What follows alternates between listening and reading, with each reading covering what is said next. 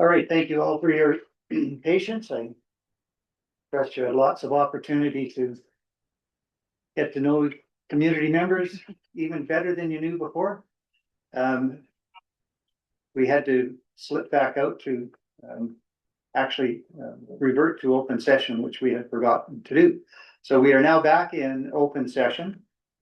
And we are at agenda item 5, delegations. This is the point in our agenda at each meeting where we entertain members of the public to speak to any item on the agenda. You can do that by letting us know in advance. But if you didn't have that opportunity, we welcome people just to come forward and present to council for 3 minutes, but subject to additional time at the discretion of council for any questions that we might have. And so I will turn to delegations. I take it that there is at least one, because we were handed some paperwork when we opened the meeting, or just prior to the opening of the meeting today. So Ms. Glaves, if you wish to come forward, council is happy to hear from you.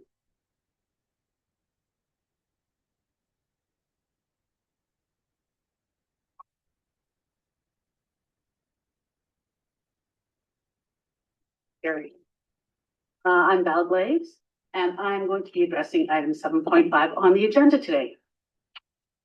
Good afternoon, and I know accounting is not the most exciting topic. It immediately makes your audience's eyes glaze over. But clarity in budgeting is essential for good governance. If I find this budget confusing as a CPA, I can't imagine what it looks like to a new councillor. I'm going to address 2 key issues of 9 concerns, and I did in my handout give you the 9 concerns. I'm sure most of the existing councillors previous are aware, but more for the benefit of the new councillors. So this is something they can keep their eyes out for in the future. My number 1 issue is moving revenue between departments. Example is the paid parking revenue earned by operations is shown as income for transit. This is not a standard practice in municipal or corporate accounting. And why? Because revenue attribution should reflect the activity that earns it, moving it distorts cost recovery and misleads the council into thinking transit is self-sustaining. Number 2, misunderstanding reserves. I have often heard it won't come from taxes, it will come from reserves. The reality is reserves are our taxpayers' savings, built from prior year surpluses, funded by taxes and fees. Using reserves today means higher taxes tomorrow to replenish them. And why this matters. Transparency. Council and public need to see true activity costs versus funding sources. Accountability. Performance should reflect the operations, not financing tricks. Future risk. Heavy reserve use now creates future tax pressure and unfunded capital needs. Distorted metrics. The percentage tax supported figure that Mayor Ireland requested. Figures become misleading when reserves and internal transfers are included. My recommendation would be to do this by removing the reserves and the transfers, and then you get a much clearer picture. An example, I didn't attach that, but if, for example, the urban design standards in the handout has a 8.5%, an 8.5% tax fund, 8.85 tax supported funding. In reality, if you remove the reserves and the internal transfers, it's 12.39. So you're not getting a clear picture.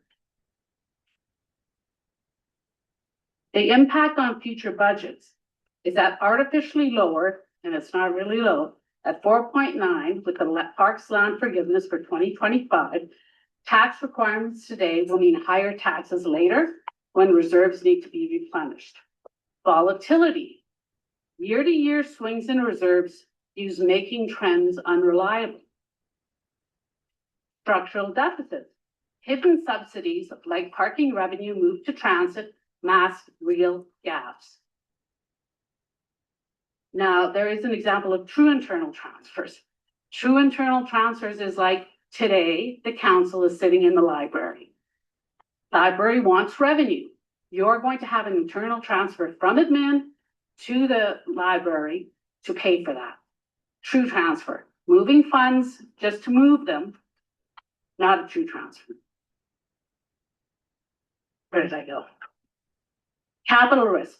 Cutting reserve contributions to make numbers look better now leads to big repair bills later. The solution will be to show your gross operating costs and then a funding waterfall. Have your external revenues, then add your reserves, then add your transfers, and then add your tax support. If you keep reserves below the line in the corporate funding section, use a corrected percentage tax supported metric based on operating costs and external revenues, and add note for restricted reserves and disclose an operating result before reserves and debt servicing. In closing, am I in my 3 minutes? Go ahead and go. Excellent. Reserves are free money. Reserves aren't free monies, they're taxpayers' dollars. Moving revenue between departments or hiding it in reserves doesn't change the cost, it only hides it. And transparency today will prevent tax shocks tomorrow. Thank you, Ms. Glaves. We'll call it close enough to Thank you. the 3 minutes. Any questions? We took some of that from reserves. Questions from councillors? And just for clarity, Councillor Waxer, can you hear us now? You can. Good. Thank you. Councillors, any questions for Ms. Glaves? Councillor Rogers. I just have a comment. You hear me? I totally agree with you. And this is the first thing I noticed when I started on council was that it was very difficult to decipher exactly what was happening. And you had to go into the reserves and figure out where the reserves were. And I think I used the example. I mean, if we have debt, it's almost like you're running up your credit card, putting it in savings and putting it in checking and then spending it. And it's like, got money to spend, but you really don't. And I think that's, it's not clear the way it's set up. And it's taken me a couple of months to figure it out. And, I think everybody that looks at it for the first time, how can you figure it out? So yeah. I think you're quite right.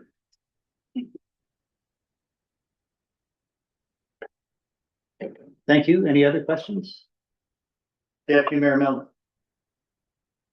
Thank you, Mayor Island, and thank you for the presentation. Lots presented here in the moment.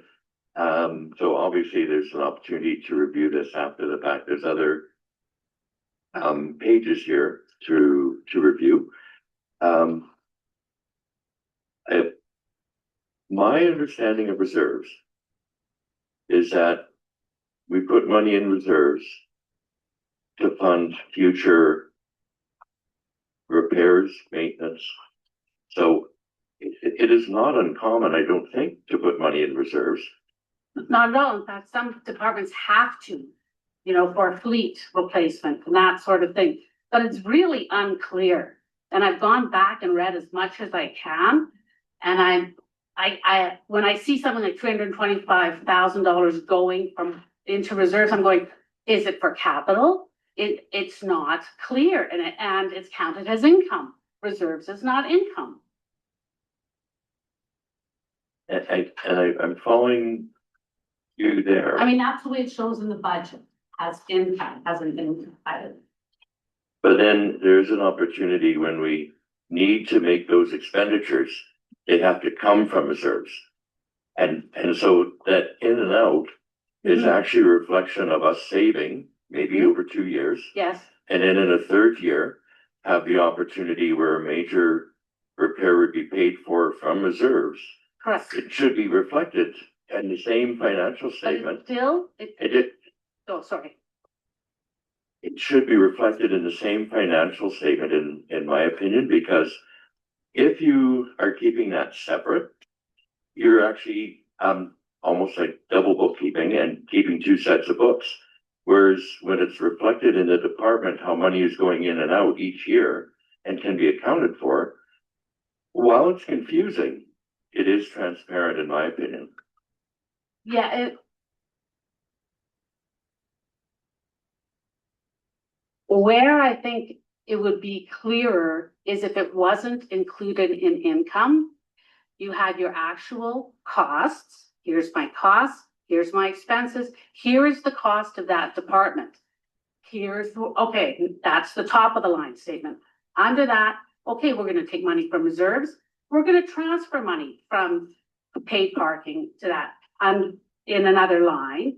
And then if you have reserves going out of your saving, that's it. But you should be showing the true expense of that department, especially when Mayor Ireland asked for the breakdown. I was thrilled. I was like, what a great question. But it's the exact same numbers, and it includes the reserves and it includes the transfers. So when you look at transit, it is not reflecting truly the tax dollars it's taking, because reserves are tax dollars. Just clarity. No dispute about that. Yeah. Reserves are tax dollars. Right. And no dispute that parking revenue is revenue. Correct. Whether it's allocated in one place or another, it's still revenue. Correct, but it has to be, it's not revenue. If you take your paid parking and you move it over to transit, it's a transfer in. It's not income. It makes transit look like it's self-sustaining, and it isn't. So put it under the line, we're transferring this from paid parking. It's just clarity. Because when somebody asks, what does that cost us? You want to know what it costs. I don't want to monopolize time. I appreciate the responses. Thank you. Thank you, Mayor Ireland. Thank you. I just wanted to add one observation that not all reserves are taxes. They may be taxpayer money, Yeah. but there was a comment here. No dispute about that. Well, in fact, there is a bit of a dispute. So paid parking revenue is taxpayers' money, but it's not taxes. It's independent Correct. revenue. But you need to show it separately. I understand that. And you were talking on top and on the bottom. Typically, we show revenue first, which you can debate whether that means income, but we recognize that everything we do has to be paid for. Mhm. We have to have a balanced budget. We show revenue on top, but sometimes that revenue is coming from transfers of other revenue sources or grants or real taxes, Exactly. actual taxes. We could put expenses first, but the expenses are shown. We know what the expenses of the department are, and they are shown. And then somehow we have to find the revenue to pay for those expenses. So I agree with you. And potentially there could be other clarity, but $321,000 that you're talking about. Mhm. It is clear enough where that came from. Yeah, Came from. right. It does skew it though. So if you want to compare it the next year and you're not taking money from reserves, you're gonna say, what happened? So if you keep the reserves separate, then you always know what the expense is. Suddenly the activity center is costing so much more. It's not because you took the reserves away. You still have the cost, the income, you have the expenses, and the other things are other. You may have them, you may not have them the next year. Understood. Thank you very much. Any other questions from councilors? See no other end, so thank you, Ms. Cleves. Thank you. Appreciate your time and the documentation which you left with us. We are still on agenda item 5. Are there any other members of the gallery? Please come forward. Though I recognize you once you get seated. Perhaps just give your name for the record so that those who are.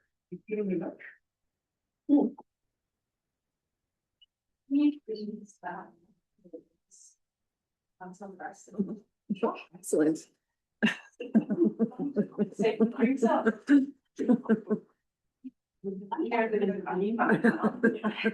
She's my neighbor. I get to ask favors sometimes. Thank you, Christine. So what Christine has here today are my grammar short. Could I just ask you to introduce yourself, because there will be people who won't see you. Absolutely.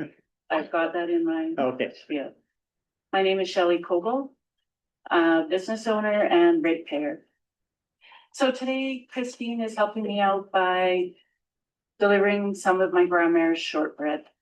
We've been making and serving these cookies and this recipe in our shop for over 25 years. The recipe was passed down from her mother, Isabel Morin, who arrived in Jasper in the 1920s. My mother-in-law passed away recently, and these cookies represent community, continuity, and care, traditions that endure in Jasper. I'm sharing them today because Jasper works the same way, built on people who show up for one another and on things meant to last. So Mayor and Council today, thank you.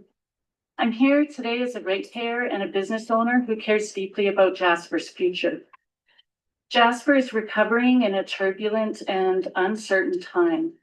Businesses are facing rising costs, workforce shortages, exclusion from high season interim housing, and ongoing disruption from the wildfire. At the same time, year-over-year municipal tax increases are placing sustained pressure on business stability and by extension, the tax base that supports municipal services. What makes this harder is how the town is choosing to spend during this period. This budget continues to push forward with transit expansion, locking the community into higher ongoing operating costs at a time when many ratepayers are struggling to understand year-over-year increases. At the same time, the town is advancing the acquisition of Planning and Development Authority with staffing and administrative costs already arising. A long-term structural change without a clear, open discussion about affordability or timing in a community with a limited taxation base. These are not minor adjustments. They're long-term financial commitments being made when many local businesses have limited capacity to absorb additional fixed costs without reducing our investment, employment, or services to the community. Businesses aren't special interest. They are social infrastructure. When businesses are stretched too far, employment and investment contract. People leave, municipal revenues decline, and recovery slows for everyone. That's why economic recovery must be a central lens in budget discussions and decisions. Recovery cannot succeed if affordability for ratepayers is treated as secondary. Strong recovery depends on strong relationships, listening to and not just to inform decisions, but to help shape the decisions in our community. My ask today is that Council passes an interim budget to pause before finalizing long-term financial commitments, to allow for real participation from the community in shaping a budget that is affordable for ratepayers and supportive of economic recovery. I'm here because I want Jasper to recover fully, economically, socially, and sustainably. And because residents and businesses carrying the costs must be genuinely part of the conversation. Thank you. thank you, Ms. Koebel. Questions from councillors? Councillor Hall. Thank you very much, Mayor Ireland, and thank you, Ms. Koebel, first for the cookie. Nice to have a homemade cookie in the chamber. You said you want to allow for real participation in the community. I'm just wondering what that looks like to you. I find that really interesting. I've been to other communities to see how their budget discussions occur. One of the items that I noticed was when we had community groups presenting, it just went community group after community group. And there's no, during that presentation, it's pretty challenging to understand what they're asking for, what they need. And why as a community don't we have input in that? When I was in Hinton, they had presentations laid out, community boards that people could see with the representative of the community there to ask questions. And the residents were able to vote on what they felt what projects should move forward, given a budget. That's one way to do it. In the past, and I haven't seen this as much lately, there were open houses for budgets. And I think that's important. And I also feel strongly when I talk to residents and fellow business people, not everyone can attend during the day. A lot of meetings, all our meetings are during the day. Those would be a couple suggestions. But I'm sure, you know different ways as well. Thank you for that. Other questions? Councillor Pritchett? Thank you, Mayor Allen, and through you to Mr. Cole. I again thank you for the cookie. I love it. I love a good cookie. And I appreciate your comments, and I agree. I think that there's only really one true way to get a sense of the pulse of the community, and that is through participation and open consultation with our neighbors and our friends. And there's no question that for us to recover fully, that is something that we really have to do. I mean, everybody has got their own issues that they're dealing with, and it's not just one side. It's not just people in business, but there's people behind every door that's got an issue that has to be dealt with. And I would fully embrace that. And this isn't a time for apathy. We need people to participate. There's somebody that lives next door to you that needs help, and maybe ideas that are hidden. We need to draw on every sector of our community. There's no question. And as far as the community groups that have come and made presentations, I think that's a small example of a focus group within each group. And they all have validity, they all have value, and we need to hear from them because we're all one community. It's not commerce on one side and households on the other. We're all together, and if one fails, we're all going to fail. We have to be united in that. So I would definitely agree with that. I would love to see a good turnout as to what the issues really are and what people need. Beyond taxation, beyond housing, we've had some tough decisions. I mean, I think the first significant decisions we had to make was between housing and parking. And it was unanimous, I think, across the community, when the people that attended the exercises, that housing was fundamental. And obviously there's been a full, robust effort to make sure we can accommodate housing. The parking issue is going to come right on its tail. We know that.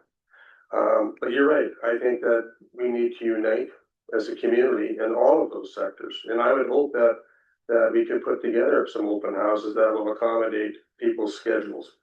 There's no question this time of day, if you're working, is impossible.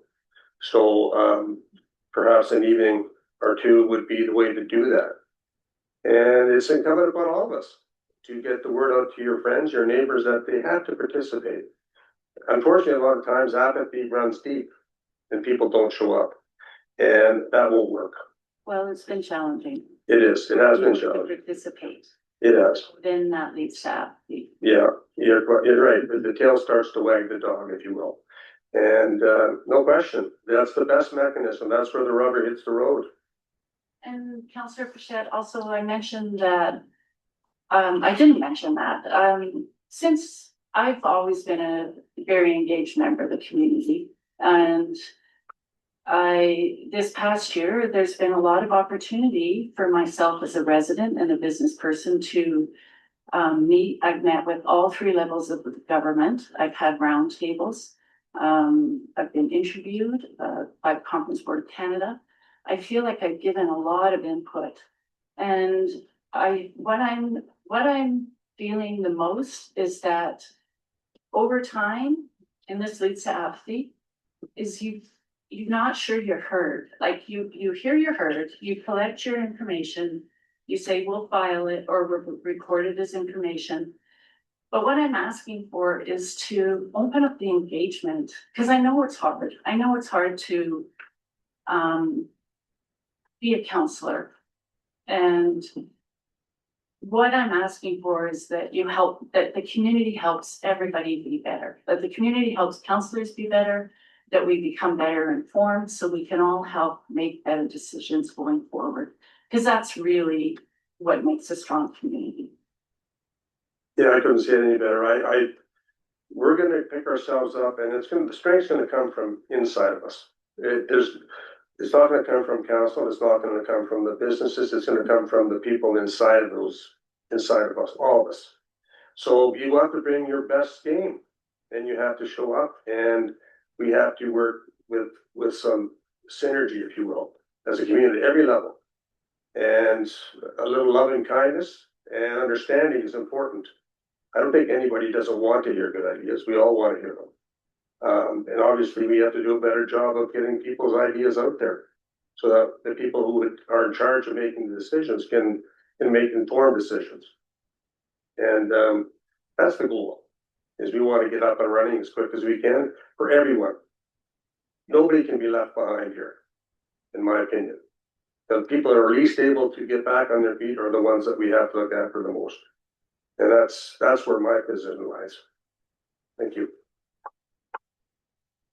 Thank you, Councillor Paul, and then Councillor Roger. Thank you very much, Mayor Ireland, and I just had a bite of this cookie, and if I could order 2 dozen before this is my in-laws around, that'd be great.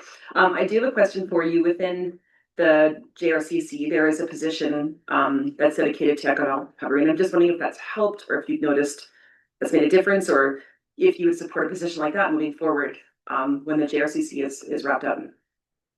You're speaking my language, Wendy. I have been engaged with the leader of the business community. I have very mixed feelings about how helpful that has been. An example is when you look through the budget today, the JRC report is 24 pages, something like that, but 2 pages are about economic recovery and the rest are about social recovery. And we can't isolate economic recovery as much as we are. And I am grateful that we helped those 20-ish businesses that have gone into the industrial and the commercial pop-up. I appreciate that. But what you're forgetting about is that I'm pretty sure we have around 450 business licenses of brick and mortar stores that are in economic recovery right now. And there's not a lot of focus on the businesses that are still standing. We've lost our friends, our neighbors. On my block alone, I've lost over 20 businesses. So my area is less attractive in construction zone, and I've lost those clienteles and staff that would have supported my business. And I think moving forward, I've advocated for a long time that I think we need business, maybe not a business development style position in our community. I think being able to communicate with the business community in a meaningful way, especially given our limited tax base, would allow the community to be stronger. And if our business community is stronger, we have more money. Like, it's pretty simple. Like, if the more businesses we have, the more revenue that comes in, given the way our tax rate is. So if the municipality, I think they have huge payback if they adopted a position like that. Thank you for that. And if I could speak just quickly to the JRCC updates we're getting every council meeting. So starting 2 weeks ago, JRCC is focusing on one different area of recovery each update. So last 2 weeks ago, we got update on interim housing. This week's on social recovery. You will see an economic recovery portion come. That's a bit more. Yeah, so it's a, so It's been a year and a half. yeah, but all I'm saying is that these updates starting 2 weeks ago, they chose a different area of recovery to focus on in each meeting. So this week is social. Yeah, 2 weeks ago was interim. You will see a JRCC update. It'll have a big focus on economic recovery at some point. I gather too that the position is struggling because they require, like, I can sit down and talk with the manager, the head department, and I can sit down with her, but after I finish the conversation, it's like my viewpoint and my discussion needs to be backed up with more data. And I don't know how many more times members of this business community can continue to ask for support in the terms of we definitely need high season interim housing. Because businesses are handicapped right now. We did not operate at full capacity this year. And that's left a lot of revenue behind that would potentially increase your tax base, right? What's your report on your tax base? So it's a cycle for sure. And we're at the low point right now. Thank you for that. I really appreciate those comments. And I think it also speaks to how appreciative I am, and I assume the business community is that we have Paul Butler here meeting, and he's taking the chamber's really taking a new role and stepped up to the game. Thank you. Thank you, Councillor Roger. Thank you, Mayor Ireland, and through you to Ms. Koebel. In my mind, the two things that have come on since I've been on council that were voted on or brought on last time were the transit and the urban design. Both of them are money losers, as far as I can see. It's very hard to break even. We're going to subsidize them. So that was last council, decide on that, new council now. If the public comes forward and they're totally against those two things, I think we have to listen to them. And so far I'm hearing from you and from other people that maybe they're not necessary, either one of them. I don't know the answer to that. But I think the public has to come to us, and whether it's by, I don't know if there's such a format of plebiscite type of thing, that if everybody's against it, then who are we to force it on the town? And I think that's what's going to have to happen here. Because we're not going to make any money. We're not going to break even, as far as I can see. It's about impossible, especially the way as Ms. Glaves showed, the accounting is misleading in my mind there too. Thank you.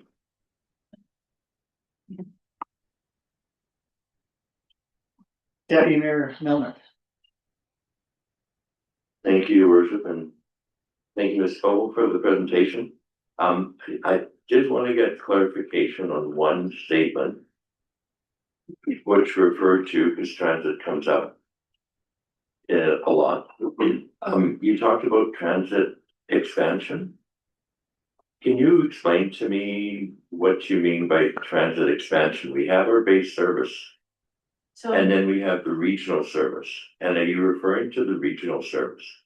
I am not. I am referring to, we have a bus barn now, and in your, in the municipal budget, I believe there's line items about, and a motion to acquire new buses.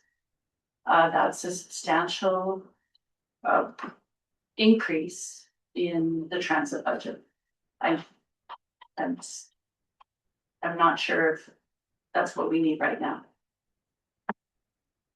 No, appreciate that. I just wanted to have clarity because often in the community, people view the regional transit, which is subsidized by the provincial government, as an expansion of service. And I just wanted to make sure that the clarity that that is a fully covered component of our transit in the region, and to move people both from Margaret Meadows and from Hinton into the area here. So I see where you're coming from regarding the other line item. I'm aware. Thank you. Thank you. Any other questions for Koebel?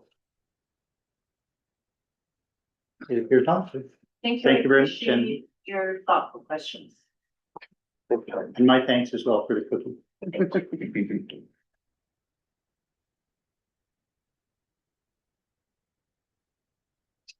I won't leave agenda item 5, delegations just yet. Is there anyone else? Here, please come forward. Oh, I see 2, so. Oh, you saw this go? He's paper got. What was that? You got paper, you go, I do paper, digital, artificial.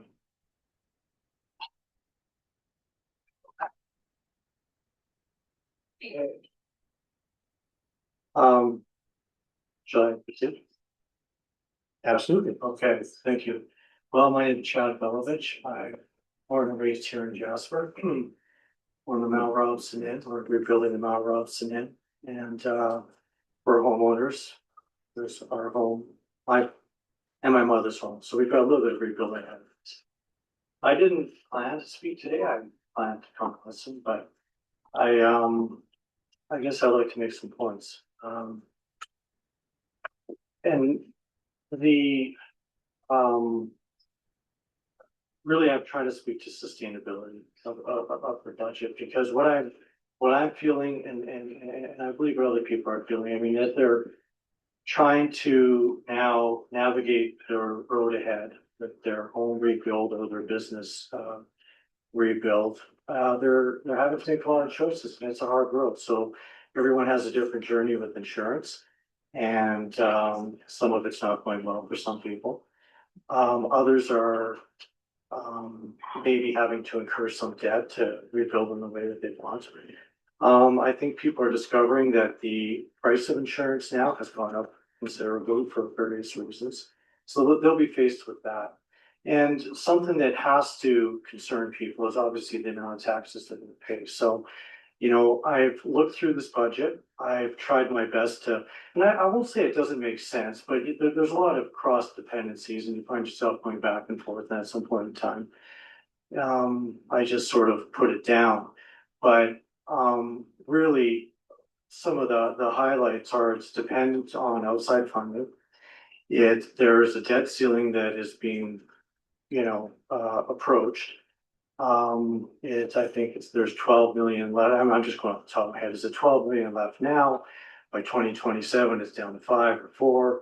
It obviously is implying that we're going to hit the debt ceiling. I don't understand the reasons for that. It wasn't apparent to me. I looked at some of the things that we've done in the past. Now, it's been brought up that we haven't had an opportunity to engage.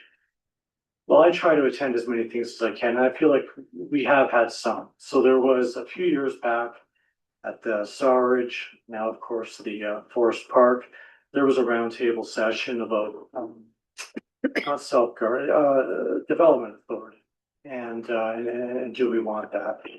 And my feeling after participating in roundtables was that we didn't. That was my takeaway that day. Yet we proceeded to pursue that. It wasn't long before the fire. There were 2 open houses in one day about electric buses. I attended the second one.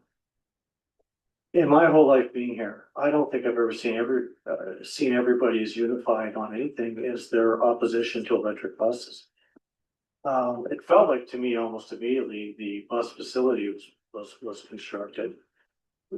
And even now, if you look at in that budget, there's the final pages that look sort of like spreadsheets.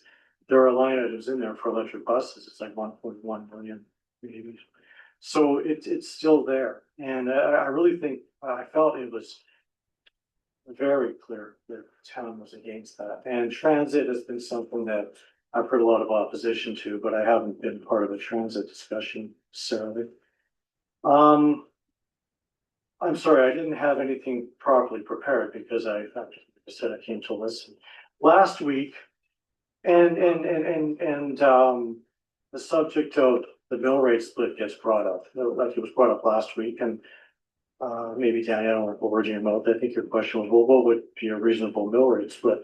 I don't know either, but when you hear and Paul Butler brought up that housing doesn't pay for itself with taxation, and that I never really contextualized it that way. To me, that sounds like a problem. The more houses that get built, potentially the more burden that's placed on the higher ratepayers. So that might be a place to look at how to balance that, because I would think that that should be sustainable. Sometimes the suggestion gets brought up because we're constantly looking for more sources of revenue, but I would rather see an approach that we can sustain with what we have. I believe the more revenue we have could lead us to a place where we're continuing to build a machine, and we're going to be left to try to fuel that machine after, once the funding has subsided. So I'd rather see a balanced budget right now without trying to incur more debt. And the idea that we could take the DMF as a source of funding for taxation, I'm resistant to for a number of reasons. But one, it's kind of, that's the golden goose. That's what's helping fund our economy. So to take that away, that seems like our opportunity fund. So I'm not in favor of that. And I guess as someone who's also needing to rebuild and consider my options and what the road ahead might look like, I would rather see the hard decisions made right now. And if this budget requires an axe rather than a scalpel, because at some point we're going to hit a wall, and those who are having to rebuild, I'd rather see them make a decision right now on what their best future might look like, rather than be part of something that's always got this hope and a prayer that we just get through to the next year and get through the next year. I'd rather see more confidence now and in the future. I hope I made sense. Like I say, I didn't really prepare my what I wanted to say, but thank you for listening. Thank you for the opportunity to speak. Thank you, Mr. Gulevich. Questions from councillors?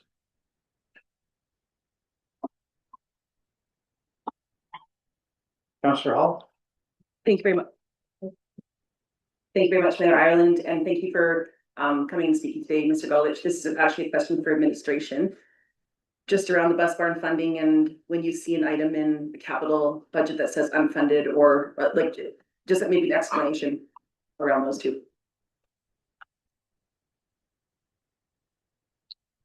Mayor Ireland for Councillor Hall. So around the capital budget, it is a long list, and so appreciate eyes being glazed over. But yes, each capital item does have funding sources identified with it. So there are a lot of items that are in future years that are unfunded. That means it's a project that we know or predict that we'll have to undertake at some point in time. And so we, under provincial legislation, have to have a multi-year capital budget. So we show those things, and it really kind of gets to this advanced planning that I think a few people have talked about today. So there are dollar values attached to lots of things. They are sort of projections if they're not in 2026. And some of them are unfunded. You can clearly see which ones are funded by debt and which ones are funded by external grants. There's also a total sheet that shows, what the funding sources are for the different parts of the capital plan. For 2026, get to it. For 2026, you can see that there are actually a pretty wide variety of transit-related items. There's only one of the transit-related items that has debt, and that's the facility itself. And as was discussed in the community, both of the open houses, the debt-related item there, the transit facility construction, is 20% of the total cost of the build. And we are funding that with debt that will be paid off over a 5-year period. That's the only transit-related item that has debt attached to it.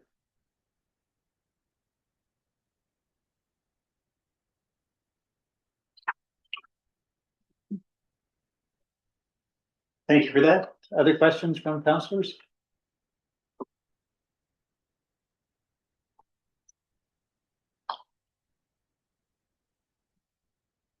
Go ahead. Thank you, Mayor Ireland, and through you to Mr. Gulevich.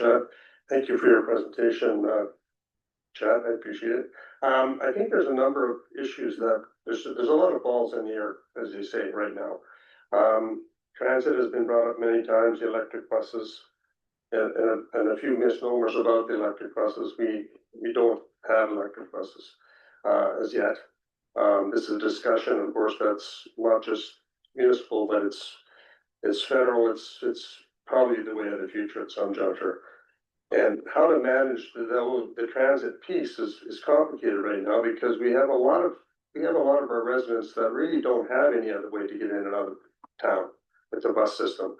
And I think that's something that we really are planning for the future as to how much we are gonna need and how much we can sustain until we actually do need it full on.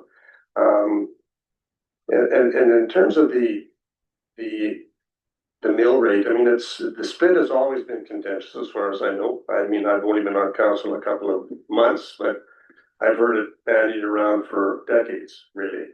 And I don't know what the real answer is there.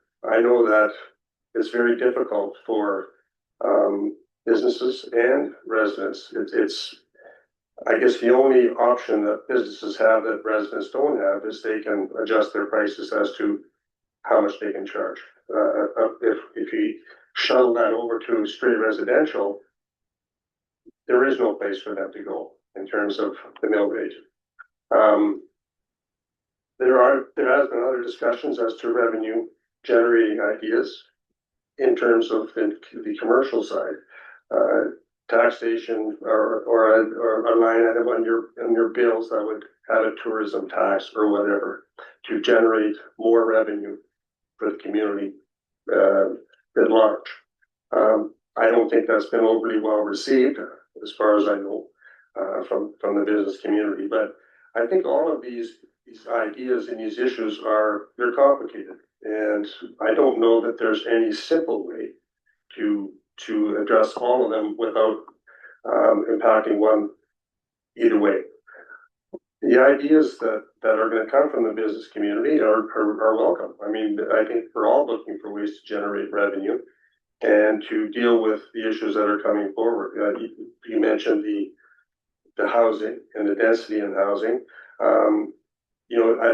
It's hopeful that will help the secondary suites will help businesses who have shortfalls of accommodation for their staff.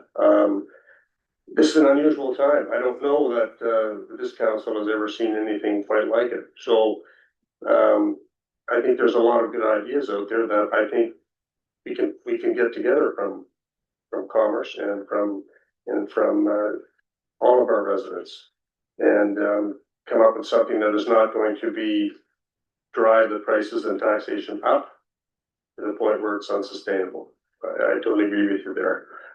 What they are, this is our task, is to find out what those ideas can be.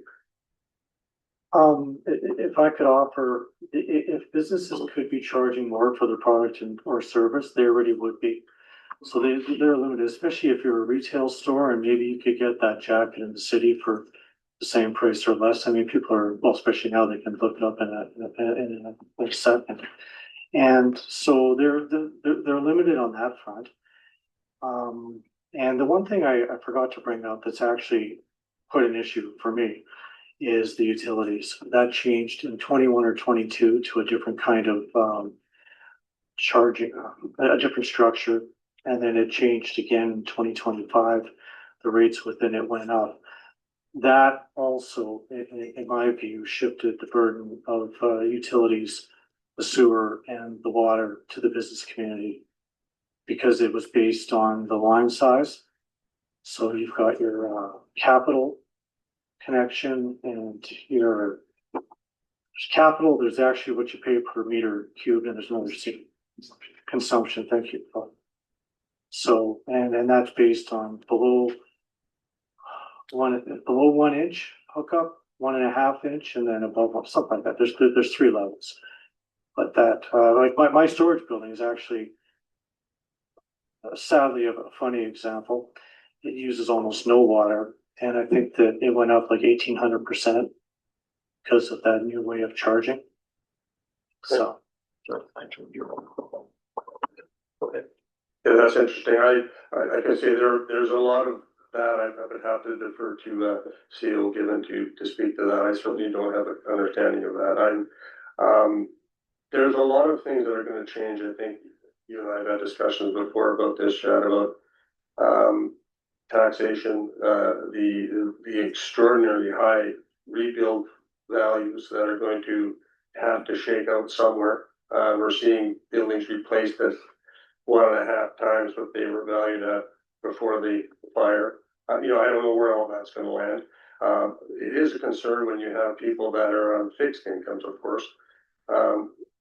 We're gonna be hit with that, just like people who are still working at the peak of their earning power. So it's a tough call, which way to go down the road. I think there's a lot to be learned yet down the road before decisions could be made, I think. Well, I don't envy you people for having to, what you're gonna have to do with this budget this year. It's probably quite a consequential one, so. But, yeah, but thank you for, are there any other questions, actually? No, It appears not, so okay, thank you very much. thank you. Mr. Gulevich. Mr. Finley? Thanks. Try to keep it short, council, and thank you for the attention. I got 3 items on it, Bill. One, I submitted a letter to council prior to the recent configuration about the power lines 50 feet high, twice as high as they used to be, in the alleys. Every suburb I've seen the last 40 years, there's no wires in the sky. I don't know why we would do that and cut a line straight through Hardesty, Kirkesland, Edith Koebel. Not very picturesque. Bizarre to me, had a golden opportunity to put them in the ground. Went up another 25 feet. That's one thing. I could resubmit that letter that I put in prior to the new council if you wish. But I guess my desire there is to see this go underground. And the alleys are open. It's a good time to be doing it. I can see leaving the power lines up until you have the ability to put them in the ground. But they should be in the ground. There's no reason they can't be. People would tell you it's more money. Yes, it is. It's probably 2 to 2.5 times the money to put them in the ground. I've been told by the power boys. But we pay that bill anyways. It's part of your franchise fees that we get charged to allow them access to properties. And you'll be getting one more franchise fees from whoever's putting the fiber optics in, and the water, and the gas, and the sewer. Those are all paid for with those fees. That's one thing, the power lines. And to the point, AGCO buried their own power lines at the back of town because they caught fire in the last 3 years or something. We were told that Chettaman, or that the power line coming in from Hinton couldn't go underground. It was forbidative. And they built a fireproof line from Hinton to here. It's gone down twice since 2007. So that's bad logic. So that's on the power pole side of things. This proposed 10% increase on the budget. If my numbers are correct, I believe the present rate of inflation is somewhere under 2.5.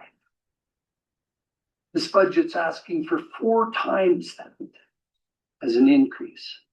In the last 5 years, our taxes have increased 61% in the last 5 years. For a small town, unique situation, we have infrastructure for way larger than we are. And we have to maintain that, and that's starting to hurt us because it costs a lot to maintain these things. To the point, renovation on the rec center, big cake, 20 some odd, started out as 3 million, 3.8, ballooned into 20 something. They did not replace the key units on the roof of that building for air, heating.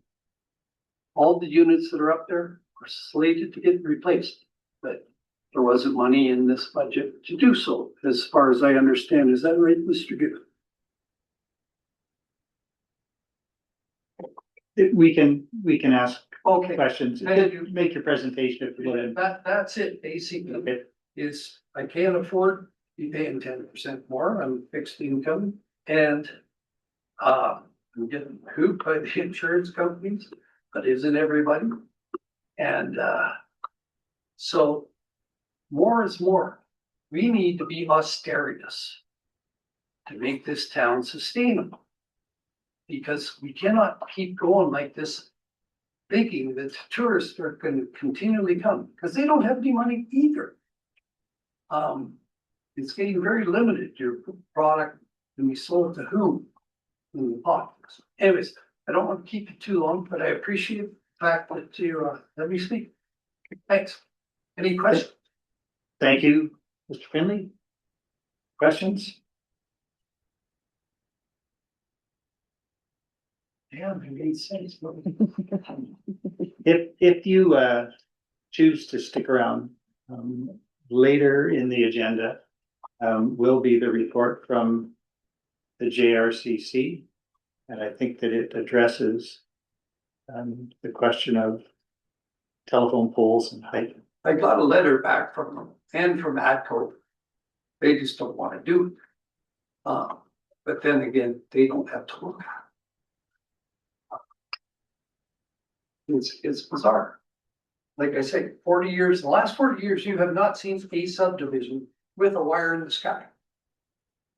Here we go. We got a golden opportunity to do a whole bunch of things right here. And we're going so damn fast that it might not happen. Anyway, thank you. Thank you, Mr. Finley.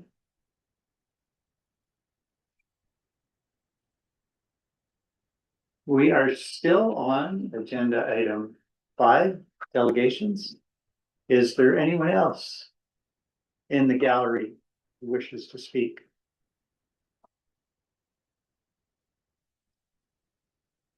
All right, I see no one approaching the microphone or hands in the air. So I am going to say that we have concluded agenda item 5.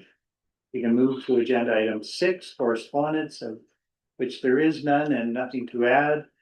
And so before we commence with new business agenda item 7, I will call a brief recess for the comfort and convenience of councillors. I have now 3:11, so we will take 9 minutes and recommence at 3:20.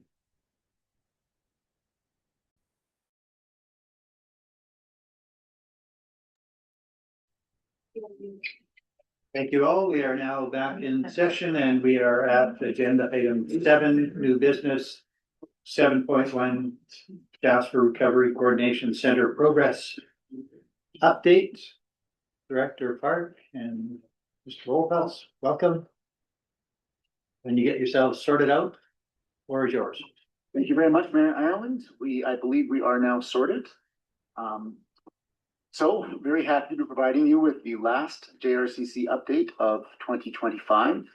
Mr. Olthoff is to my left here. He will be providing you the deep dive into the social recovery that we have promised. That will come at the end of the presentation.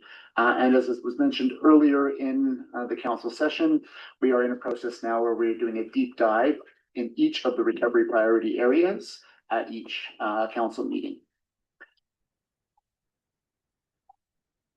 The recovery priorities, of course, remain the same and are there for those who would care to reference them.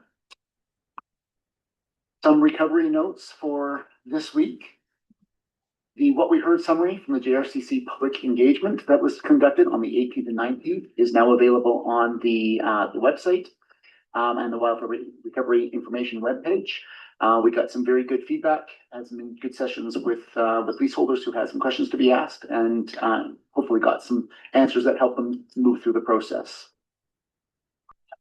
The next note is rather a complicated one that we are working through. So this is just to let you know that we are working with our external engineering consultants to finalize defining the scale and scope of the damages for municipal water and wastewater infrastructure.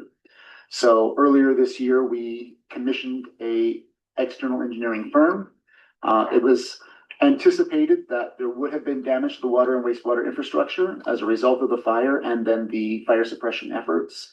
It's been rather a complicated process to work through that, to the methodology that they needed to use to determine the extent and presence of damages was complex.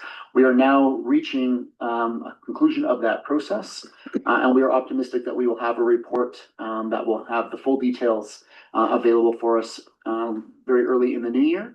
And then based on that report, we'll be able to come forward, bring information to council, and make plans in terms of how we will then address those damages, both from a operational replacement and repair perspective, and also from a funding perspective. The next note is in relation to some specific properties in Cabin Creek that have been, there's 8 along the bench there that are, 2 of which have moved forward with building permits. The 2 properties that had building permits have encountered some challenges related to essentially groundwater that is at a higher level and larger volume than was anticipated early on in the process. And so we are working with Parks Canada. In fact, communications to all 8 leaseholders went out today directly from Parks Canada, informing them of the challenges that have been found on those 2 initial lots that came forward with the building permits, and then encouraging them to take the necessary steps to identify any potential dewatering plans that may be required for their properties, and also encourage them to potentially work together jointly to address those concerns. So that communication went out today. There's another note I would like to make. It does not actually appear here on the notes. It just came through today. So there was a concern raised around leaseholders who started their reconstruction by constructing a garage with an accessory dwelling unit, so a garage suite. And there was apparently concern raised that those people who had done that would not be allowed to occupy those garage suites until such time as the primary dwelling unit is constructed. That is common practice in other jurisdictions, that they do not allow garage suite occupancy until primary construction is complete. However, we have confirmed that that will not be the case here in Jasper. Those Jasperites who had leaseholders who applied for permits and started the construction with the garage unit, garage suite in place, will be allowed to occupy those while the house primary unit is being constructed. So we can address that concern.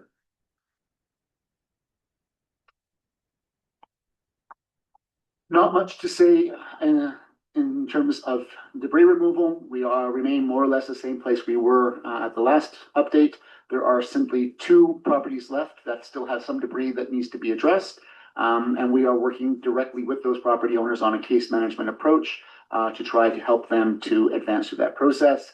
There are a small number of properties that still require their certificate of completion to be issued, but those are very advancing through the review process. On interim housing, the good news is that the 450 Bonham Street, so the museum site, is now fully occupied. It's already a very nice little village, little community in there. I encourage you to take the opportunity to pass by there when you have the opportunity to do so. Patricia Circle and the United Church are currently on schedule for occupancy in February. We will try to improve on that if we can, but just to be safe and to give people confident timelines that they can work with, we are projecting February occupancy. Those units that will arrive at that time will be the last of the interim housing units, and that will conclude the mobilization of interim housing units for the interim housing program. Throughout the program, we have processed over 900 applications for interim housing. There are many people who have moved in and then already moved out and moved on to other accommodation. There are some who found other solutions, and there are a substantial number who are currently in housing.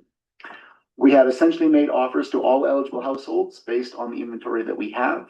And we have a small number of households that are awaiting an offer based on the availability of inventory that would better suit their needs. And we are attempting to meet those needs as best we can.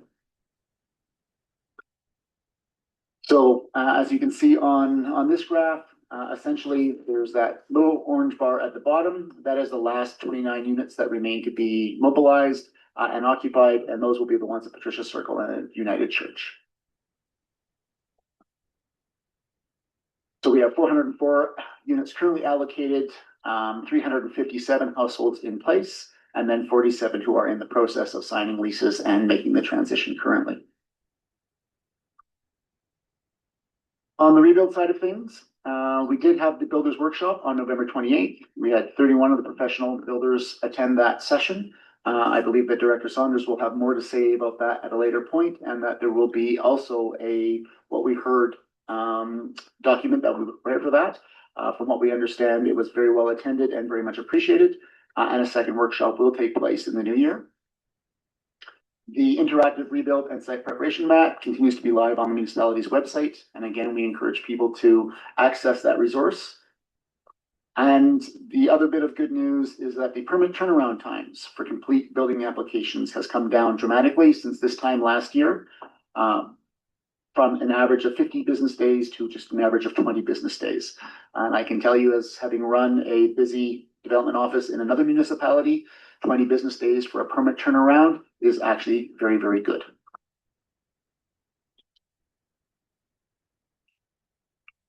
As you can see here on this graph, we're looking at, so we have had 10 occupancies. 2 of those are commercial, 8 of those are residential. We have 59 that are in the rebuild process. That means foundations are poured and capped.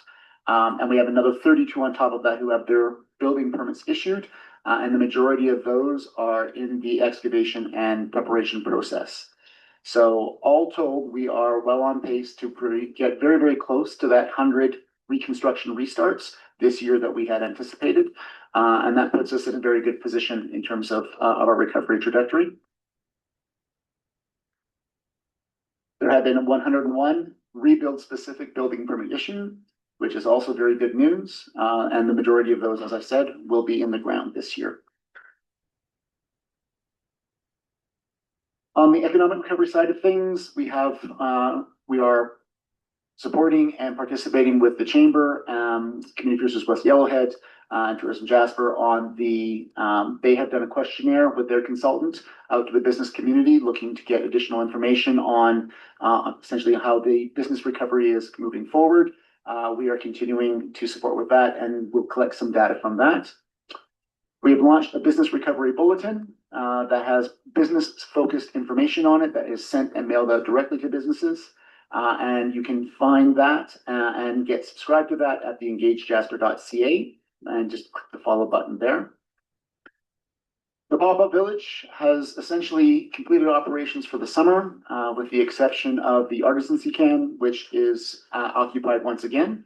And we encourage council and members of the community to go by and take a look at the artists and the works that they're doing there.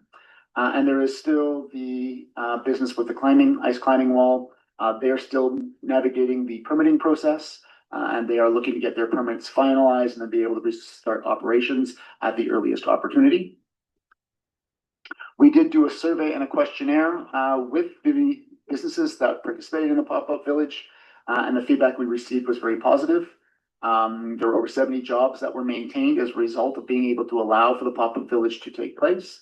And they reported that the revenues for the busy summer season were quite strong. We are still working with them to determine what the future will be in the coming years as the commercial offering is rebuilt and they have the opportunity to relocate back to their previous locations, and then judging the interest in how substantial the offering will be for next summer's pop-up village. At this point, we anticipate that the majority of the vendors will return for next year at least. And then in the interim industrial park, we have the occupancy has already been granted. We have the number of the businesses that are operating there. As you can see on your screen, this is the list of the businesses that are currently, as of December 1st, operating in the interim industrial park, and then those that had operated in the pop-up village, including the ones, and sorry, I should correct one thing. The pop-up village, Jasper Motorcycle Tourist is also intending to have limited operations open over the winter at the pop-up village. So they don't intend to have a full-time presence, but they do intend to have a part-time presence there. That concludes my presentation. I will hand it over to Manager Olthoff and allow him to take you through a deep dive on social. Can you slide over?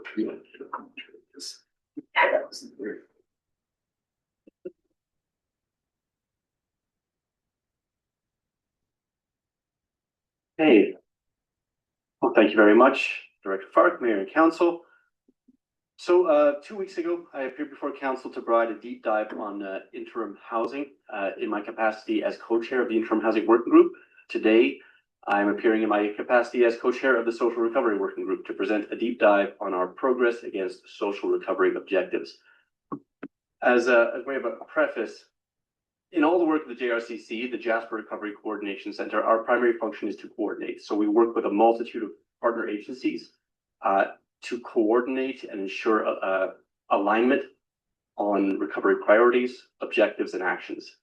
That's very much true in social recovery. And so as I'm reporting on progress against objectives, I'm reporting on the work that's been accomplished by our colleagues in the Community Development Department, Recovery Alberta, the Canadian Red Cross, Salvation Army, other partners that have been involved in social recovery work. And again, our function at the JRCC is to bring those partners together to ensure alignment on objectives and to make sure that we're all pulling in the same direction. So I'll begin by speaking a little bit about objectives we've completed at this stage. So if you look up in the right-hand corner of this, you will see that we have a number of objectives that we can consider to be ongoing, some in progress, and others complete. 22% of our objectives are considered to be complete. Those include establishing the foundational community supports to support community members through the recovery process. That was done in part through a comprehensive needs assessment survey that allowed us to establish a clear and evidence-based assessment of community needs and to develop and deliver programming based on those needs. We've also set up, excuse me one moment, a temporary food bank center. Sorry about that. Should turn that off. Just opposite the activity center in the parking lot there. We're coordinating community level recovery programming, again, with various partners. Community dinners being an example of that, working with the Red Cross and the Community Development Department to expand the reach of community dinners, which served 450 people per week over 12 weeks in winter 2024-25. We also supported Emergency Preparedness Week in 2025. We've led commemorative and cultural healing activities in partnership with Indigenous partners, both in 2024, immediately following the wildfire, and again in July 2025. And we have strengthened partnerships through engagement with external funders, for example, establishing a coordination table for external funders to ensure that all external funders are aware of funding needs and are coordinated in their efforts to fund recovery activities. Some of our in-progress objectives include continual support to wildfire-affected residents. There have been over 630 recovery case files opened by the recovery outreach workers in the Community Development Department.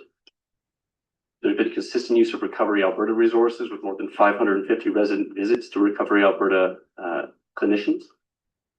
We're currently conducting a second needs assessment survey, which has been circulated to a randomly generated list of 1,600 households that were evacuated post-fire, and we've received, as of today, over 600 responses to that survey, so quite a good response rate.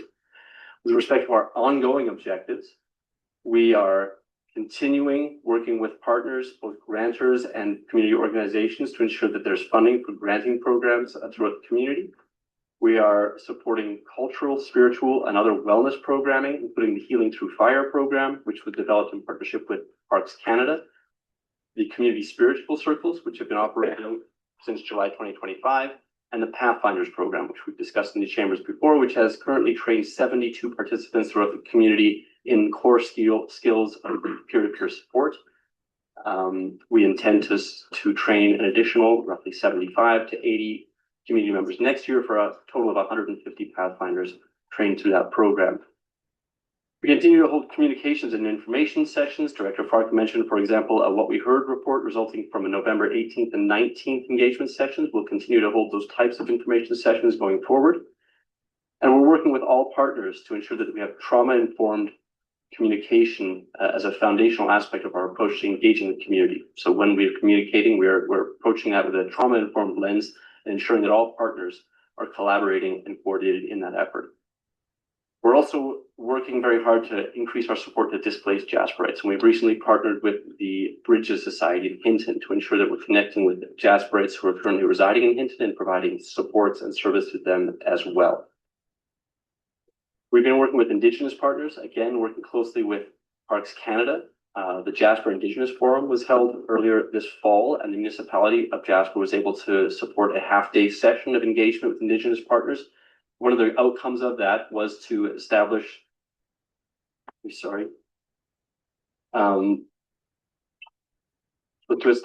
the foundations of a working group with Indigenous partners focused on economic truth and reconciliation.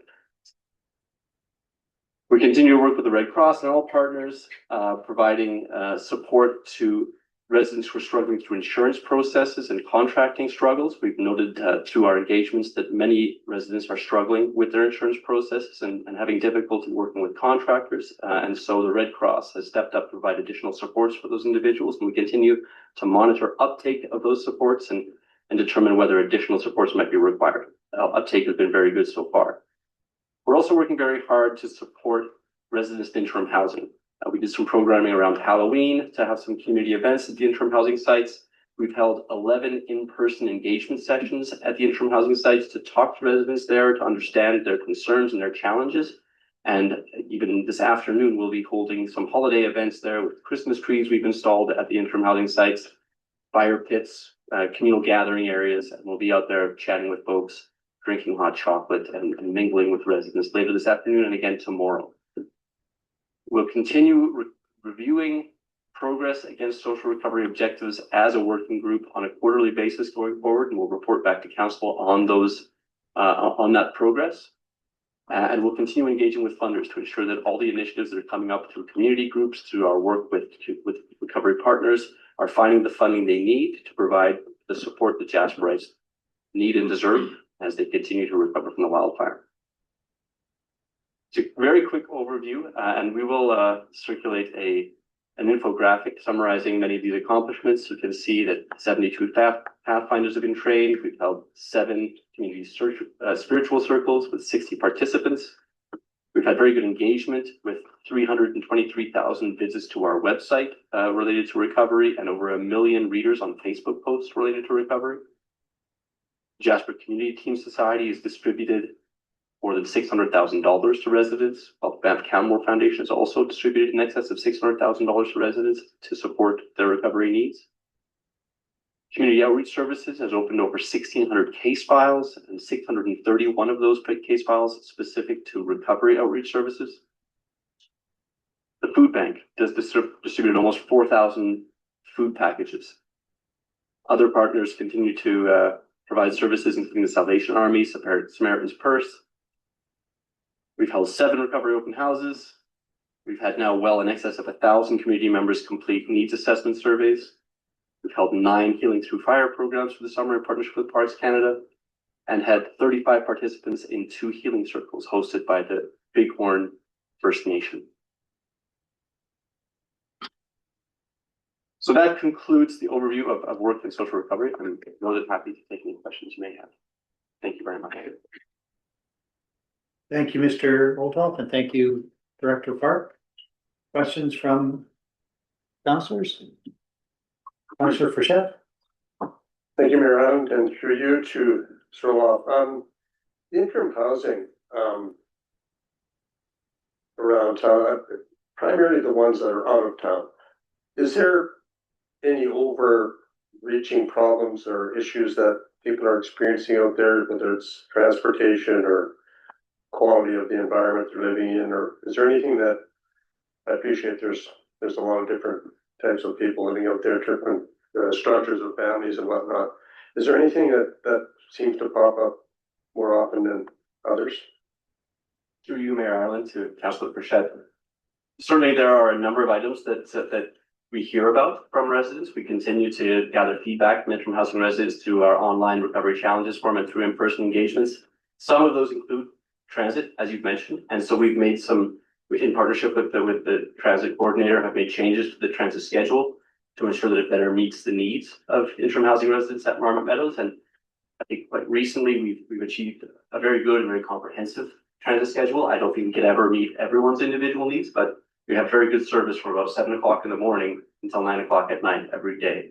And so we are addressing those needs. There have been issues with things like ice, where we made preparations for snow removal and found quite quickly that melt freeze cycles were making for icy sections, and we were able to address those types of concerns.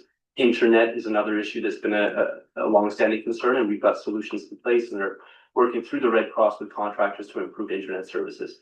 So there are certainly recurrent issues or issues that multiple residents have brought to our attention.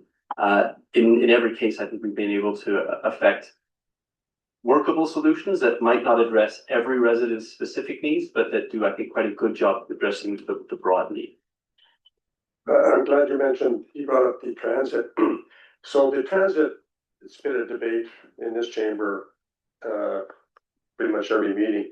So the transit is very much a necessity, I would think, from Margaret Meadows, etc. Is that a fair assessment? I think that's fair, yes. Okay, thank you. And just one other question, if I may. Our food bank, what are the numbers like there? Are they consistent? Are they going up? You don't have to tell me to the actual number, but just generally. I think, again, through you, Mayor Ireland, to Councillor Burchett, there are individuals in the gallery who would be much better positioned to answer that question than I am. I can say on the aggregate, there have been, as I mentioned, close to 4,000 food packages distributed since the fire. But whether or not there's an upward or downward trend of demand at the food bank, I wouldn't be in a position to answer. I believe I can answer that. My understanding is that the trend is up and substantially higher. I'm looking back to our board members of the food bank. About $9,000. So distributing about $9,000 per month for food, which is, again, I understand a substantial increase compared to what the pre-fire numbers would have been. Okay, that would have been my assumption also, especially given that we now have considerable members of our community back in town. This will be probably, I guess, the first full winter that we will have the bulk of our community back in the community living here. So I would expect those numbers would be consistent. Okay, thank you very much, Mr. Hall. Thank you. Other questions from councillors? Councillor Hall? Thank you very much, Mayor Ireland, and thank you for the presentation today. My question is around the recovery funding through the JCTS and the Canmore Foundation, and I can appreciate that you might not have an in-depth update, but I wonder if we could request one, maybe an update from the Community Teen Society to come and just, because I see 625 and 662, is that all that's been fundraised? Is there more money? I do get the question a lot in the community, just where they're at. I don't imagine you'd have those answers right now. Through you, Mayor Ireland, to Councillor Hall, I don't have those answers on hand, but I'd be happy to communicate that request through to the GCTS.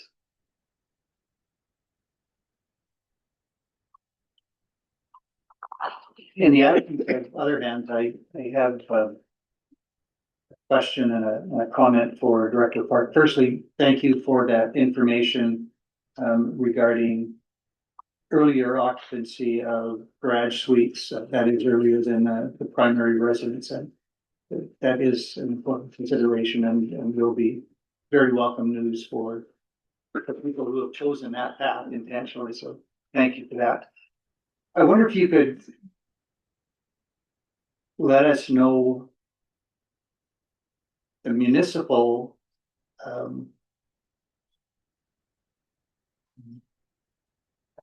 I'll just say position, and I don't mean that what position we take on it, but where we stand in respect to that groundwater issue that you mentioned, because one of those properties I think is our property at 1251, and my understanding is that some or perhaps all of the 8 affected leaseholders have either been required or the opportunity to engage geotechnical reports with respect to that.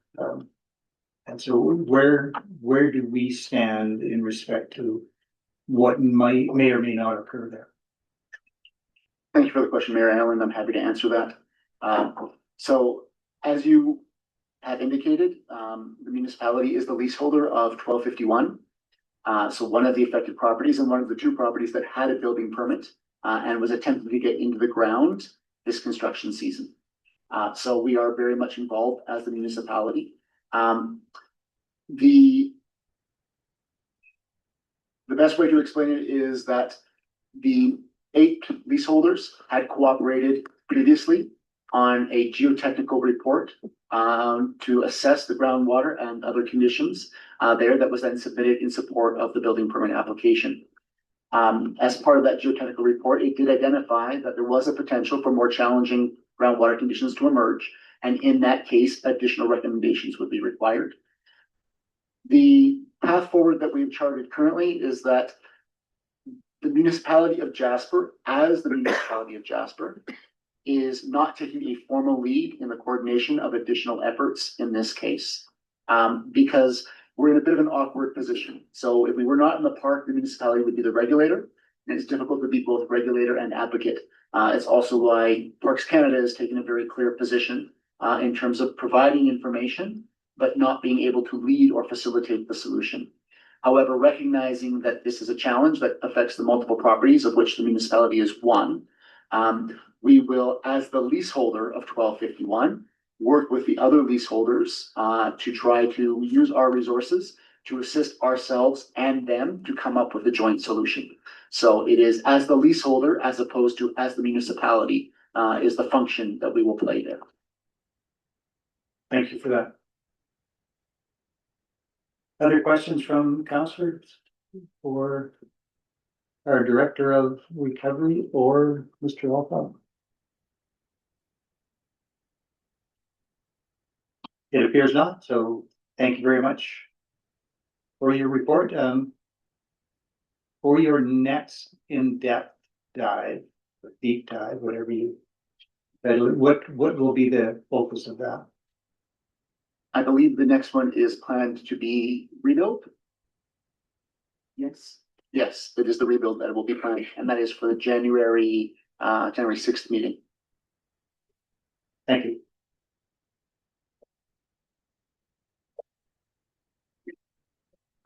Deputy Mayor Melnick. Thank you, Your Worship, and with the conclusion of that, I believe we need a motion, or should have a motion that council receive the report for information. Thank you for that motion, Deputy Mayor Melnick. Anybody wish to speak to the motion? All those in favor? There are none opposed. For the record, Councillor Waxer heard me call the question that time and responded in the affirmative. That takes us to agenda item 7.2. Jasper Municipal Housing Corporation vacant and expiring director appointments. Mr. Gibbon, is that you?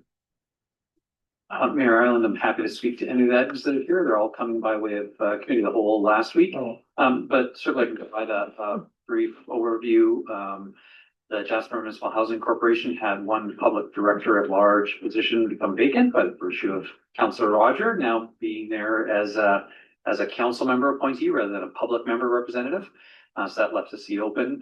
There was a report brought to committee last week recommending that a strategy to fill that seat would be to appoint Scott Wilson to fill the vacant position. He was a previous member when he was on council, would provide the opportunity for the board to continue to roll without having to sort of onboard additional new people. All of the director positions, all the public director positions, including the recommended, the one that is vacant, and March 1st, 2026. And the committee last week gave us direction to initiate the recruitment process for those positions. So in any case, council will see a recommendation coming in advance of March about filling those board positions. The recommendation here was that council would appoint Ms. Wilson to the balance of this term that's ending March 1st. Thank you for that, CO Gibbon. In the absence of any hands indicating questions, given for a motion from a councillor.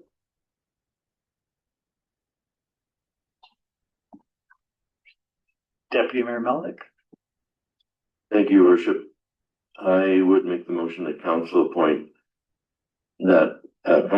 Scott Wilson to fill the vacant public at large director position for a term to end March 1st, 2026. Thank you for that motion. Unless there's anyone who wishes to speak to the motion, I'll call the question. All those in favor? There are none opposed. That is carried. That takes us to agenda item 7.3, Jasper Skatepark sponsorship and naming. Again, this comes to us by way of recommendation from Committee of the Whole. This was addressed last week in an RFD brought forward by Director Melanchuk. Two donors have provided conditional promises to pay $100,000 each for the construction of the skate park. One of the conditions of which was naming rights. We do have policy on that. And councillors and members of the public will be familiar perhaps with the stage, CN Place and the Jim Benn stage at Commemoration Park, where funding was provided by a donor in exchange for naming rights. So it is a practice that has been recognized by policy here. In this case, the donors have proposed a name and in exchange, $200,000. Any questions for administration, or is any councillor prepared to make a motion? I'll make the motion. Thank you. Councillor Roger? Make the motion, the council approve the formal naming of the new skate park as Jasper Skate. Accept the donations from 4M Charitable Foundation and David Morris Family Foundation, the amount of $100,000 each. Thank you for that motion, Councillor Roger. Any councillor wish to speak to the motion? Councillor Hall? Thank you very much, Mayor Ireland. I just want to speak in favor of the motion and just start by saying that I don't think anybody in this community doesn't know that Daryl Savage was behind this project coming to fruition. And I did a bit of research over the last weeks. I did hear from community members about the name. Mr. Savage, when he signed the agreement, and this is before the previous term, so I don't exactly remember when, there was a line in this agreement that explicitly said that they would have naming rights, and he was okay with that. The other piece too is, although $200,000 is a portion of this total bill, it was that initial commitment to money that allowed him to go out and seek more grants. He was able to leverage that that $200,000. So I know that was another thing I heard over the week, that it's, you know, a very small piece of the funding, but it was that initial commitment that allowed him to go out and get more funding. And I don't think he really has an opinion on the name of it either. But again, there is not a member of this community that doesn't understand and appreciate his work. Thank you for that. Any other councillor wish to speak to the motion? I will speak again in support of the motion, and just to reiterate, Councillor Hall, I too became aware of,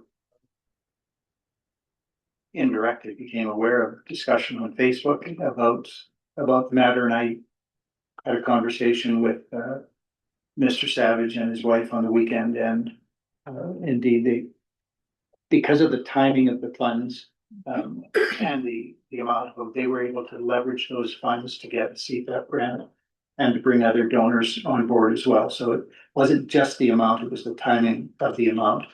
And he expressed no concern whatsoever about the name chosen by the donors. And as Councillor Hall says, there is no doubt that the community recognizes and appreciates the tremendous effort put forward by Mr. Savage to bring this into fruition, and none of that is diminished by the fact that these donors negotiated for naming rights for the park.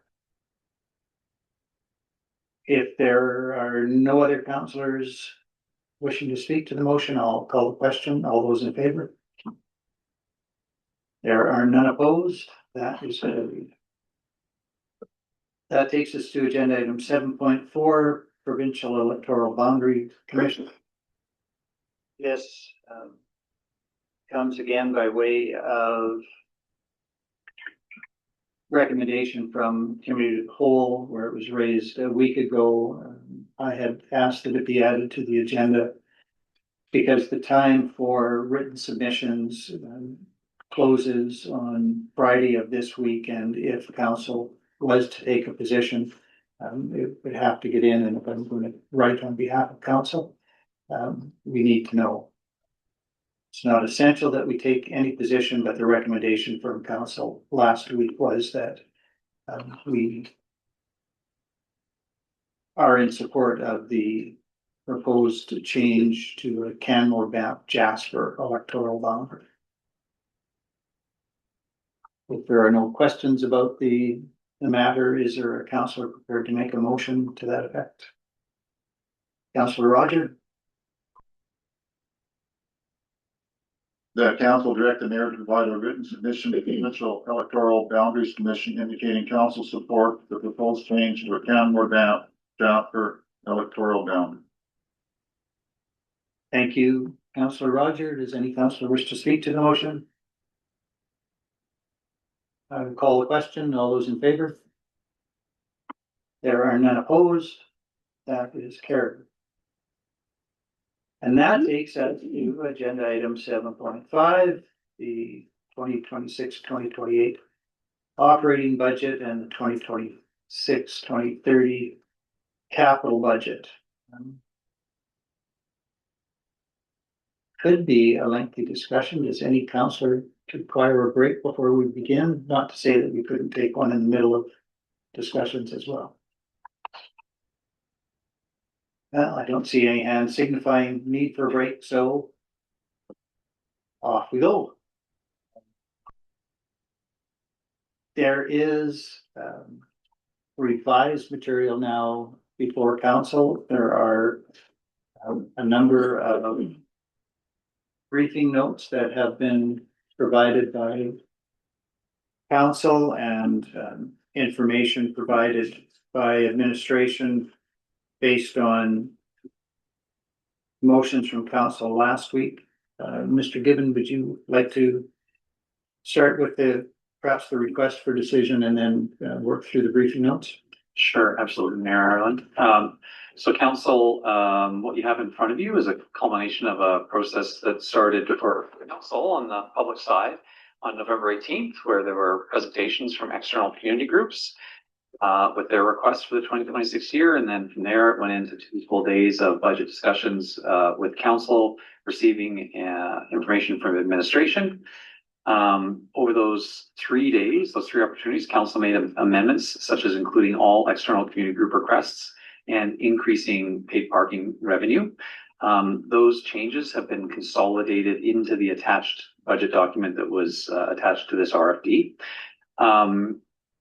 During the November 26th meeting, council also made a motion to continue budget discussions on November 9th, just to have a placeholder to discuss that at committee of the whole last week.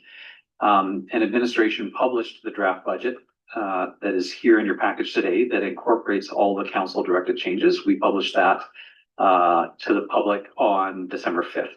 So that's a little bit in advance of our typical timelines, but council wanted to have that adjusted budget information out there earlier. At the meeting on the 9th, council requested several additional information items, which are attached to this RFD, and I will go through those. But also on December 2nd, committee of the whole received a presentation from the Jasper Pride Festival Society requesting approximately $10,000 in financial and gift in kind support in 2026. That number is not included in the draft budget that is presented for you here. So that would be in addition. And I can speak to the motions, the potential motions and alternatives that are available to council. But first, I'll speak to the requested information items. I want to thank our finance team who worked really hard to put together the information that was requested on a Tuesday and had it published on a Friday. So I really want to acknowledge the work of the team to do that. In the attachments, there are items related to a briefing note that highlights the impact of downloading on the 2026 municipal budget. A briefing note looking at the impacts of inflation on the 2026 budget and on service level changes for 2026. And so I'll maybe speak to each of those in a little bit more detail. But there's also a motion made to request detailed service area level budget details. So in the initial budget presentation, the administration discussed how the Ukrainian doll format of budget presentation, how you could either have at a very high level or a very, very detailed level, and we had explicitly chosen somewhere in between. Council said that they wanted to go into another level of detail, and they asked for that information Tuesday of last week. So that's the attached service area budget details, where council will find the budget by object for the 50+ individual service areas that are represented across all the different municipal departments.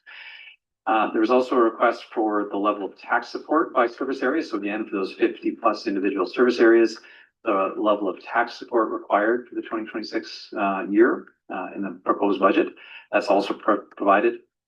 And then there was a request for historical charts with respect to assessment values and the growth of the net tax requisition over time. And so those are also attached, as is the amended 2026 budget that incorporates the changes directed by council.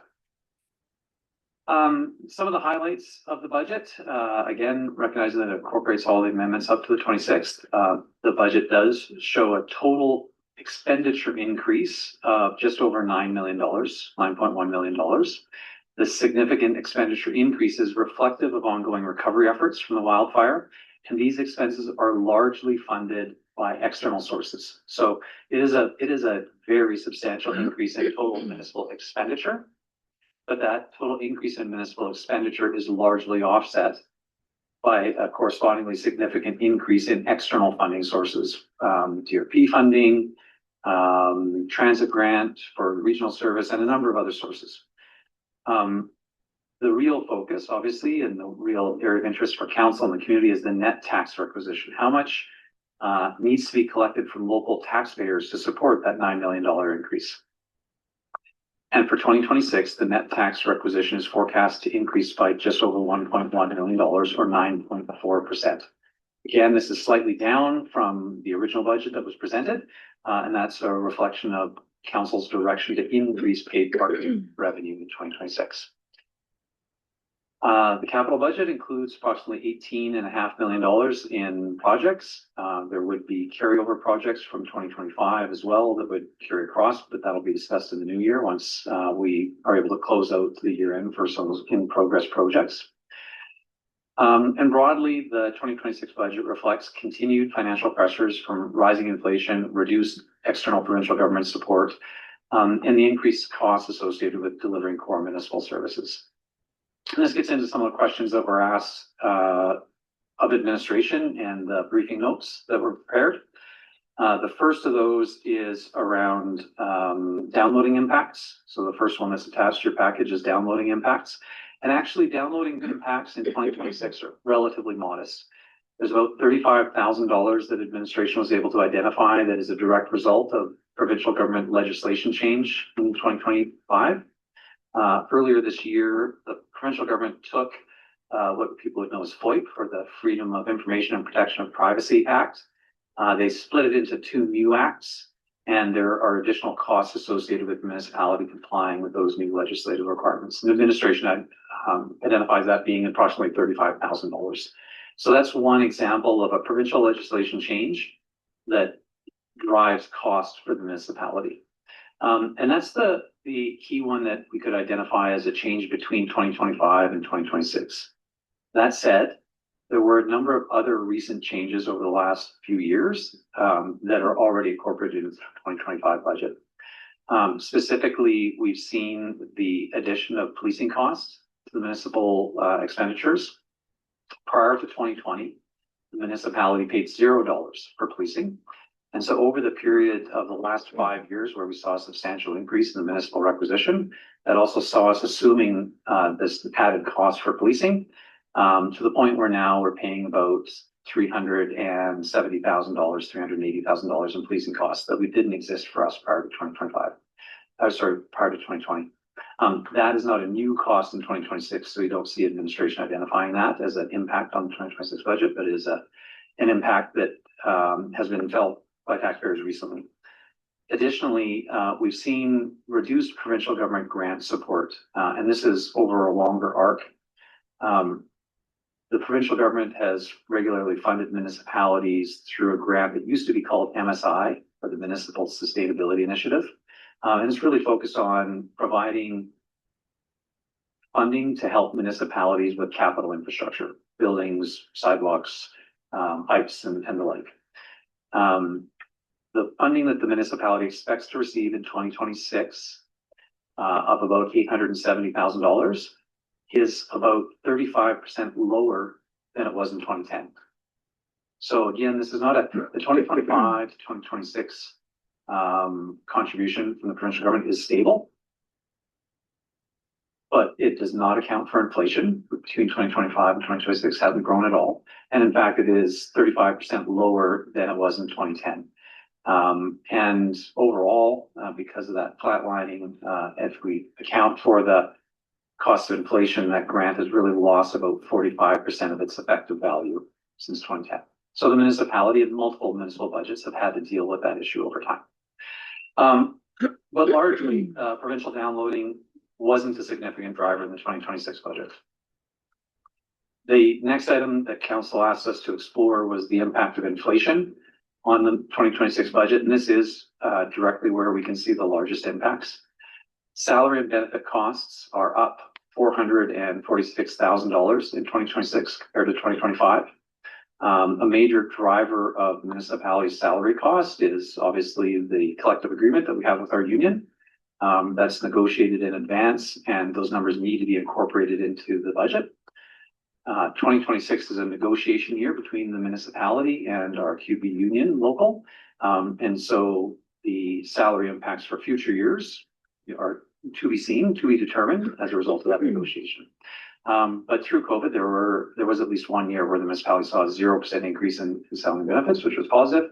But now we're at the point where it's nearly $500,000 in salary and benefit increase in the 2026 budget. There's additional contracted services, including utilities and insurance, of about $148,000. And then we see broadly across the organization about $100,000 in materials and supplies increases. Looking at those, as well as additional payments on debentures, on debt that's proposed to be taken for capital items in 2026, that adds an extra $223,000. So those additional payments on proposed 2026 projects would add. And the municipality is proposing to increase its contribution to future savings. So the transfer to reserves to reduce our reliance on taxes in the future is proposed to increase by $198,000. So those items together total about $1.1 million in total impact on the 2026 budget. And the final area that council asked us to discuss and describe was any service level changes or service level impacts. Like, are there spots where the municipality is increasing or changing its service levels? And we were able to identify, and frankly could have done a better job at describing to council in the first place, some of these areas. They are generally embedded. There are very few positions that are required that were not offset with additional reductions in other areas, but there are some policy driven and operational service driven adjustments that we can identify for council. They're included in the table that's attached to the briefing note, and I'll just run through them quickly. There is an additional contribution towards Indigenous relations. This is directly driven as a result of council's Indigenous relations framework that was approved by the last council in August of this year. So there's an additional amount to be able to resource that Indigenous relations framework. Also, in August of this year, council approved policy A104, the public engagement policy, and the 2026 to 2029 public participation strategy. Both of those indicated the municipality would be doing more around public engagement, public participation, and administration has allocated an additional $14,000 to be able to support the aims of those, that policy direction set by council. In the Aquatic Center, the Aquatic Center management has identified an opportunity to increase program hours to address some of the community identified areas. These increased program hours don't require additional staff positions, so they're more hours for the existing staff. And the cost of those additional hours of service are largely expected to be offset by program revenue. So it's really a negligible impact on the 2026 budget. But again, that's something I think worth identifying. So you would see that staffing costs in the Aquatic Center are up, but as are revenue expectations. In the operations department, there is a proposed additional project management position. This is added to support the delivery of capital and operational projects in roads, grounds, and asset management areas. As council is well aware, we have a lot of capital projects underway, and having specific project management in-house reduces our reliance on contractors and consultants in a lot of areas. And in fact, the operations department reduced their consulting costs by $45,000. And they're able to support a portion of this position using grant revenues from the Prairies Can grant, because the project would also support projects related to the public village. So that position between the reduction in consulting costs within the department and revenue from that Prairies Can grant in 2026, again, that position really has no impact on budget. In fairness, in future years, when the Prairies Can grant is not available, then that would start to have an impact, but that we don't foresee that until 2027, 28. In the protective and legislative services area, Director Nadon highlighted the fact that administration is proposing 2 summer term firefighting positions for the May to October period. As council will recognize, that's the highest risk season for the municipality. And so this is explicitly an addition of costs of $45,000 to have those additional fire resources available during the summer months. Within the HR department, there is a small increase of about $12,000 to support additional staff training around skill development and to make sure that we're complying with other legislation in different areas. Health and safety, there is an additional $7,000 of resources to be able to support enhanced health and safety training across the entire organization. And then finally, in the urban design and standards area, there's a significant amount of work towards preparing the documents and processes that would be required for any eventual transfer of land use planning authority. So I'm being very specific with my words there intentionally. Administration is looking forward and saying, if and when we were going to transfer authority, there is some pre-work that we need to do in order to be ready for that. Again, this is still subject to council deciding, if they want to change the current course or not. But administration can identify that there's about $100,000 in the 2026 budget that is focused on those initiatives. So all told, of the $1.1 million in net tax requisition increase, administration could find about $198,000 that was related to service level changes. So the fact is that the proposed budget is really reflective of the inflationary costs. As I said, you can see about 1.1 million in inflation related costs exclusively. And that's really the main driver of change in the budget. And so council had requested those briefing notes. They're attached to the package. There's also a table that shows by service area the amount of the taxpayer support is indicated by the net tax requisition. Council requested that, it's attached. And then finally, there are some charts that council had requested with respect to both net tax requisition increase and assessment growth over time. And perhaps I'll just share those with council now. So that's got it. So this chart shows the growth in value of residential, non-residential, and exempt properties over time since 2010. And you can see that the residential line there's more value in residential properties in Jasper than there is in non-residential or commercial properties. So this blue bar is always taller. That's the residential line. And you can see that there's not been a point until 2024, which is where the wildfire happens. There's not been a point where residential property values have gone down. They have plateaued at different points, but they've never gone down. And they've continued to the point where they're now, in 2023, they were worth just under $1.2 billion. They've retreated slightly as we've had to write off the value of the destroyed properties. I mean, the value is gone. And so we're reflecting bare land value. And that's brought us to just around $1 billion, or just slightly under $1 billion in residential value.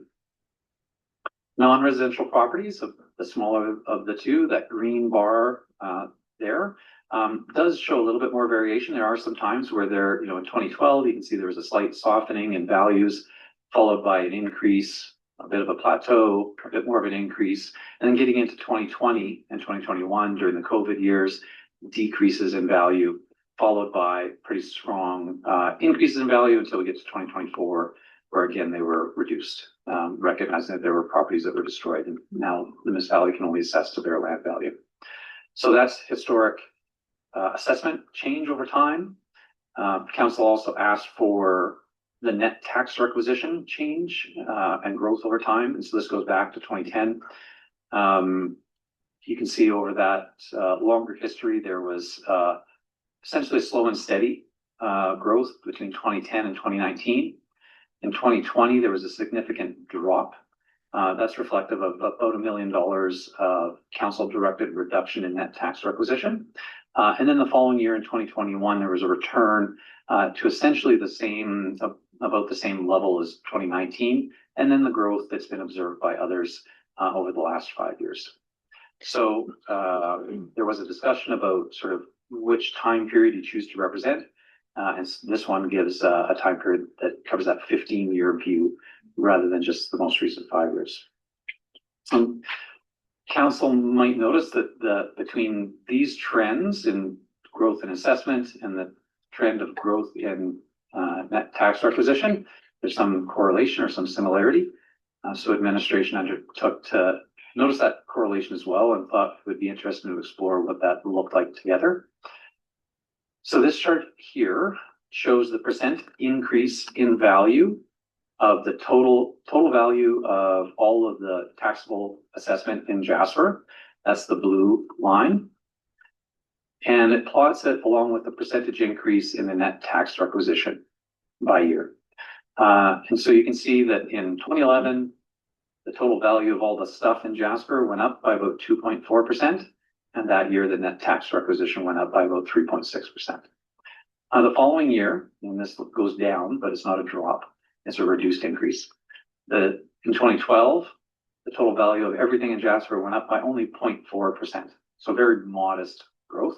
That year, the net tax requisition went up by 3.6%, stable with the year before. And you can kind of see that really there's a close relationship between the growth in assessment and the growth in the municipal tax requisition.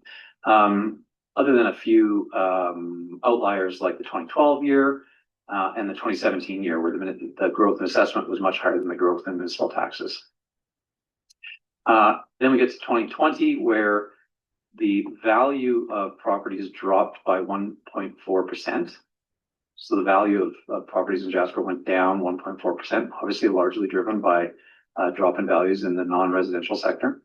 The municipality's net tax requisition dropped by 12.3%. So the drop in the net tax requisition was significantly more than the drop in assessed value of properties. And of course, there was a sharp increase by 15.4% between 2020 and 2021. That is accurate.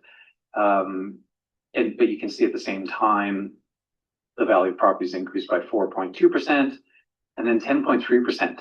The value of properties went up in 2022, where municipal tax requisition went up by 12.9%.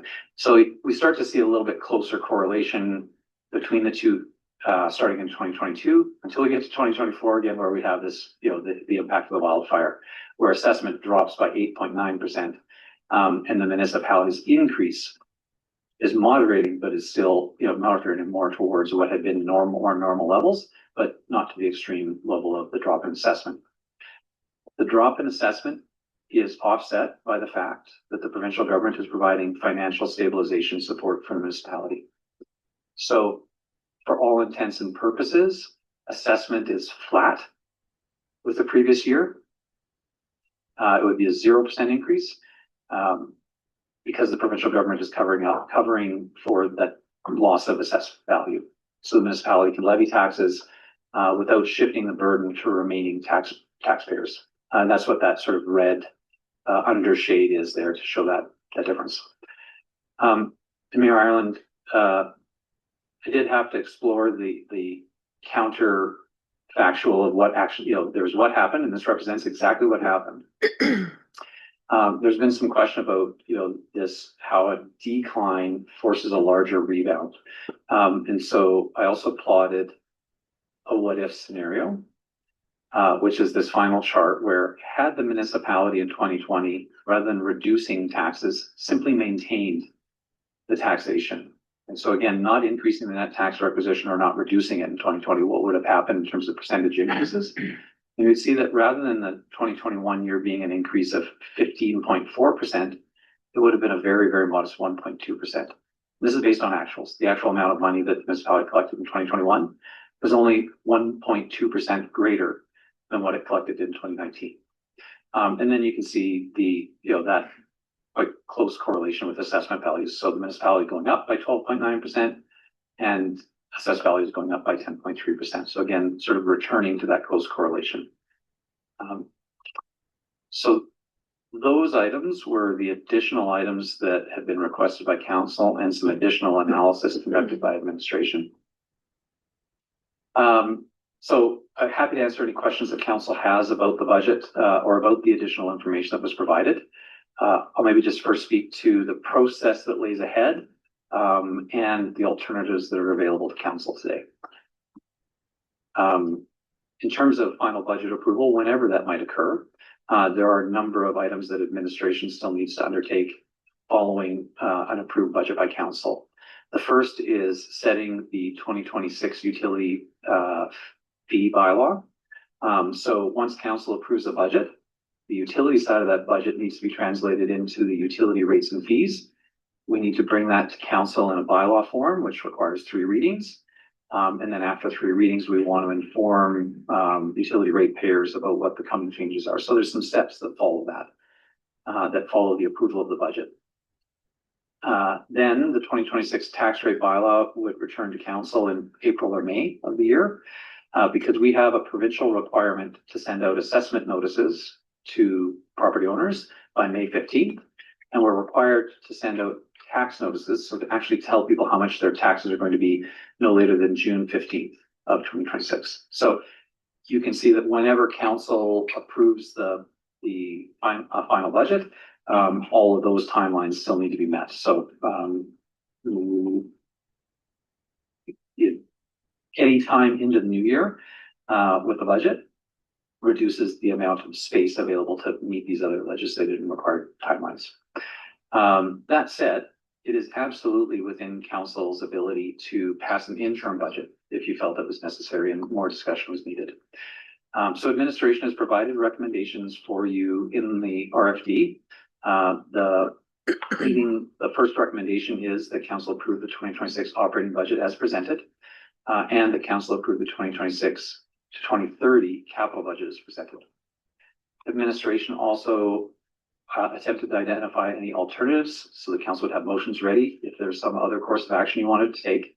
The first would be to recognize the request from the Pride Festival Society. And so that's the first alternative. Council could choose to amend the 2026 operating budget to incorporate $2,500 in cash and $8,085 in gift and kind funding for the society as requested. And then the council approve the operating budget as amended. So basically you make the amendment and then you can approve the budget as amended. Council can similarly choose to amend the capital budget. There were items that council wanted to see unfunded. So an item that is currently planned and has a funding source for 2026. council can choose to undo that by saying, you know, that you would wish to amend the 2026 capital budget by unfunding item X in the amount of blank dollars. And after council is satisfied with that capital budget, you could choose to approve the capital budget as amended. That's if you want those two, or if you want to make some changes today and move on to a final approval. If council felt that there was a need for further discussion and analysis, then council has the ability to approve an interim operating budget and an interim capital budget. And then also to direct administration to bring the draft budgets for discussion to the January 6th or any other regular council meeting, frankly. So Mayor Ireland, administration attempted to equip council with the information that you requested, and to equip you with some motions that would allow you to take whatever course of action you wanted. And myself and the team are here ready to answer any questions that you might have about the details.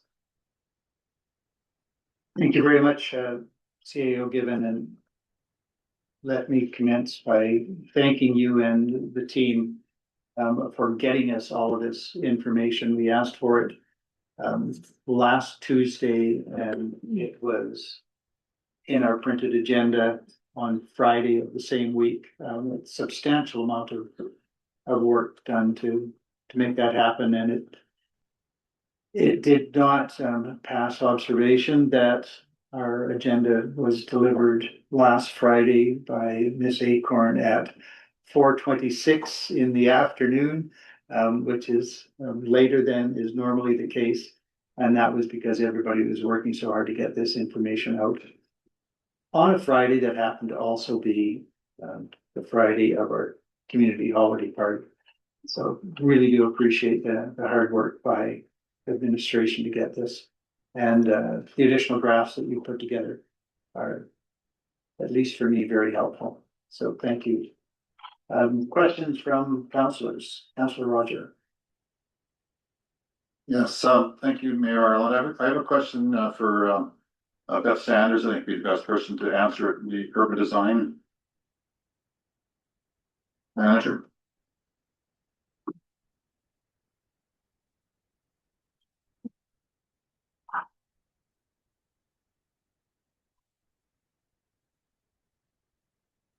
Yes, good afternoon. I noticed there's a substantial rental revenue in your 26 budget of 577,000. It's been explained to me that some of that is permitting, but can you explain where that revenue is coming from, and does it really exist? Through you, Mayor Ireland, to Councillor Roger. Of that amount, 108,000 is rental revenue. That is cottage medical. But that was rental. That was before the department was even formed, right? So how do you count that as your revenue? If the revenue comes in to the municipality and it's allocated somewhere. So with the establishment of the Urban Design and Standards Department within the housing budget, and it was with housing before, and now housing is inside the Urban Design and Standards Department. Okay, but if your department didn't exist, that money would be still coming into the municipality, is that correct? To the municipality through the housing sub area branch, if you will.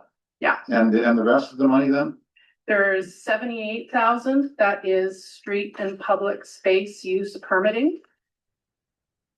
And is that something that you earn right now, or is that parks? Oh, Small? that's entirely us. Yeah. Okay. Yeah, it's been us and continues to be us. Yes. Okay. And then the rest? And then the remainder is reserves, the transfer. So, And I'm open to any adjustments from my colleague Tash Malinchuk as well, just to double check I'm giving you the correct answers, Councillor Roger. but you're calling it rental revenue, so you're saying it's coming from reserves? The term is a big bucket, and I'll let Director Malinchuk reply with more specifics. Thanks. Thank you, Worship, through to Councillor Rogers. So it gets a bit complicated with how it's put into the general ledger accounts. And what it is that there's we've brought over 78,000 of the permitting sidewalk seating, that used to be in the legislative and protective services. So we moved that over and we communicated that at another meeting. There was also development applications, which is completely new this year. That is $391,195 projected revenue. So when you say projected, that's money that you'd have to have the department take over from parks before you obtain that revenue, would you not? I will then allow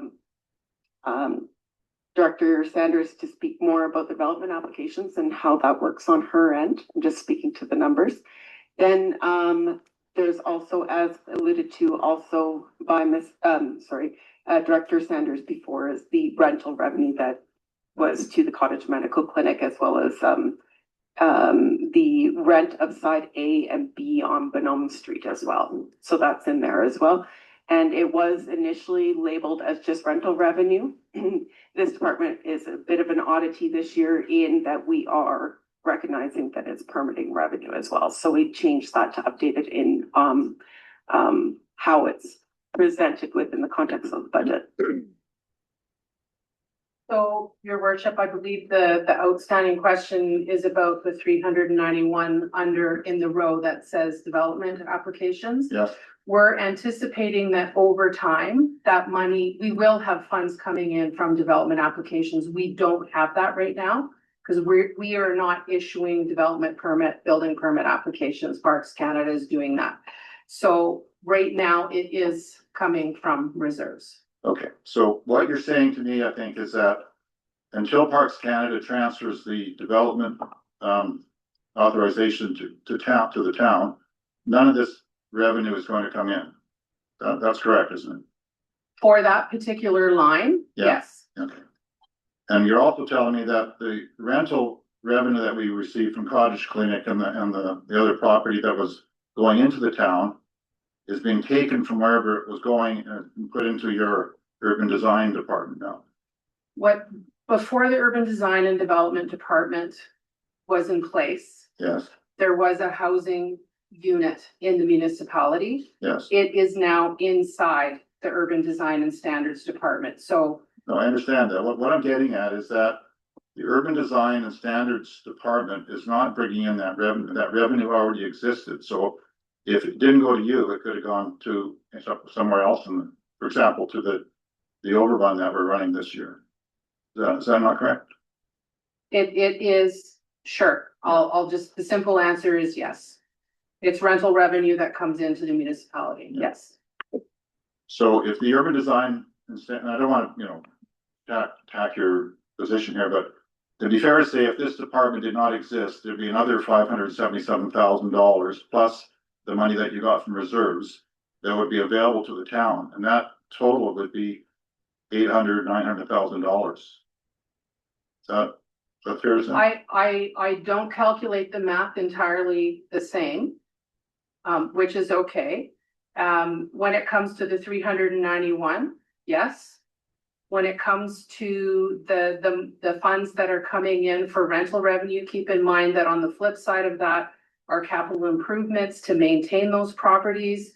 There are wages being paid for, not in full, but there are staff that are spending time making sure that those properties are in good shape so that they're available for our staff. So it's not a clean exchange. Yes, I understand that. Okay.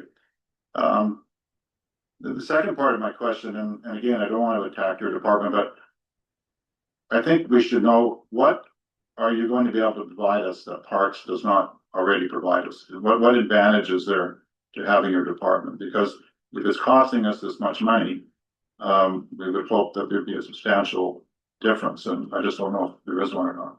Sure. Your worship, through to Councillor Roger, I take no offense to any of this discussion. I'll just lay that straight out.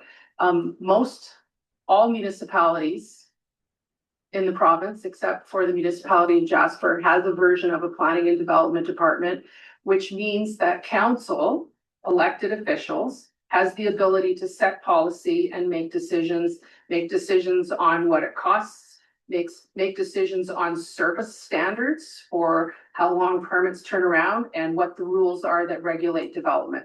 The municipality of Jasper does not have that authority to do so. So the very simple choice for the municipality is, do we wish to do that or do we wish to not do that? And of course, if you do it, there are costs associated with it.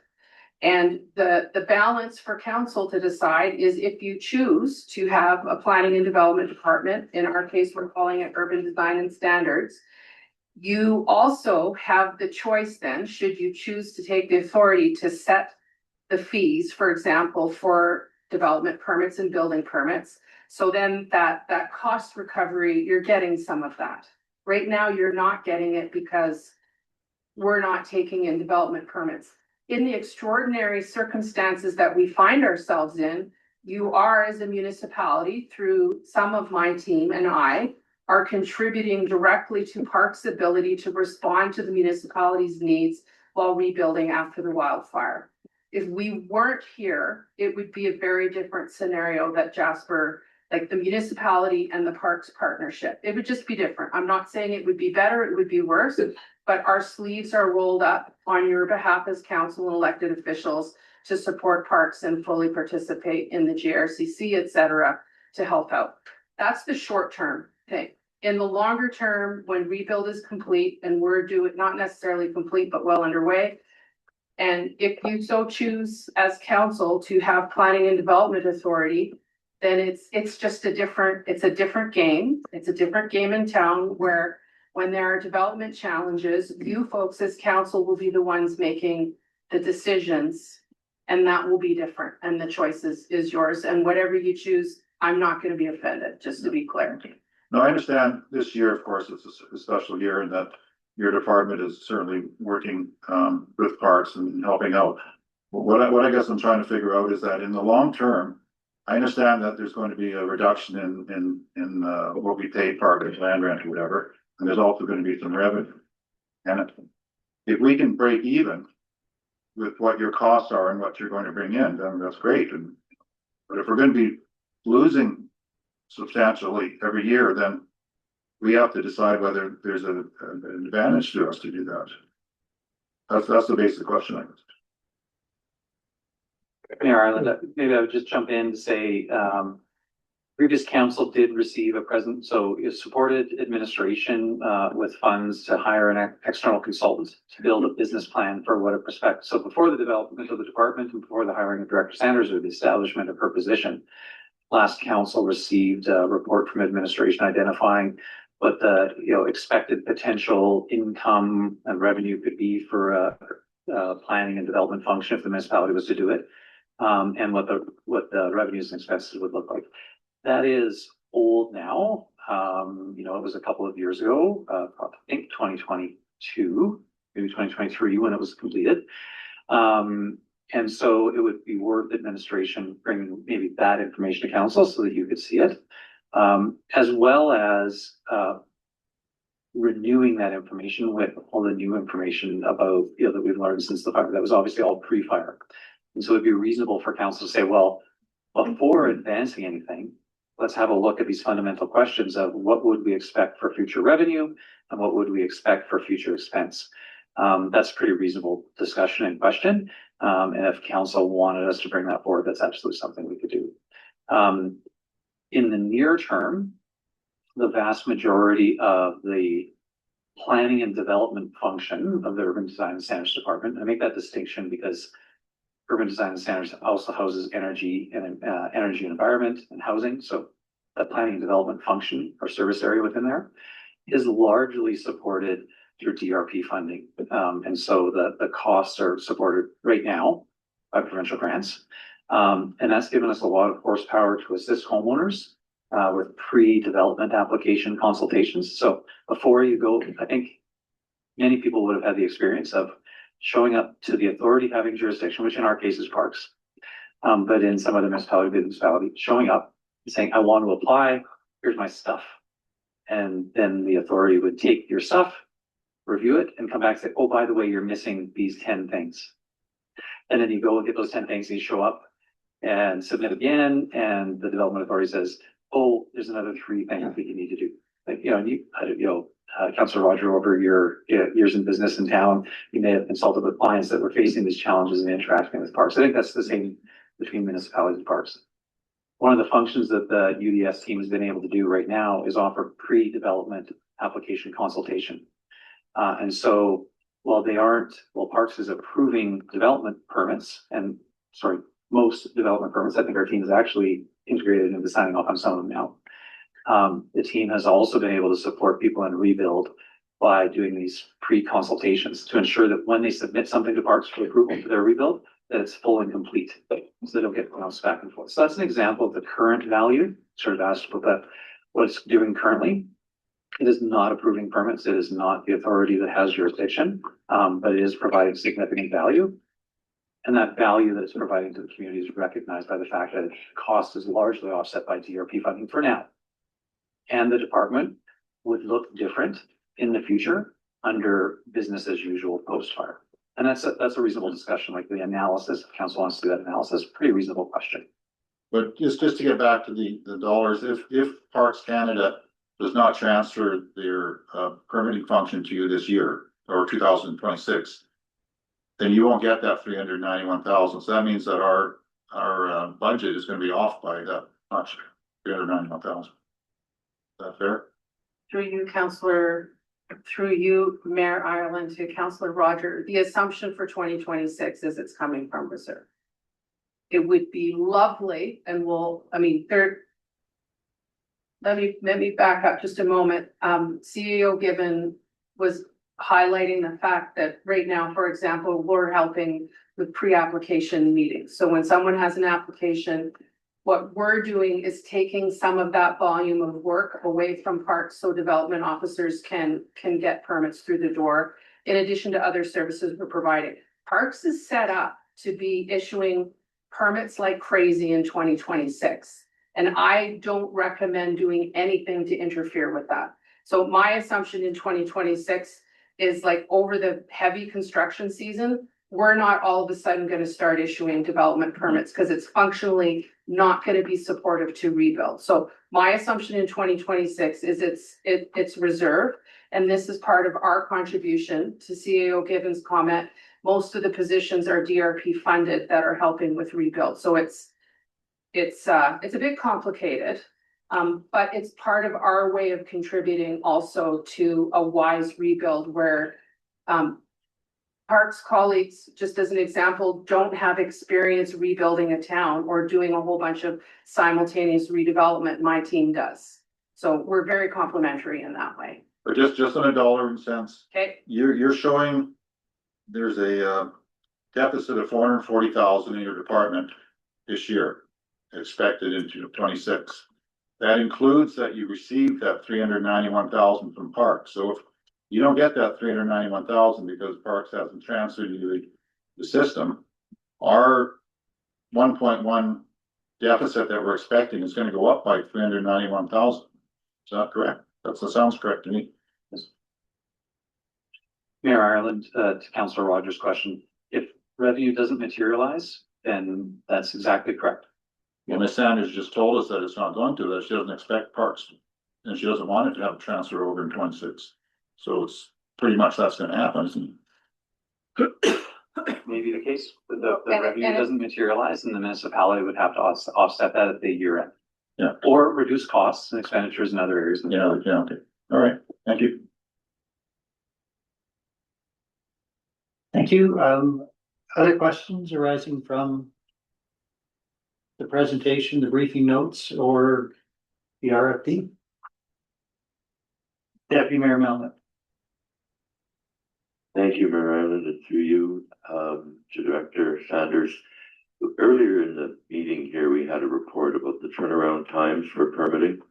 And so the efforts of the people in urban design and standards are directly contributing to the permits that are being issued and the reduction in that permit turnaround time, which is helping us to achieve that projected 100, I believe it was, starts, buildings in the ground, which without that support being given to Parks Canada or working cooperatively, It would be entirely possible that we might see half of those, maybe because the turnaround times would have been much longer. Through you, Mayor Ireland, to Deputy Mayor Melnick.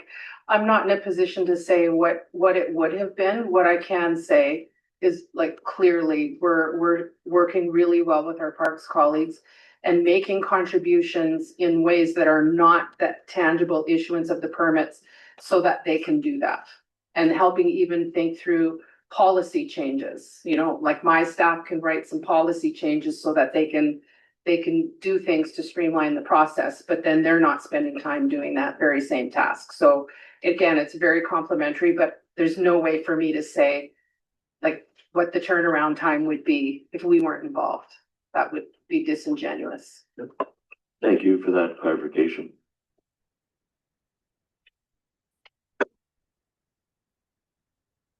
Other questions for administration with respect to revised budget? Are we talking about capital now? Well, we certainly can. It's part of the discussion. So if you have questions on capital. I've got a number of questions on capital. I'm not sure who to ask them to. Well, ask them and Mr. Given will direct as necessary or answer himself.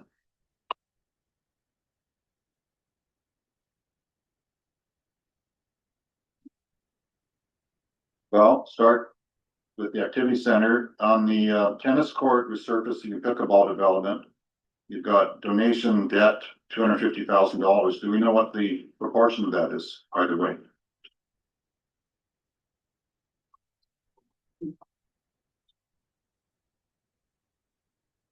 Mayor Ireland, through to Councillor Roger. That project is 50% funded by the grant, the CFEP grant that the community group has received, and then the other 50% would be through our funding. All right. We've got further down here on the arena board gate, $75,000 debt. Seems like a lot for an arena board gate. Is that something special? Mayor Ireland, through to Councillor Roger. That is the large gate at the end of the arena, the Zamboni gate, okay. The truck gate. Not in the boards, okay.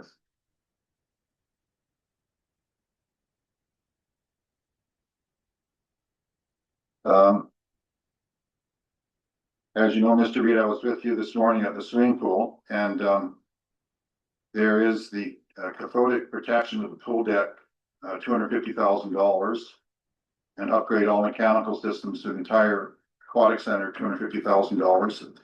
And you advised me that perhaps it would be wise to have the engineering report done first, so that we can determine exactly what we're doing there.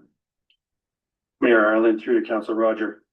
Just to be clear, what I said is that report may give you the comfort with moving forward. What we have done at the facility and with our counterparts over in operations is tried to develop an asset protection plan that does involve it. The longer we wait on that cathodic protection, the more damage that is occurring. Is it catastrophic this year? Not yet. And can I give you a year? No, I can't. And so could we wait? That's entirely up to council's risk tolerance. But that report should give us a little bit more information than we currently have today.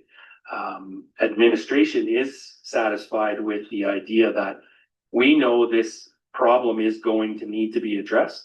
We already have an engineering report that does indicate that it needs to be addressed. And the cathodic protection is exactly that, protected. So the longer we wait, the more damage is occurring. Would it be possible to put that under the unfunded until we have further reports? Mayor Ireland, through to Councillor Roger, as I indicated this morning, that's entirely council's options. You can do what you'd like with your budget. Okay.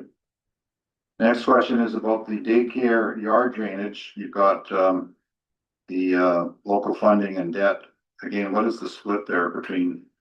It's $275,000.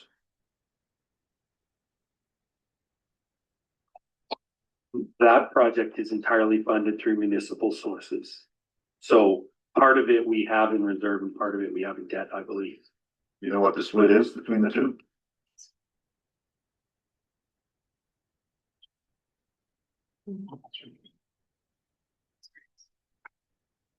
Sorry, just to make sure that we're on the same projects and on the same year, Councillor Oh, I'm Roger. sorry, that was this year. Yes, Oh, yeah, I there- apologize. No, I'll go to the next one, then the daycare expansions, the bigger one, 1.2 million. It's some external funding and some reserves. Do we know what the split is of how much external funding we're getting? I'm happy to speak to that one. I was surprised that the council didn't ask previously. So I'm not in a position to confirm final amounts, but I can say the municipality has applied to the provincial government, who created a program to provide funds for capital to expand daycare spaces. So it's a province-wide program. The municipalities made an application to that program. We've also looked to leverage that program with external funding from other local donors. And so we have an application that we have an indication that once we receive confirmation of the provincial funding, that we have a local donor. And so we expect that the municipal contribution would be approximately 10% of that total cost. 10%, okay. 10%. Next one is the sewer line, emergency storage rehabilitation, pending grant debt, 4.8 million. Again, how much grant, how much debt? Yeah, thank you, Mayor Ireland, through you to, to you, Councillor Roger there. We have grant confirmation of approximately $2.2 million, with the rest, with new borrowing would be the balance.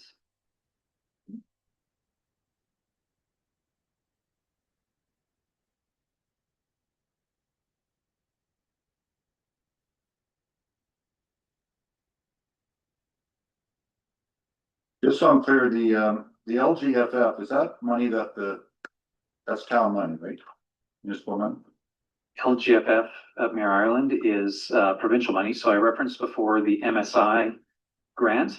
The name of that grant changed to LGFF. So in some of our older documents, you'll see that same stream of funding called MSI, but that's the one that I was saying has reduced by 35% actual or 45% effective since 2010. So that is provincial government dollars given to municipalities for capital projects. So for example, for the cemetery, then it won't cost the municipality anything.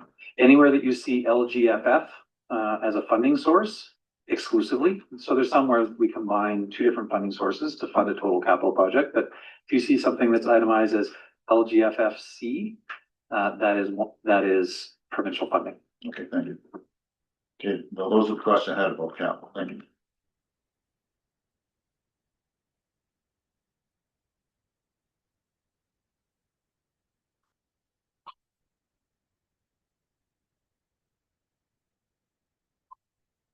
As councillors scroll through the budget, I am going to exercise the prerogative of the chair and call a 5-minute recess, and you can sit at your seats if you like, or move around.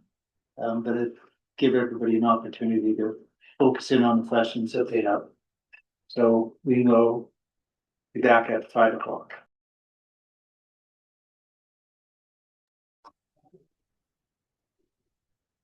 Thank you all. We are back in session. I wonder, Mr. Given, if you are able to share your screen again. I'm looking in particular for the graph of assessment value. And can Mayor Ireland, I'll just find that part of the package.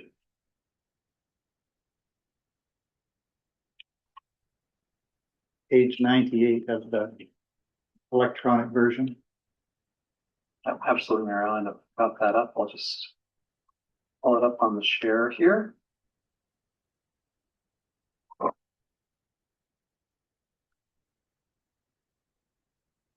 I'll add a look here.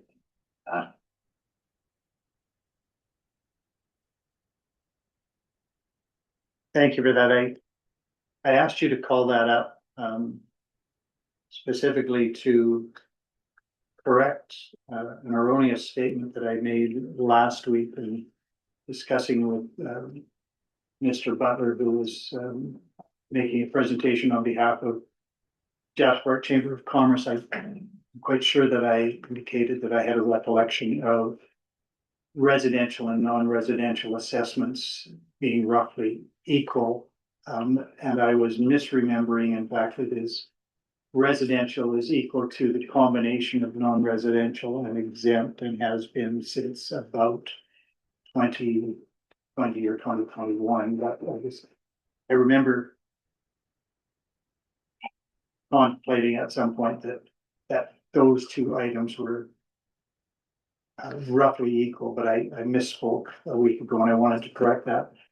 But looking at the graph, the gray bar is exempt property, which has, from my observation, almost never dipped. It might have had a very slight drop in 2020, otherwise a pretty steady increase, it seems like, over time. What all is included in the exempt property? So it is exempt from taxation, but included in assessment. Mayor Ireland, maybe I'll start with the broad categories and Director Malinchuk can add any extra specificity that's required.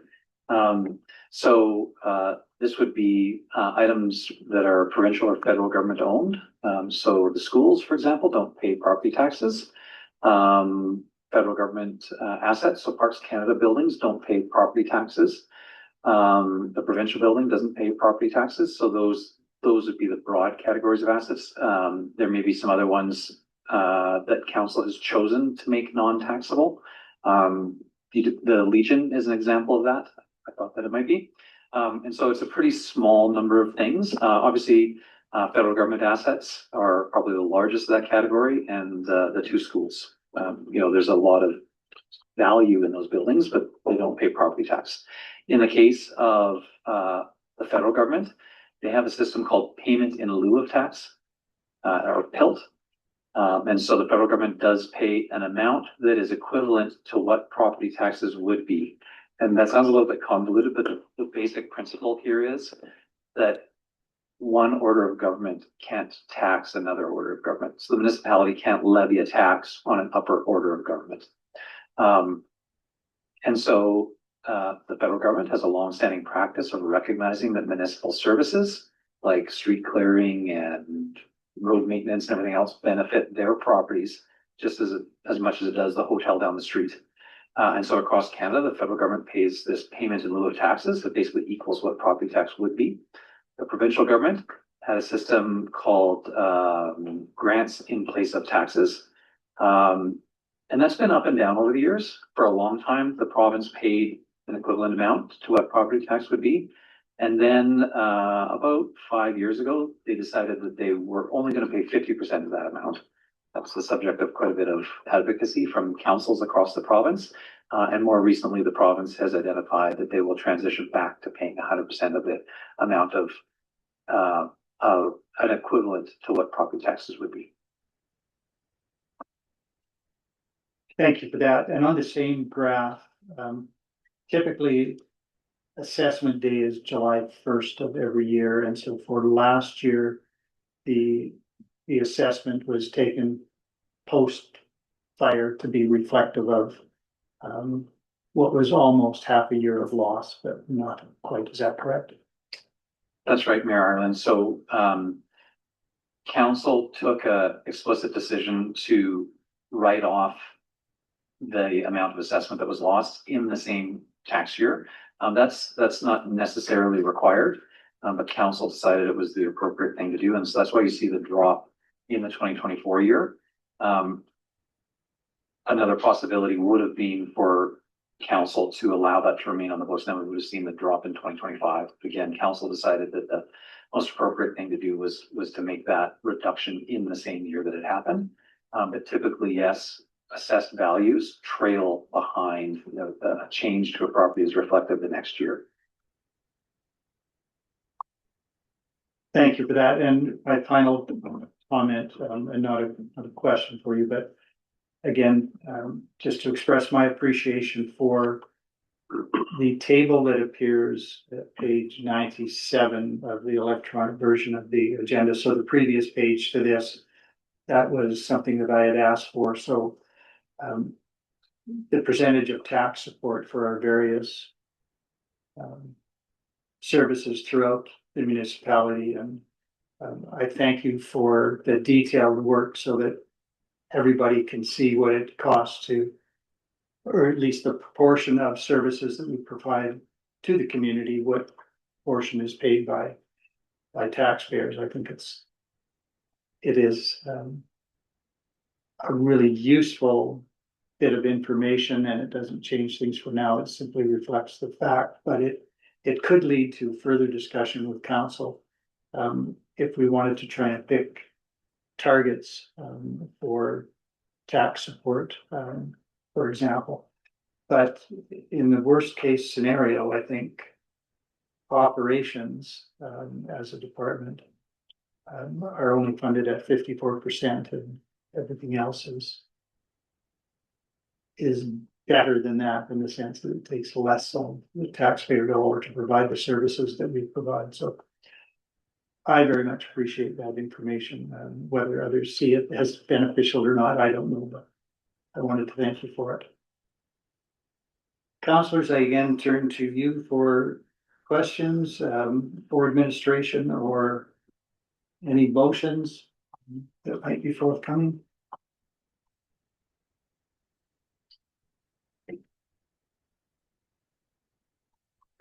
Councillor Frechette.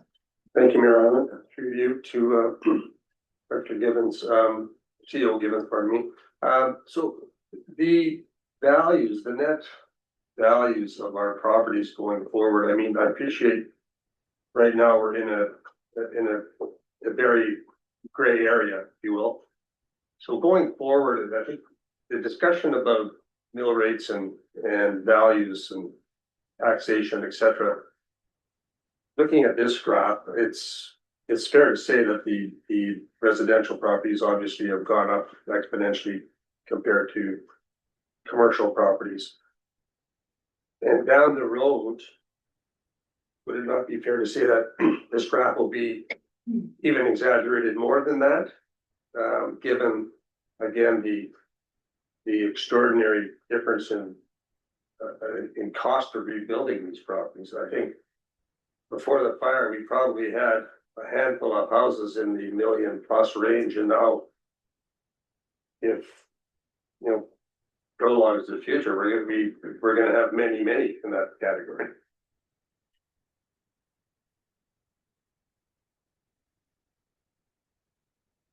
Mayor Ireland, to Councillor Frechette's question, I think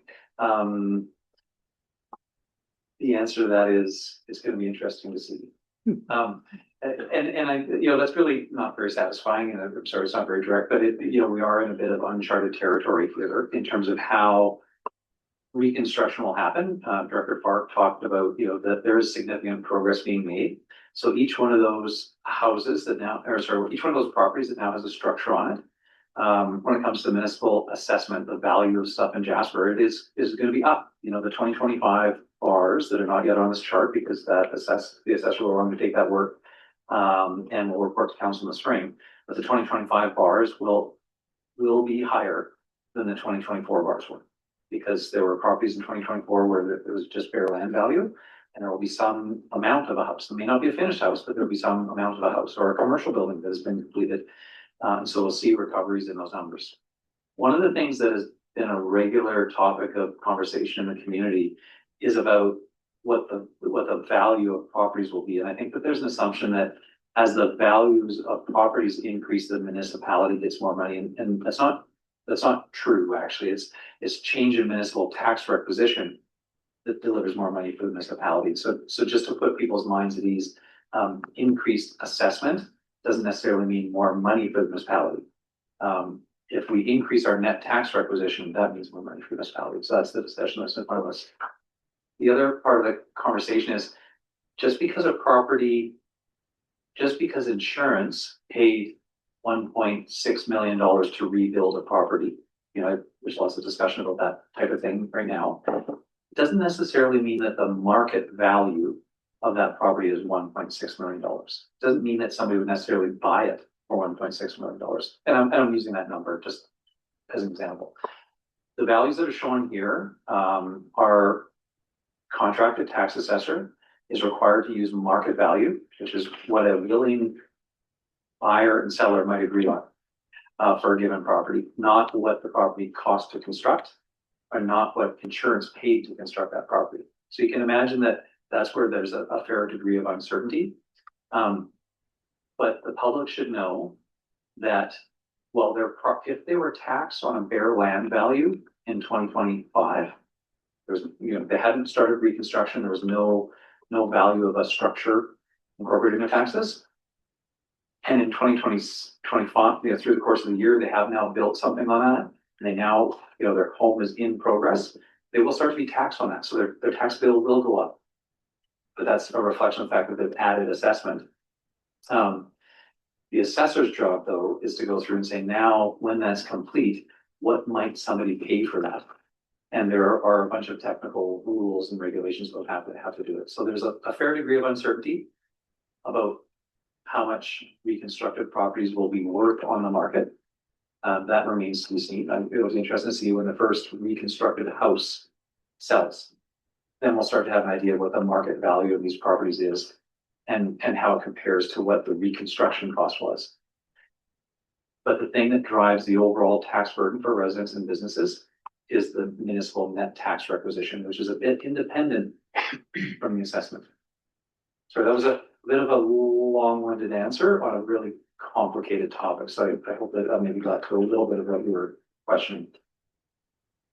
Thank you for that. Yes, it doesn't take a whole lot to confuse me when it comes to all of these numbers and answers to the question. I appreciate everyone's knowledge on it. I guess I'm just speaking in more broad terms that I think that we're going to be looking at homes that not only are going to be expensive to be rebuilt, but the addition of secondary suites and a good number of them, I think will just come with an inherent increase in value, irrespective of the assessor's maybe original assessments, but down the road, I think that will be the driver of the bus. I think if people can afford to pay the bigger values because they have the income.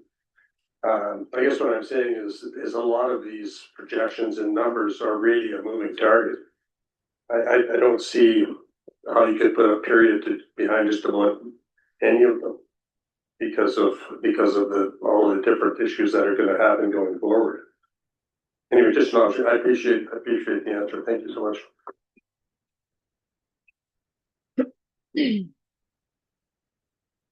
Deputy Mayor Melnick. Thank you, Your Worship.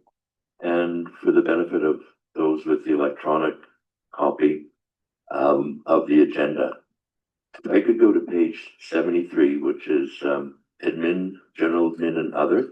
And thank you for the work putting together the comparatives of 2025, 2026. I see the line of contracted services 2025 just under 900,000 does go up to 1.2 and then drops in 2027 significantly to 362,000. Of course, there's transfer from reserves also of 607,000 and 925, and then no transfers after that. What does that represent in admin in general? Is it fire related? Your Worship, through to Councillor Melnick, this is the transfer of reserves to cover the capital repair, maintenance and replacement that is more on the operating side of things. So when we're looking at things that might be substantial enough that we have to comment on it on the capital plan, but it's not really a capital item, might be 10,000. You'll see those up and downs annually if we built it in anyway this way, but this way we know that it's stated on here as items so that you can see them rather than going, oh, it's just going up and oh, it's just going down. You can see that it's an RMR. All of the projects for any of the tax side of the capital budget that we consider the RMR are moved through to the administrative side only.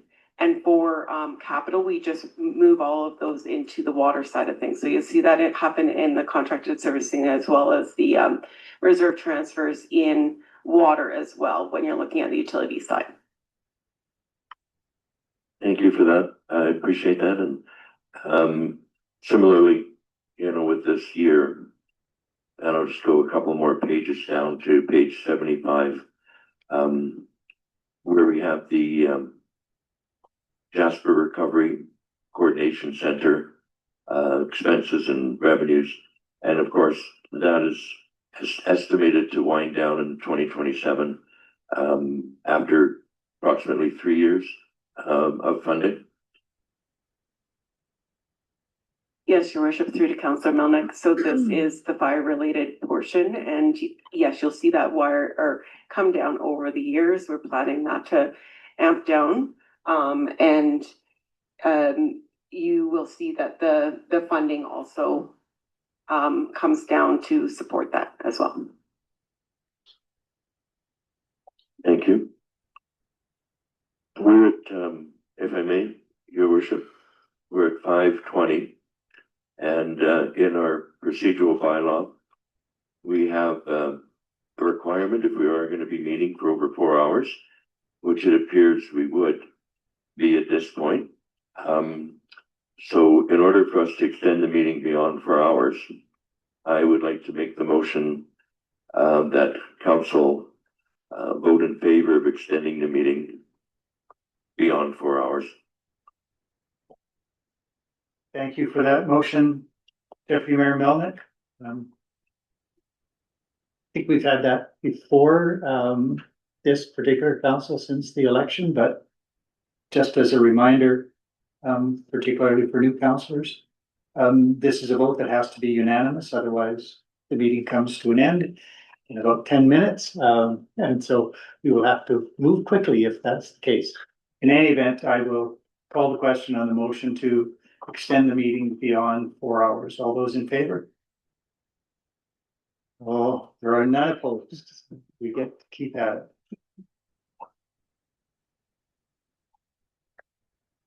Councillor Roger. Thank you, Mayor Arlen. The question I have is regarding the aquatic center. I spoke to Mr. Reed this morning at the center, and right now we have an obligation if we pass the capital budget to have debt of $250,000 next year, and then $500,000, and then $500,000, $250,000 regarding the cathodic protection. And it was suggested perhaps that we don't know enough about that as a council. I certainly don't. And if we made those matters unfunded, then we could have a meeting or have a representation made to us in the new year, perhaps an engineer, perhaps Gord Hutton. Otherwise, we're going to be authorizing the money to be spent without our further say. I understand if we be allowed to go with the debt.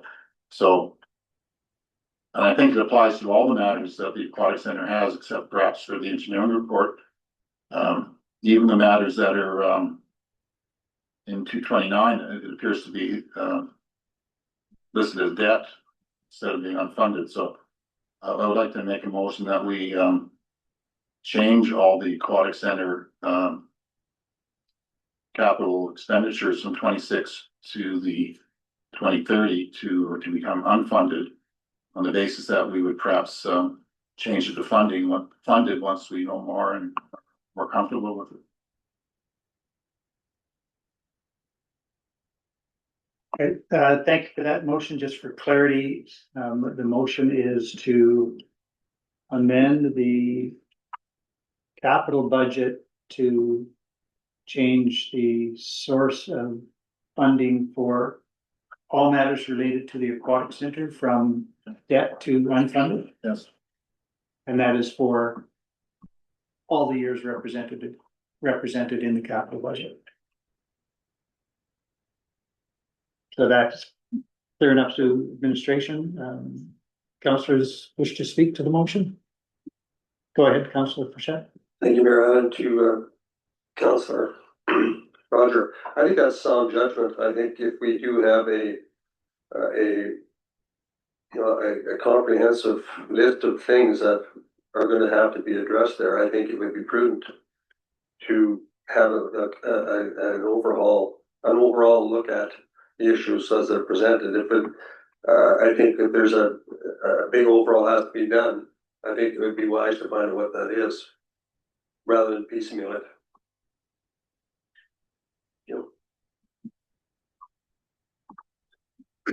Councillor Hall. Thank you, Mayor Ireland. Is there, sorry if I missed the last piece of the motion, is it around a report coming back, like a report will come back to us, or you're requesting an engineering report?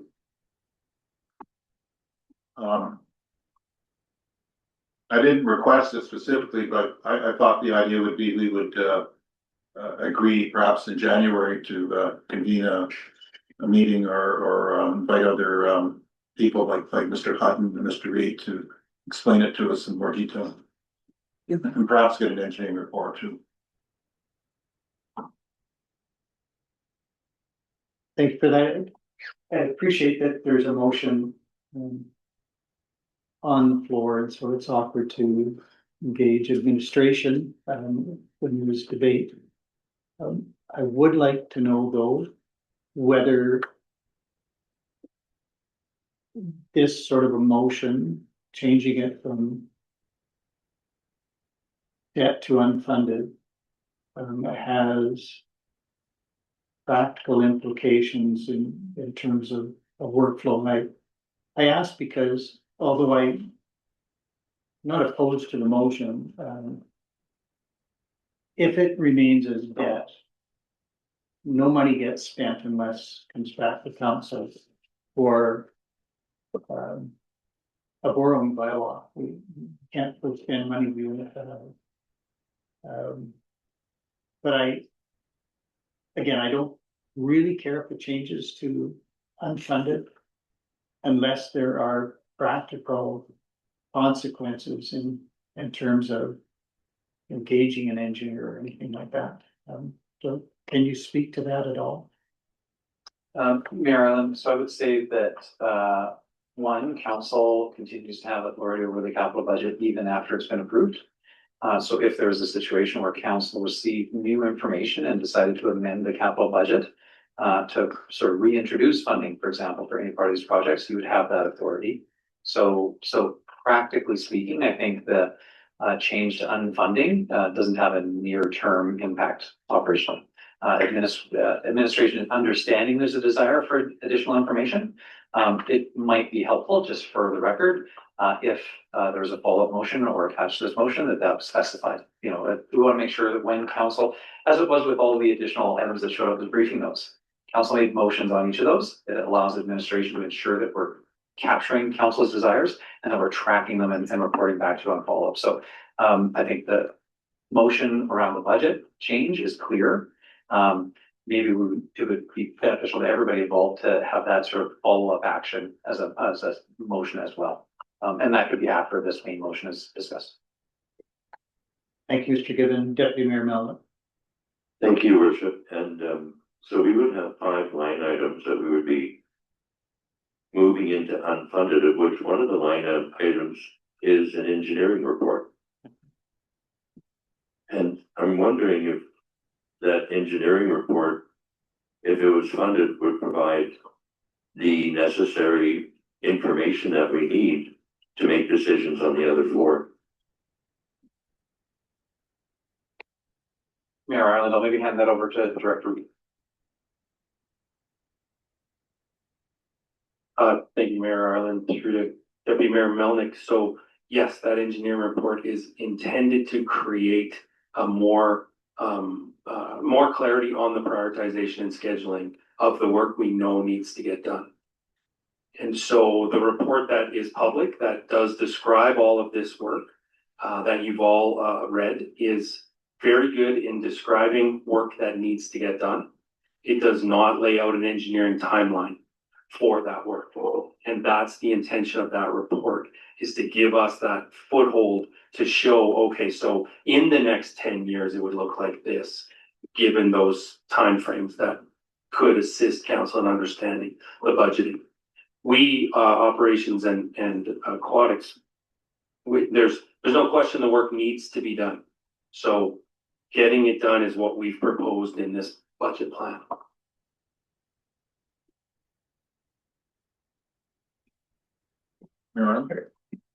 My intention, thank you, Mr.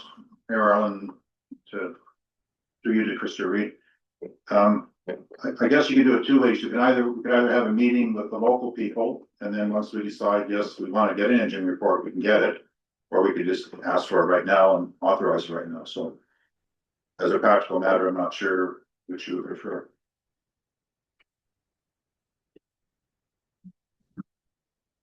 Mayor Allen. Brett. I'm sorry. I'm not sure if that was the question. Yeah, I was I think it was, preference of motion to get an engineering report or talk about it internally first and then determine whether one is necessary. Thank you, Mayor Erland, for the clarification, and through to Councillor Roger. Do we have a preference? We asked for the report because we believe it will help everybody understand better what the plan should be. So yes, my preference would be to get that report as priority one. Thank you, Mayor Allen, to Director Reed. So the understanding of the issues with the pool now, are they clear, or do you believe that they need to have, it sounds to me like you believe that there should be a comprehensive engineering report, or do we have somewhat assuredness that the issues are, they're imminent, that they should be dealt with at some stage sooner than later, or do we need to have more exploratory in terms of the engineering side? Mayor Ireland, through to Councillor Frechette. We believe we have the data that says this work needs to be done. Getting more clarity on a prioritization schedule would help council understand what they're trying to fund, would also help us make a work plan. If we don't get that report, we still are going to be asking for this work. We will do it on our best professional work, right? So, for example, this cathodic protection, which is only part of that entire funding process, that we know that as soon as we put that in place, it starts protecting the facility to give us decades more.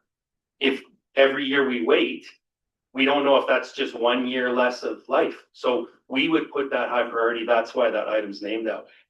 If getting that report gives us a schedule that council understands and can then support the spends that we have, then we want that. If it also helps us with a work plan, that would be excellent as well. So that's why we asked for it. Okay, it sounds like this is like most renovations. It's something that it's gonna have a knock-on effect. We can't do half of this. We have to do the project beginning to end.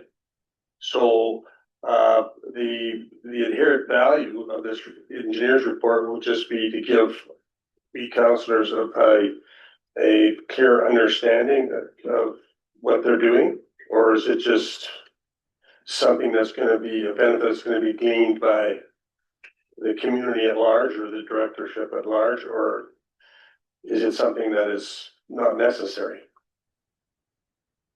Mayor Ireland, through to Councillor Frechette, we believe it is necessary. That's why we asked for it. Can we move forward without it? Yes, that's what we also proposed. We have that report that describes all the work that needs to be done, and we will attack it in our best estimates. So I think I'm not answering your question because I'm saying we need it because we've asked for it. Can we move forward without it? Yeah, we will. Mayor Ireland, maybe I can just assist in terms of the proposed engineering report and the report that we previously have. So in advance of the overall construction project and renovation project that was recently completed, administration engaged an engineer to do an aquatics facility condition assessment that looked at the condition of the basin of the pool, the decks, and all the mechanical systems, and it had a whole bunch of recommendations. So it was a broad review of the aquatics facility. One of the items in that review that came up was this issue around cathodic protection. There was also stuff around mechanical systems and a few other different parts. Some of the issues were addressed through the renovation project in Park. Some of the issues were not addressed. They were acknowledged, but said, okay, well, we're not doing those at this time. And so we have a report that we paid for, bought and paid for, that gives us good information about the problems that are there. What's proposed here is a thing that takes the problems that were identified previously, identifies what has been addressed, what still needs to be done, and recommends an approach on how to go about doing them. So that's the additional sort of advice that administration is imagining with this additional report. So there's already been something that identified what the problems were. Now we're looking for somebody to come and say, okay, knowing this basket of problems, how should we attack these? And that's where I think Director Reed is saying that having that report would give everybody more information to work from, because that report might say all of these things should be done in a single year. Or it could say all of these things can be done spread over 10 years. Administration has some best estimates that are reflected in the budget right now, but we also would agree that having an outside source come in and give a detailed look and a detailed recommendation on phasing, project plan, priority, which pieces should go first, and sequencing would make good sense. And so just to distinguish between the report that we had previously, hey, you've got some problems here. We're looking for a report that would say, here's what you do about those problems, and here's how you should tackle them. Thank you for that, Director Reed. Director CEO, given it's a long day. I guess my concern would be that I'm assuming that we're going to be looking at extensive shutdown periods if we're going to be doing this extensive work. I'm guessing. So I suppose, like I mentioned earlier, it's going to be all or none. We're going to do this project, and there's going to be one extensive shutdown period. I'm just trying to. There's been all this discussion about budgeting and money and costs and what have you, and it seems to me we don't want to be taking our swimming pool out of service more than once, if you will. And as far as the report goes, I mean, I don't know that if it's not of a benefit, I don't know that the councillors are going to understand it anyway. Do we have any reason to believe that what we know already is inadequate to proceed? It's just a thought I'm having. I just don't.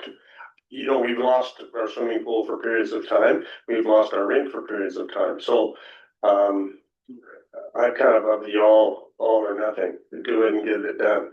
But that's just the way I approach things. But I mean, in terms of another engineering report, I'm just curious if it's really necessary. Mayor Ireland, Director Reed and I were sort of going back and forth about who should address, because I think our answer on this would be pretty much the same in that, a part of the scope of a report like this would be recommendations on phasing and how to implement any renovations. And a part of that would be to minimize impact on operations. So again, the idea of, well, you've got this issue, you need to address it. That's great. That's knowledge we didn't have before. Now, how could we address that issue while minimizing the impact on operations and the reduction of use by the community? That's a different type of question that we would need some detailed advice on. So that would be a part of the intent of the scope of a study like this. Thank you. I started all that engaging administration in a council debate. I think, though, if we go back, there's a suggestion from Councillor Melnick or Deputy Mayor Melnick, I think, for a friendly amendment to segregate the engineering report from the other items in the main motion. So would you be happy with that? Yes, very much. Yeah. Thank you. So now we have fresh motion, which excises the engineering report. And just to keep us in the quagmire that I got us into in any event. If it is only right now, the engineering report that we're talking about, I assume that it would have initially been considered part of a larger debt. If it remains to be funded somehow, is there potential that it would be funded from something other than debt? Would we go into debt for a $50,000 engineering report?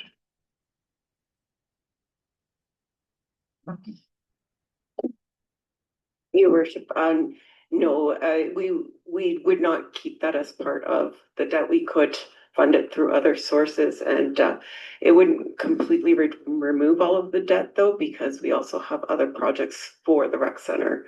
So it could reduce the debt if we don't move forward after the engineering report, but it won't remove it completely. Okay.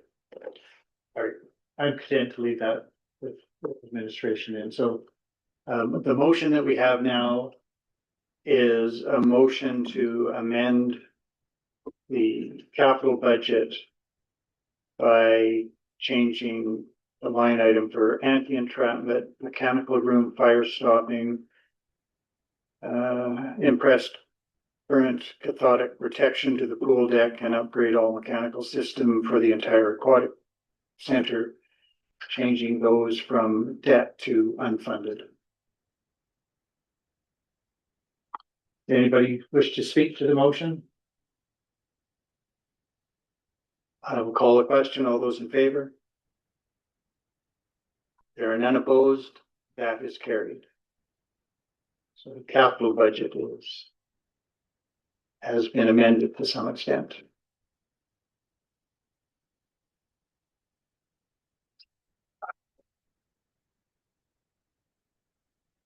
Mr. Gibbon, when you're done with your notes, I'm not rushing you.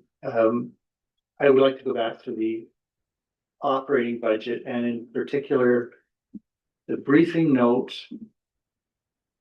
on service level impacts on budget 2026, page 70 of the electronic agenda. Just like I'm still searching for ways that we might be able to reduce the overall tax requisition. And this particular briefing note seems to provide potentially the only avenue that I can see, but I need some more information. So for the policy-driven service enhancements, if we were to remove those, that would simply mean that we could not fulfill policy direction, correct? In terms of Indigenous relations and in terms of enhanced efforts on public engagement, we would just lose that opportunity. Mayor Ireland, yes, that's broadly correct. I want to be clear that these are additional amounts above what was provided in 2025. And so reducing these amounts would mean that we couldn't do the enhanced work in both those areas that administration had proposed in response to the council approved plans. So we would continue to do what we have done in 2025, looking to improve where we could, but without any additional resources. And in terms of operational service adjustments, just going through them in order, are there any offsets there with respect to any of them? So, for example, programming increases at the aquatic center. If we were to remove that $39,000, would that also have a decreasing impact on revenues? Mayor Ireland, that's correct. So if council chose to remove that enhancement of programming hours, then we would also, administration would drop program revenue, drop in fees by a corresponding amount. So it would be a zero impact on the budget. Okay. And could you carry through and just explain whether or not there are offsets with respect to any of those other items? Sure. The only other area in those lists that has an offset is the operations project management position. Director Donaldson could speak to that in more detail, but as shown in the report and in the table, Director Donaldson did reduce her contracted consulting costs in a number of different areas, by a total of about $45,000. If we didn't have this project management position, we would likely see a return of those consulting costs. We still need the projects that we have in front of us still need to happen. Without this enhanced in-house capacity, we would have to rely on external contracted support. So we need to see a return of that. I guess the Prairie's Can grant, we would need to try to continue to receive that grant. It has been received. And we would just need to try to support the pop-up village using an in-house existing resource, which would be an additional strain and stress on staff.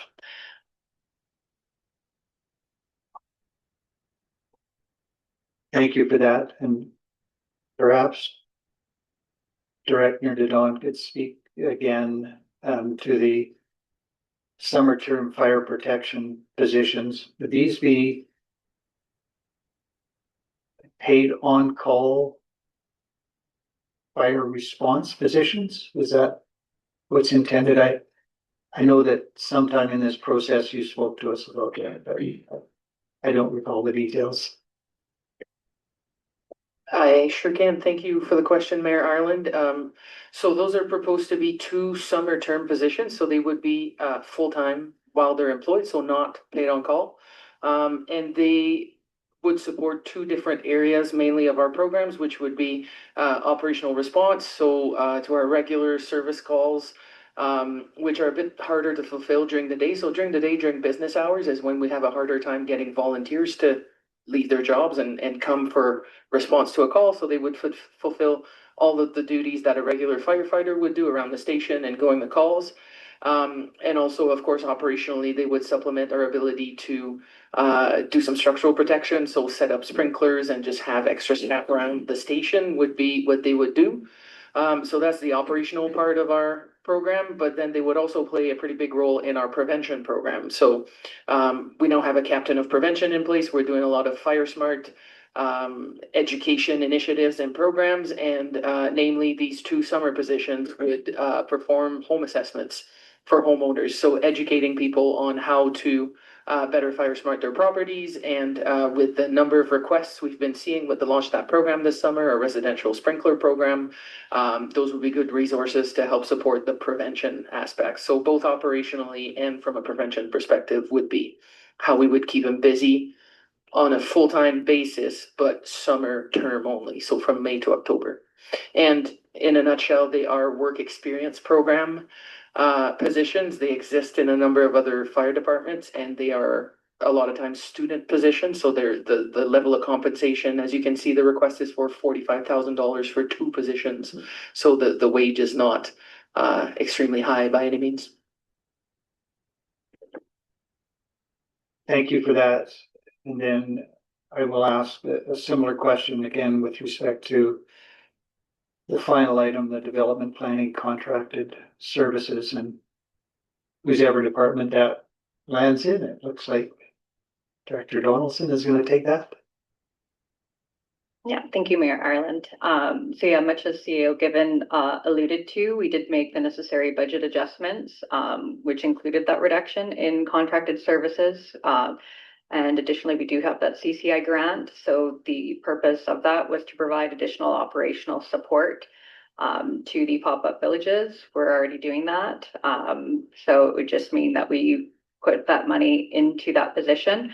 I do know that though, with both our operational or our operations budgets and our utilities budgets, we've more than allocated that.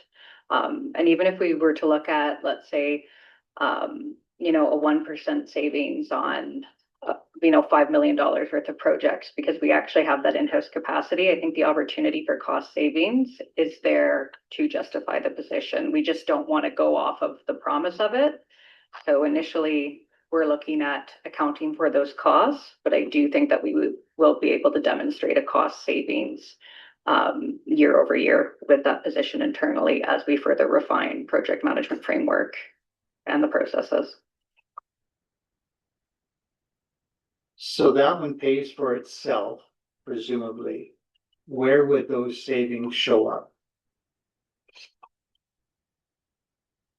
The plan for the current 2026 proposed budget, you would see $45,000. So that is off of our in grounds, within roads, and within our asset management under contracted services. That's where those cuts are.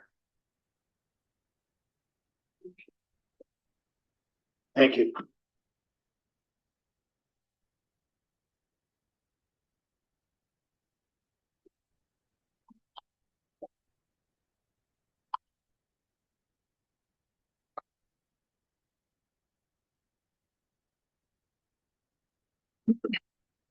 Councillor Hall. I might need the mic though. Oh. Yeah. Thank you, Mayor Ireland. My question is around the table around inflation, and you may have spoken to this when you were going over this in the beginning, but that feels like it was a long time ago. It's about $1.1 million. Are we expected to see those increases year over year if that's where inflation is going?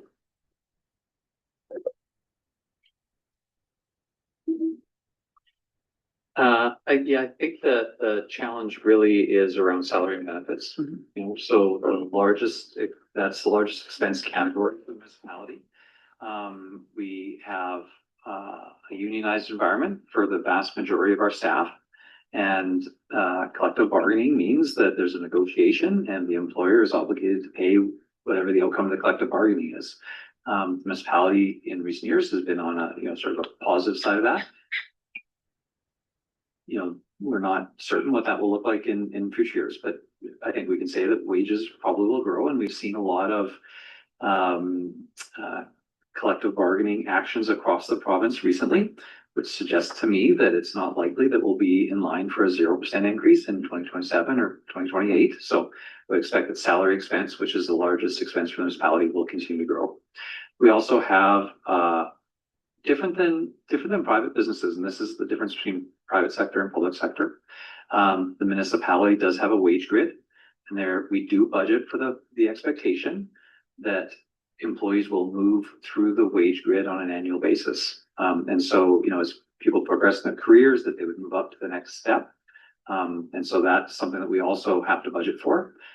Council has a policy around out of scope, so non-union staff compensation and how that wage grid, how people move through that and how the grid changes over time. So that yes, salaries and benefits are expected to grow over time. And that's, as you can see, the largest area here. I would say yes, payments, as council can see, there's a forecast of added need for debenture. Unless there are other sources of revenue, our carrying costs will grow into the future. And so that's where there's a reasonable discussion to be had about what projects are a priority and how we fund them in years beyond 2026 and beyond. And I would say, across the board, the other areas that are a bit more flexible, reserves. So this budget includes an increase of $198,000 of contribution to savings accounts that we are not planning on spending in 2026. So that's an area where council could choose to reduce the amount that you're contributing. It does come with downsides. Reduces future financial flexibility for the municipalities to deal with other needs that might come up.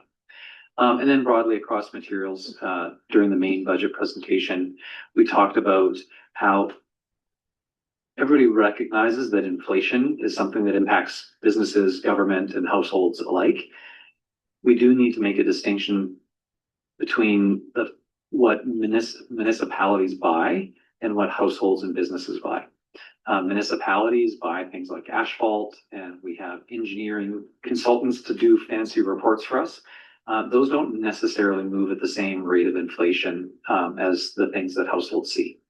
We do definitely see some things that are very similar to households. We buy food for the daycare, and as a reference in the table, daycare food costs are going up by $30,000 in 2026. We would expect, along with the rest of the economy, that inflation will continue to apply to materials, from food to asphalt to consulting services and contracted services like engineers, but probably at a slightly higher rate, maybe 1 to 2% higher than general inflation.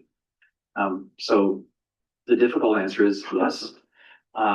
We expect inflation to continue to be a pressure on the municipality. There are limited ways we can change that in terms of how we structure salaries and benefits or the number of people that we employ. If we want to make substantial or material changes there, then we have to consider what services we do and don't want to deliver. If we want to continue to deliver the services that we have today, consistent services over time will get more expensive over time.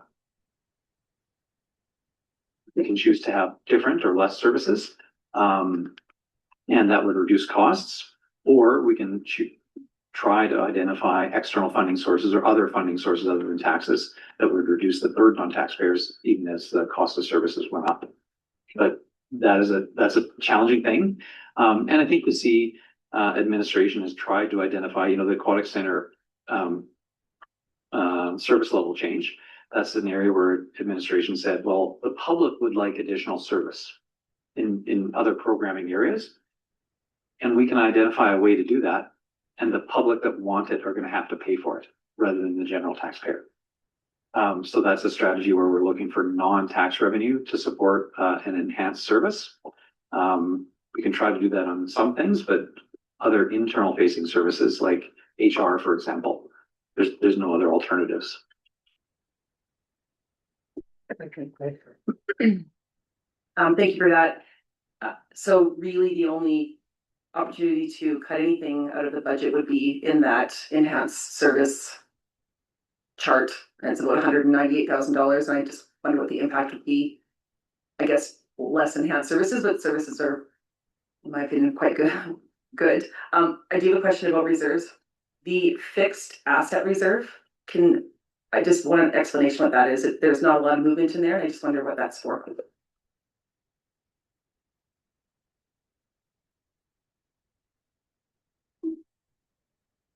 Mayor Ireland, Director Malinchuk and I are seeing who can get to the reserves policy the fastest. But the fixed asset reserve is broadly a reserve that is intended to support future improvements to our buildings. So different than fleet reserve. We have a fleet reserve for rolling stock, trucks and vehicles, and a fixed asset reserve for our physical buildings.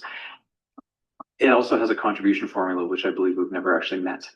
And so the reason that council has an approved policy that says that we should be contributing a percentage of the value of our total tangible capital assets.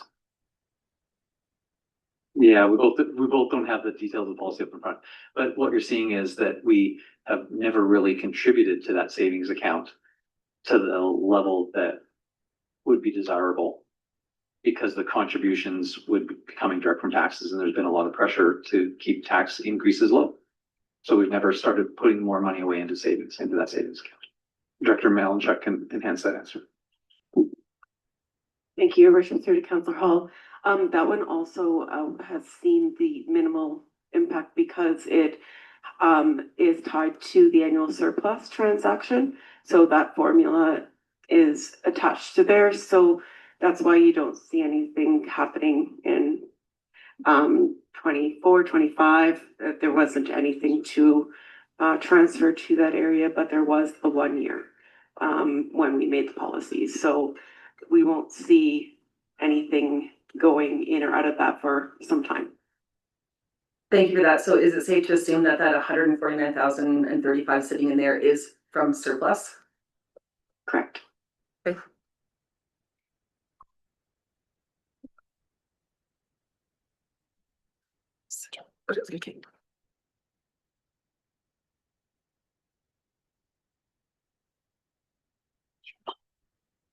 Deputy Mayor Mellon. Thank you, Mayor Island, and wish to go back to the comment, the statement about the $198,000 that would be going to reserves.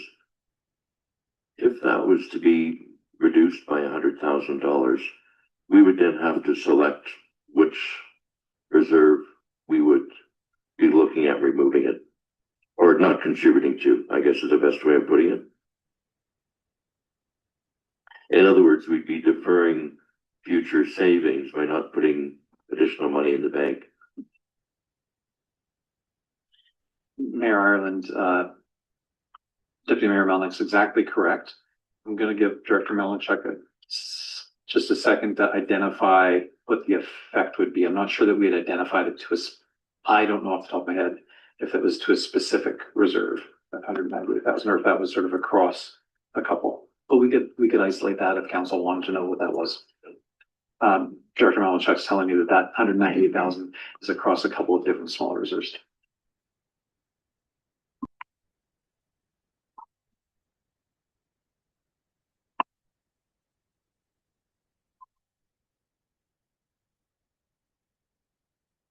And to be clear, that 198,000 is a component of the proposed tax requisition, and it would go into various reserve accounts. And so if we diminished it, that is a direct diminishment of the tax requisition. That's correct.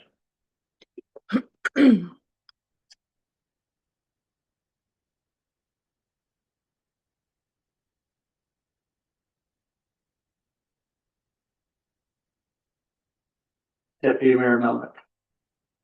Thank you, Your Worship. I would like to make a motion then that we reduce the transfers to reserves by $100,000 in the 2026 budget year.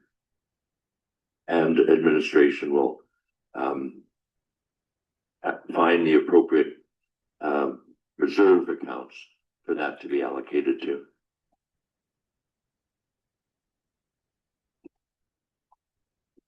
Thank you for the motion.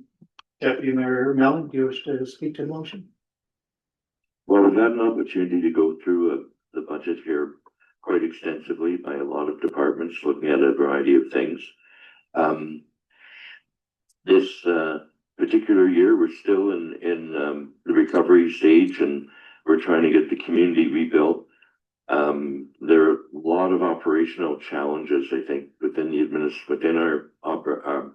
our municipality. When we go in and we cut operational accounts and departments, we actually are delaying our speedier recovery. Now, by taking $100,000, as I've suggested, we're maintaining the pace of how quickly we can recover, and potentially there may be savings in being able to recover more quickly. It's a bit of a gamble of not putting money in the bank for tomorrow's rainy day.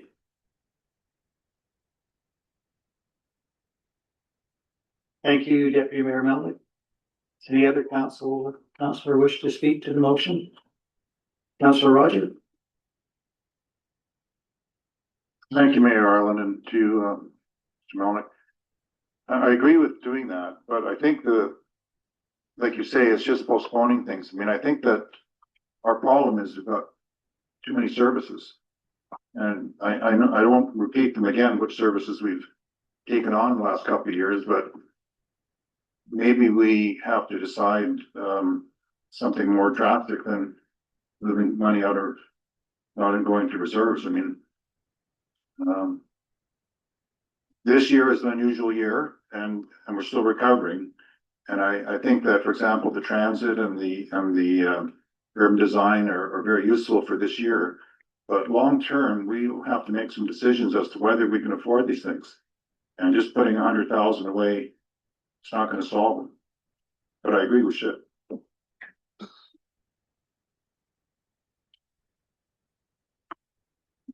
I'll let them close. Oh, Any other? sorry, no, there's other councillors. I won't speak until other councillors speak. Are there other councillors who wish to speak to the motion?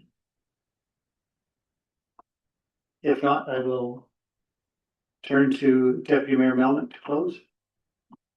Thank you, Your Worship, and Councillor Roger brings up a very good point about are we offering more services than we're able to supply and properly finance.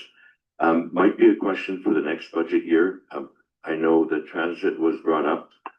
We have contractual obligations, I believe, with our transit department that at least for this year, we would need to maintain. I believe the Public School Board, Parks Canada, we've sold transit passes to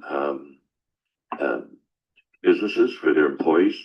And for us to abruptly withdraw those services would not be prudent, and we could actually end up potentially in a breach of contract. We also have a contract with the bus company, and they have a provisions, I believe, in their contract that if we were to make significant changes to that contract, we again would be perhaps subject to penalties as well. So I think we need to take a longer, holistic approach to the services we offer, and I'm hoping that we can do that through the 2026 budget year.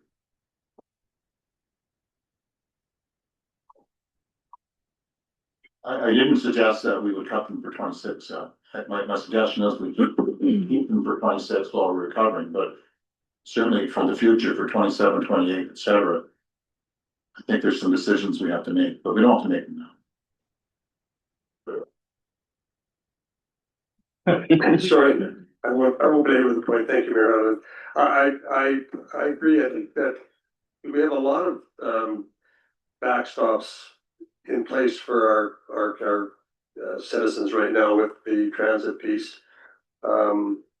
People depend on it, and I don't think that any interruption there would be beneficial on any level. And maybe in 27, it may be busier. I think that the result of a lot of this uptick in construction, and it's going to be accelerated big time in the spring. So who knows what next year will look like in terms of how much of the land use and development piece will be lateraled over to the municipality. In a perfect world, maybe the bulk of it will be, and that equation will change. But I think, I don't know that $100,000 is going to make a huge difference in the numbers that we've been banding around here. But I think the transit piece and the necessity for it is something that we really have to uphold, I think, at this juncture. Certainly for 27, possibly then we'll have something different. We're definitely going to have a different traffic situation in 27, I would say. These neighborhoods that are now largely empty are going to be full of vehicles, and the need for expedient transportation is going to be more evident. Thank you.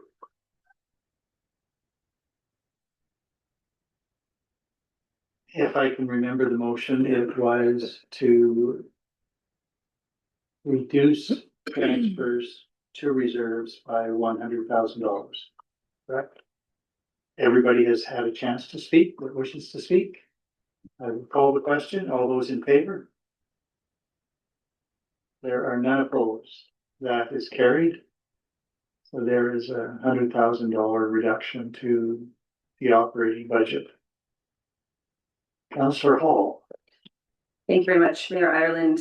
Speaking on services and providing services for residents, we're going to look at the arena, and correct me if I'm wrong, but it looks like it cost the taxpayer $770,000. Is that correct?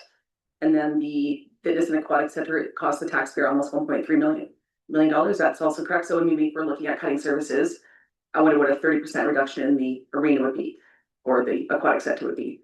That 30% reduction in services there would save us over $600,000. Like, and quality services cost money, but they're what attract people to stay in Jasper. And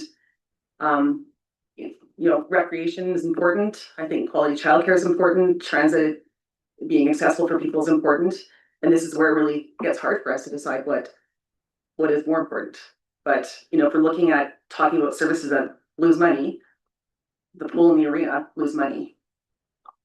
If you're looking at it in those terms, I don't. I look at it as services provided for residents, but I wonder what a 30% reduction would be like if we cut the service fee arena by 30% of the fitness and aquatic center.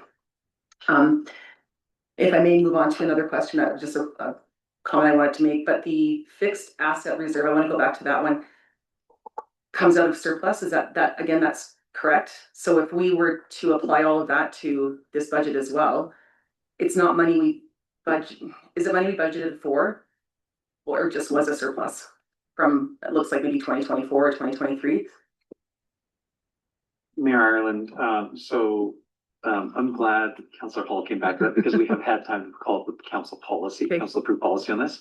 And so I can speak a little bit more to where the contributions were to be coming from. The funding sources are from annual transfer from the general municipal operating revenue. So budgeting to put into the savings account. And, annual operating surpluses, which we haven't had any since 2023. And the sale of fixed assets. So if the municipality owned a building that we ended up selling, the funds from that should go into this reserve, or interest from the reserve itself. So as you heard, the municipality hasn't been budgeting to contribute to this reserve. And again, I think that's a reflection of that there has been a greater focus on tax reduction and maintaining, a lid on increases the net tax requisition. Administration isn't identifying this for any use in 2026.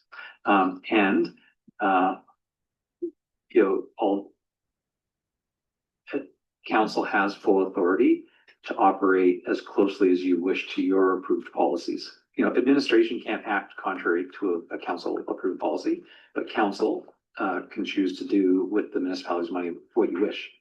And the purpose for the fixed asset reserve is actually quite broad. It says the fixed asset reserve supports future and large scale projects for municipal buildings, machinery and equipment, roads and sidewalks, parking lots and or streetscape elements, grounds and or cemetery.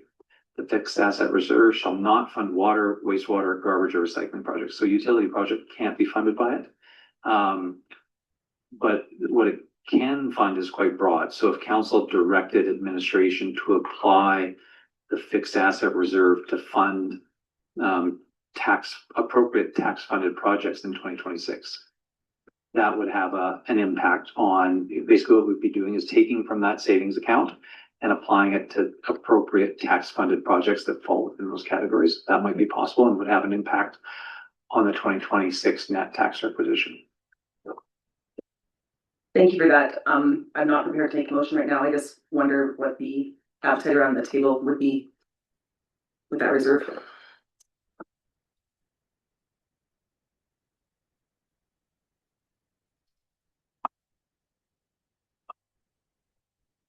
Councillor Roger? Thank you, Mayor Ireland, to Councillor Hall. I don't think we should touch the reserves. The increase in taxes this year is 9%, I think, was the amount. It's painful, but it's something we can work with. I don't see the advantage of knocking it down to 5% and then have no money in the future. Doesn't make sense.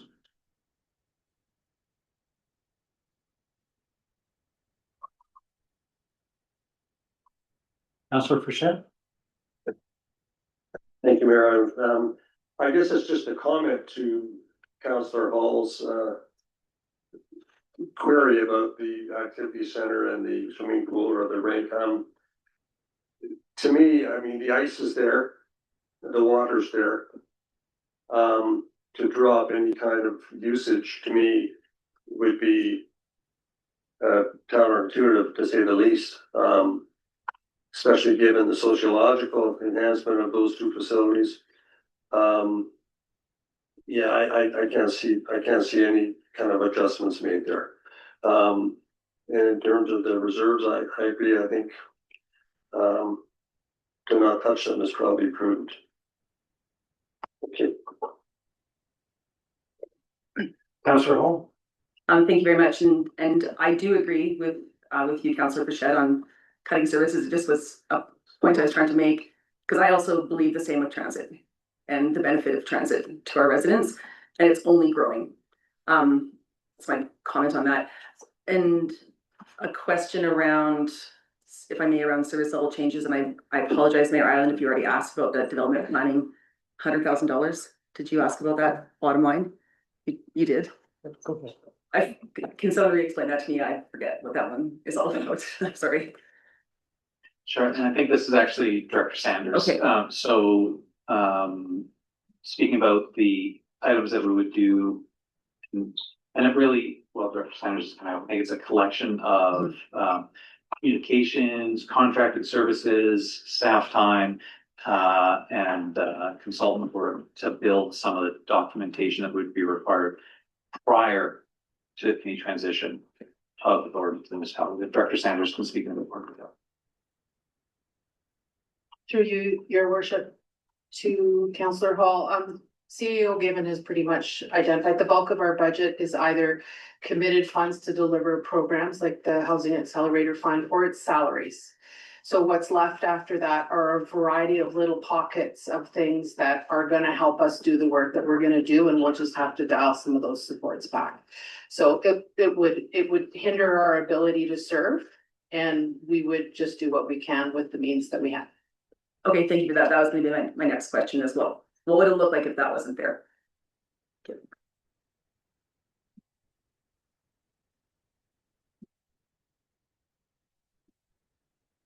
CEO Given. Oh, sorry, were you? No, I'm good. CEO Given, you indicated, I think, that you now have the reserve policy, or you had it. I did, Mayor Ireland, and I did cover that. So I think we got everything that we wanted to get there, unless there's anything. Yes, well, there is, because I don't have it up in front of me. I'm looking at visitor paid parking, and of everything we do, that is the only profit center we have. Everything else, we provide services, and services cost money. I think somebody else, I think you, Mr. Given, spoke about the difference between us and business. I think the primary difference is that the essence of business is profit. The essence of government is service, and services cost money.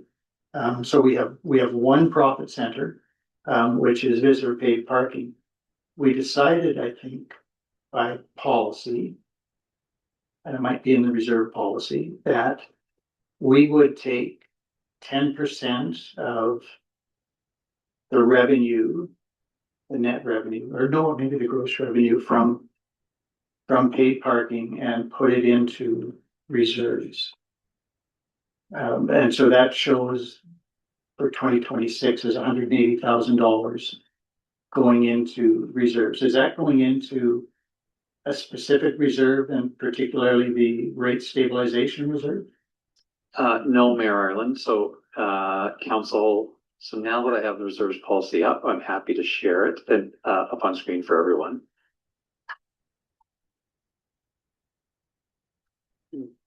This is probably more for our at-home audience than for Council in the room. Apologies. So we have a public transportation and parking reserve. The purpose of the reserve is to support the development of public transportation solutions identified in the 2022 public transportation study, and it may be used for the initial purchase of capital items and or operational subsidies. The reserve may also fund the establishment and maintenance of public parking infrastructure. So that's the purpose the Council described for this reserve. The funding source, they're paid parking revenue, payments in lieu of parking. So there are some situations where a commercial property may choose to do a development of some kind where they can't provide all required parking, and so they make a payment in lieu. So they provide cash in lieu. Profit, should there ever be any, from the municipally operated public transportation services, and interest from reserves. So that's how it would gain, and that's the funding sources. The contribution formula is, as you said, Mayor Ireland, an amount equal to 10% of paid parking revenue from the prior year shall be contributed to the reserve. Up to 100% of any payments in lieu of parking shall be contributed to the reserve, and 100% of any revenue after expenses from the municipal public transportation services would go into the reserve. So that 10% number was correct. It goes directly into this reserve, which has a defined purpose. And so that 10% contribution is reflected as a expense in the visitor paid parking area. That increase, when Council increased the revenue expectation, that 10% contribution to this reserve increased by 10% as well. Not to put too fine of a point on it, but 10% is from the previous year, is what you read. So just humor me playing with numbers. Until a couple of weeks ago, we were anticipating revenue based on last year, 135,000. We increased our revenue projection. But if we kept the same allocation to reserves and we meet that revenue target, we would have an extra $45,000 that could go somewhere. I'm not quite sure where, but it would offset, I think, the tax requisition by another 45,000. Or so it seems to me. Was that if we were to do such a thing, where would those funds materialize, or would it even matter?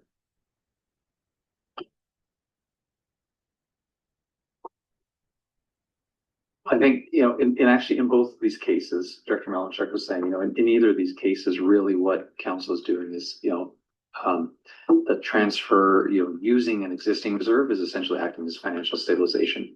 Basically saying, we're going to pay for our current costs, not using current revenue, but savings. And you can't do that forever. And so eventually that rebounds. Remember that part that we showed in the chart of the rebound, that there's a risk to that and a challenge. So a reduction in the net tax requisition this year using a one-time source of funding like reserves,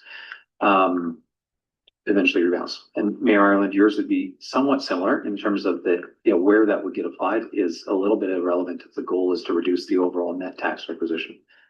It is, we would say that rather than putting that money into savings, use it to reduce the amount that we need to collect from taxpayers. So the profit from visitor paid parking would be higher, and it would be available to reduce the need to collect more money from taxpayers in an equivalent amount. But again, when you stop doing that, that rebounds and you need to collect, that money from taxpayers again.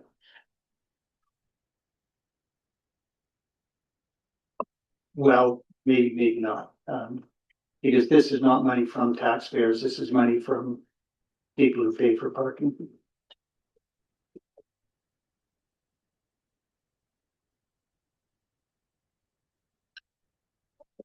Councillor Roger.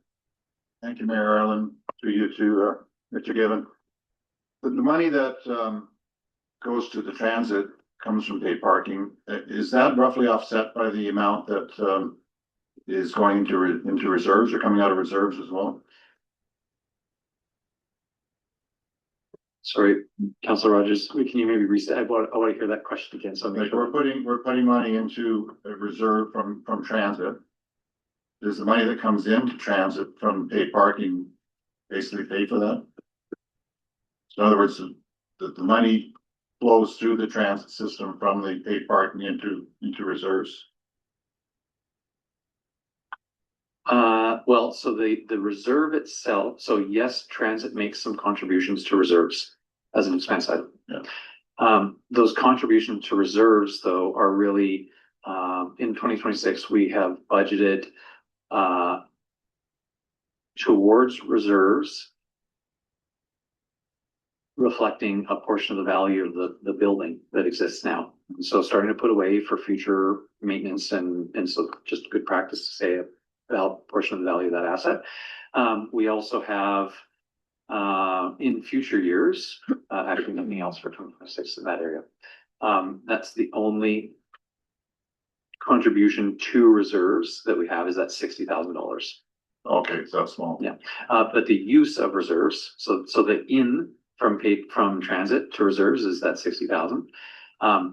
The direct support from the in-year direct support from paid parking is $156,000 of the revenue from 2026 going to support the transit system. There is additionally, I just want to make sure that I've seen the line. Oh, sorry, that's the one item. Okay, so about 160 comes in from paid parking, about 60 of it goes into reserve, so we spend about 100,000 of it on paid park, on transit. Yeah, I think that's a fair characterization. I mean, I understand the talk about this table about support for transit, but have we thought about maybe making it on a seasonal basis? Because as we saw yesterday, for example, up to Pyramid Lake, there's only about one person a day that goes up there in November. It doesn't seem reasonable to be having a bus running back and forth. Because if it was on a seasonal basis, surely it would be more economic for the town. Mayor Ireland, for Councillor Roger, absolutely, council has full discretion over service levels of any of the municipal services. And so when we talk about the arena and how often the arena is open or how much it's open or transit and how often it goes or how many hours it operates, council has full discretion over that. With some caveats, we do have that contractual obligation. So we've signed a contract with the service provider, and so there would be some out clauses.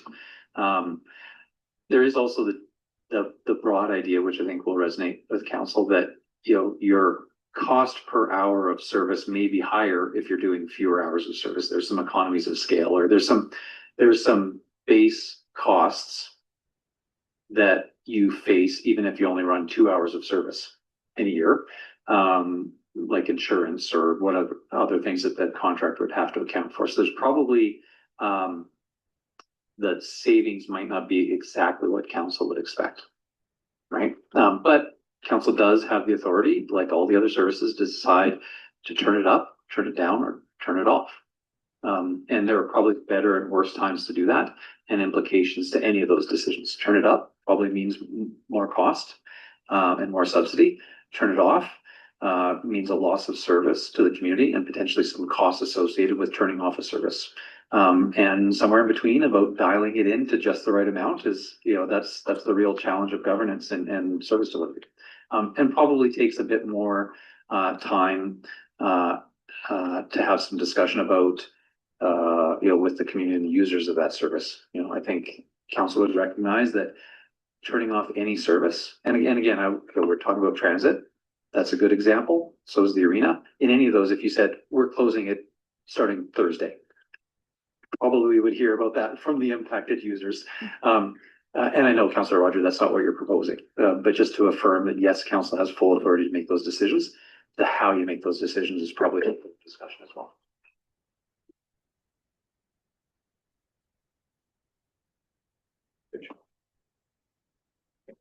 Councillor Hall. Thank you very much, Mayor Ireland. Just on the topic of transit, are we coming into our third year of a 3-year contract with the bus provider right now? That's correct. Yeah, for our local service, where the contract expires, I think in September, sort of towards the end of the summer season. So it could be a good conversation to have at that point, because I know in our transportation master plan, I think that's what it was called, there was in that plan notes around maybe doing what's it called, on demand service, or moving to a different kind of service based on the numbers we've seen. Yes, absolutely. So 2026 is the exact appropriate time to be doing a review of the service in advance of the end of the contract with the contracted provider. Also, 2026 marks the end of the forecasted plan that was adopted by council in 2022. So we've made it through that forecasted plan. It would make sense for council and the community to say, well, we had a plan. How did we do compared to what the plan was? And what adjustments might be needed going forward? And again, turn it up, turn it down, turn it off, right? All of those options are available to council. And 2026 is the time where it would make sense to do that. It's just probably earlier than when the contract ends. You probably want to have some idea about what you're going to do going forward. And administration had planned on having that kind of discussion and bringing forward a renewed plan, recognizing that we've run through the timeline of the previous plan that was adopted by council. Just an observation, this is a really good rehearsal for the strategic planning session that we will have early in the new year, particularly talking about the services which we choose to provide for the residents of Jasper. I would like us to make some progress today on the operating and capital budgets though. Councillor Roger, you had No, I'll be fine. I was just going to take us back then. We have yet to deal specifically with the request that came in, as a separate, community group request for funding. That is the, Jasper Pride Festival Society. And before we get to potentially motions to either approve the operating budget as amended, or otherwise, we should deal with that specific request, which remains outstanding. Councillor Roger? I'll make the motion that we fund the Jasper Pride, group $10,000. It's not quite. Is that all right? It's There's two. slightly different. The request is for $2,500 plus gifts in kind. Yeah. Oh, I'm sorry. It's around 10,000. I'll amend that motion so that it's $2,500 and, gifts in kind up to $7,500. 8,085. 8,085. 8,085, okay.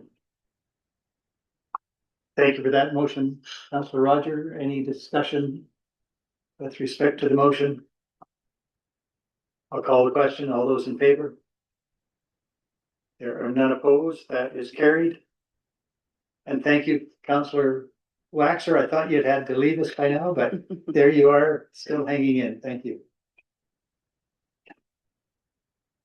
Must be getting particularly late in EEI.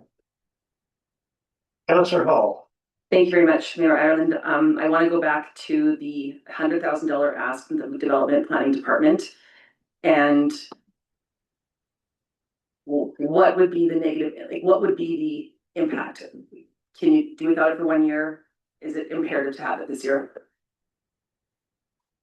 Through you, Mayor Ireland, to Councillor Hall, the specific tasks I have in mind is to support our staff with bits and pieces to clearly figure out how we would issue building permits. For example, we don't have anything set up to do that. We need a little bit of technical support to do that.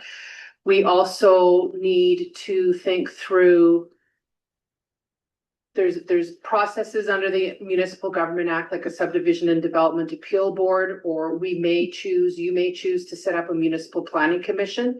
We need a little bit of technical support to be able to put those pieces in place. So we would delay doing those things, which means we're delaying being ready for the transfer of authority.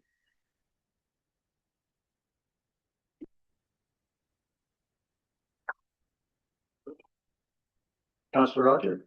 Thank you, Mayor Allen. To you, Ms. Sanders, when do you expect the transfer of authority to be? Is there a specific time that you're expecting it to be? Mayor Ireland, maybe I'll take that one. So in discussion with Parks Canada officials, we've identified a commitment to working together to develop a timeline and proposal on what the transfer would look like within 18 months from October of this year. So more than a year from now is the goal of having a plan.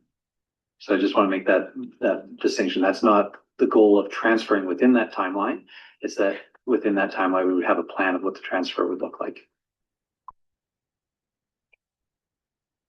Just as a follow-up to that, I'm not certain there's going to be a transfer. I mean, it may be that we'll decide that it's too expensive for us and that Parks Canada can keep on doing it. I don't think, at least in my mind, the decision has been made. So paying $100,000 to get prepared for something that may not happen, I'm not sure if that's a good investment if it's going to be 18 months from now. And again, I don't know. I think to me, there's going to be some savings in government money that we pay them, and there's going to be some revenue, but I would have to be satisfied that the department will be able to be fairly close to the revenue, in order to be viable. If it's going to be, as we're looking at now, with $400,000 in the hole each year, I don't think we can do it. So I'm not sure saying another 100,000 right now is something I would support.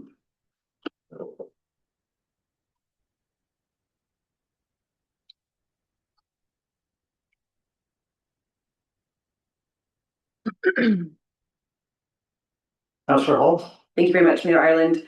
I support this department and I think gaining land use and planning will be beneficial to our community. I do think that maybe we need to wait on this $100,000 ask. There's a lot going on. It's a big budget. If we're not projecting to get land use and planning for 18 months, I wonder if there is. I'm just not sure if this is something I agree with Councillor Roger. I think maybe this one can wait.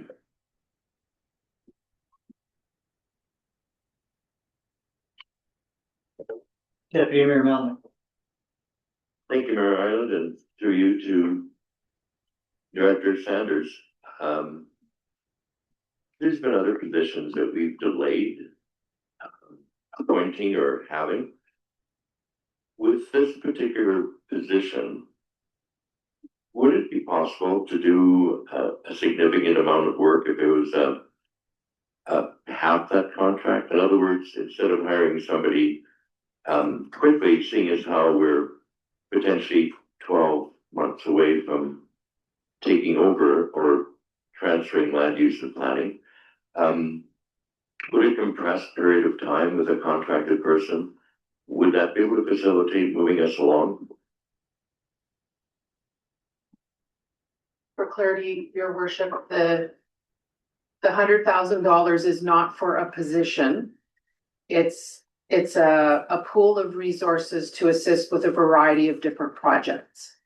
So the choice you could make is not spend the money now, and we will put a number of projects on hold and we'll pay attention to other things. We just need technical things. It's everything from a lawyer, it's from having somebody with a great deal of expertise with building permits and processes, so we can be wise about how we set it up. And then same thing for setting up bylaws in a municipal planning commission. So while staff are going to decide and support you to figure out what are the best options for us, we need some technical support to be able to assist our staff to be able to do really niche assignments. It's not every day that these pieces are put into place. So the choice is we move those things this year or we delay doing those things. Thank you for that. Councillor Frechette? Thank you, Mayor Ireland, and through you to Director Sanders. I am at full square behind your department. I think that for as long as I've lived here in Jasper, I think there's always been popular culture to put all of the things that have gone wrong in our community on park shoulders. Some of it, I suppose, is warranted, and some of it isn't. But I think, given this opportunity going forward, I think that we've got this momentum happening, and to interrupt that momentum, I think would just show an inability to decide. I think we have decided that as a community. I think I can say very confidently that our community is ready to round the corner and take more responsibility on how we live, how we build our homes, and embrace the future of what our architecture is going to look like, and all of the options that will be available to us. On many levels, that is something that is going to pay dividends down the road. No longer will you be able to badmouth Parks Canada for what you don't like, because these are decisions that you're making, we're making.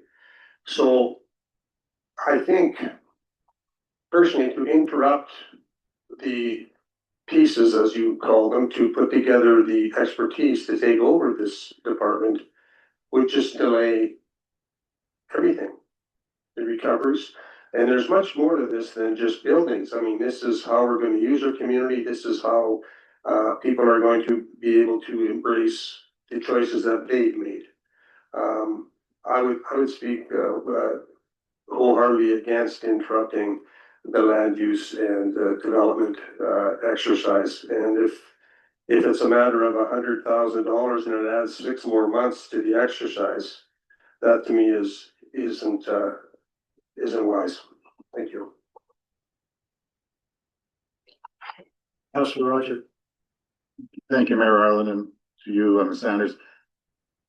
I understand what Mr. Frechette is saying, and it would be in a wonderful world. We would like to have this done, but we have to do it in a way that's viable. So before we would spend $100,000, I think we should see your projection as to what your budget would be going forward. And if it's something that we can't afford, then why start with $100,000? But if it's something we can afford, and if the projection of the income we're getting from the building permits and the savings from Parks Canada makes it even close, of course we'll do it. But if it's going to be, $500,000 or $600,000 in the hole every year, then I don't think we can be responsible to do that. So that's the answer I would have to have before I voted for the 100,000.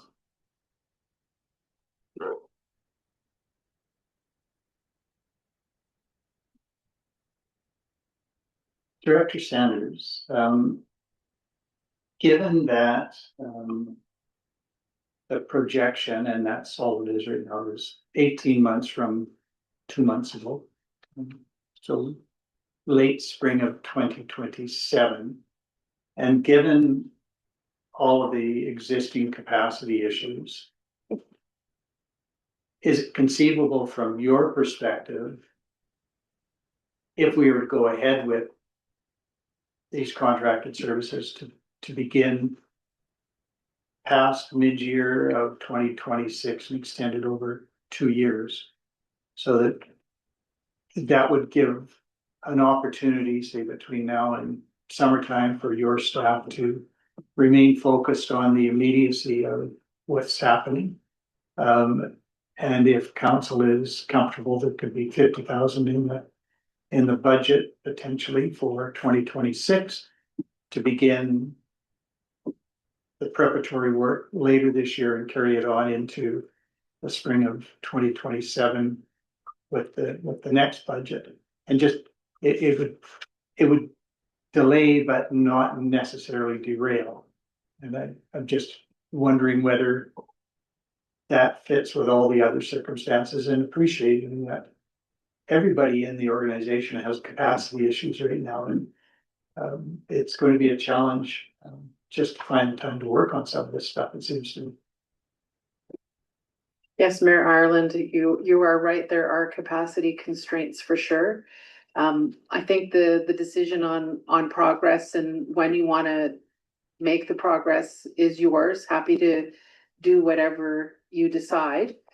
And also happy whenever it makes sense to bring forward, Councillor, I did it also. Director Given also mentioned, like there was research and work and business case information that was in front of you before I was hired, before the fire. And it may be time to update that information and give you an opportunity at this moment in time, now that you have a department, now that, we are getting our legs underneath ourselves post-fire, to make some conscious decision makings on pace, like the pace that we want to undertake this, and how steep a gradient do we want in light of we're already on a steep gradient. So thank you for that. CEO Given, you went from councillor to director just like that. Wait. Councillor Frechette. No, that wasn't me. You were trying to get in. What's that? Before I spoke, yes. Oh, you know what? I can't remember. Never mind. Thank you.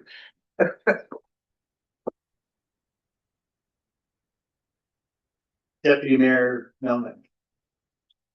Thank you, Your Worship, and thank you for the discussion that we've had. And I think this discussion's helped me in my mind understand that what is being asked for in this $100,000 to be able to move us forward. And as I indicated, that I was thinking of a position, but it's not really a position. It's funds to be able to assist the development planning, urban planning department to receive the services it needs to move forward. The discussion about over 2 years makes sense to me, and I resonate with that.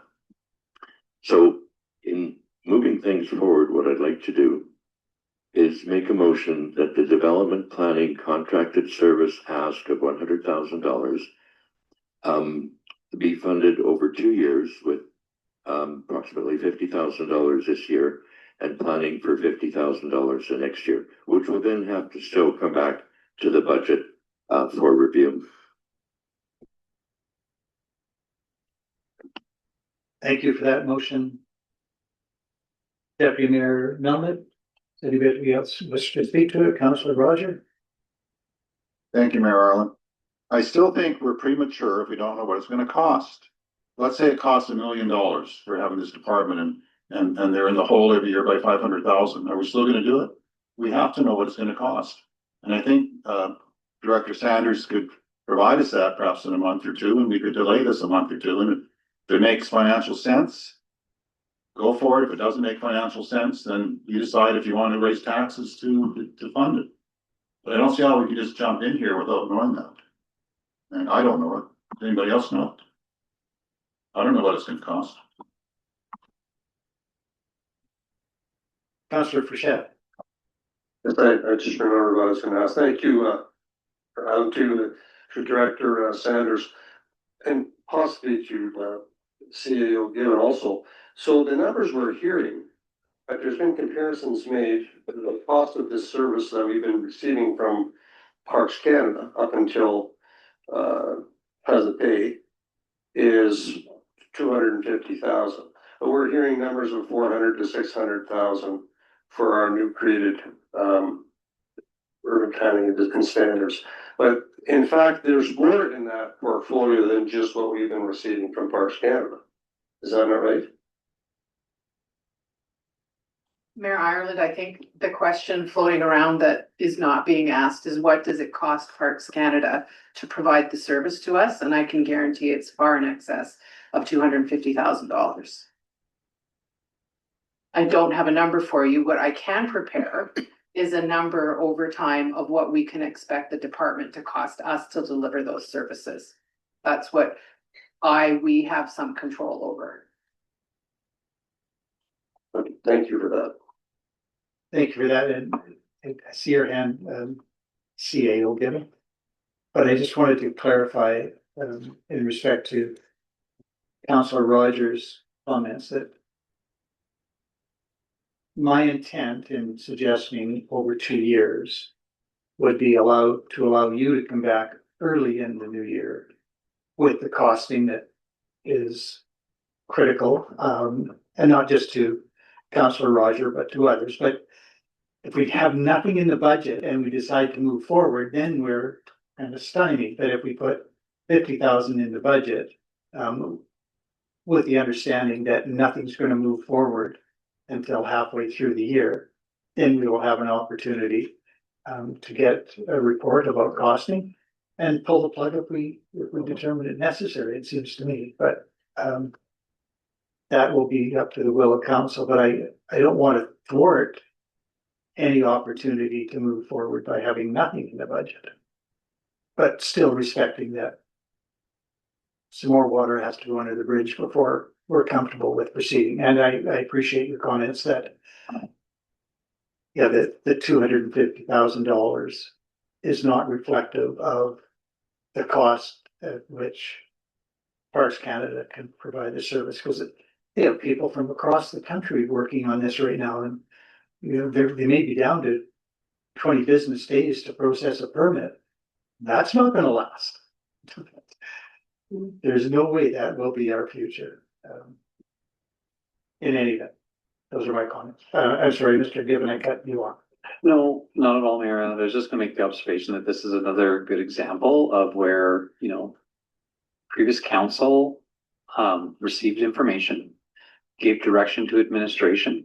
The administration has acted on that direction and built a budget that reflects the direction that was given to us by our governance body. And we're in a time of transition with a new governance body that doesn't have the benefit of the same information. And some of the information is now dated. The transit is another good example. There was a 3-year plan and forecast of how a transit system would develop in Jasper and what the costs were. And we've run through those 3 years. On the planning and development side, in advance of the establishment of the department and in advance of the fire, there was a plan that was seen by the last council that ran out till, till it was a 3-year plan again. All of those things need to be renewed, and the new council absolutely should see them when they're making fundamental, big decisions. And so, there's an absence of information. And council, in order to make good decisions, needs to have that information. I think we're seeing that sort of repeatedly. So just make that observation for all of you that there's some fundamental questions that you need to ask. And there's probably some research and information that needs to come to you. It's not all going to arrive tonight. Right. And so you're right to say, okay, well, we need to plan to be doing this work in the course of the new year.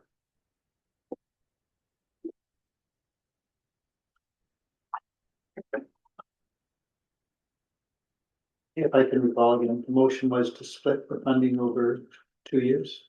Yes, right. Okay. Mayor Ireland, can I make an observation about that? Perhaps it would be to reduce the $100,000 to $50,000 in 2026. It was a bunch of different things in that table that we had added together to reflect 100,000. So probably just a better way to say that would be to reduce that to $50,000. Because it wasn't one thing, so we'll reduce a bunch of line items to get $50,000 out of the budget. That's, you're content with that? I am, yes. To the motion is. Thank you, Councillor Roger. Thank you, Mayor Arlen. Mr. Gibbon, shouldn't we also say that it's unfunded in the budget? Thanks for the question, Mayor Allen, for Councillor Rogers. So this is not a capital project. This is an operational expense. And so we don't really discuss. So unfunded is a term for a capital project. Okay. This is just a reduction in operating expenses. But we're not committing to spending it until we get the financial information. We're just approving that it could be funded. Is that what we're saying? Not yet. We haven't said that yet, but we can say that. Well, I would like that. I would like that to be clear. I think I'm repeating myself, but I think we have to make sure before we invest that it's a viable proposition. Doesn't that make sense? Sure, absolutely. And I hope it will be, but we have to know that it will before we can give money to it.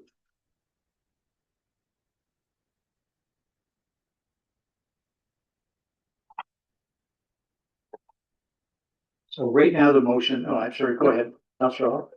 I just want to speak to the motion, and I won't vote in favor of the motion because I do think we should hold off on this until next year. And based on the fact that everything is taking longer than anticipated. This was a very big event. To frame rule took months longer than it should. Everything just feels it's a bit slower.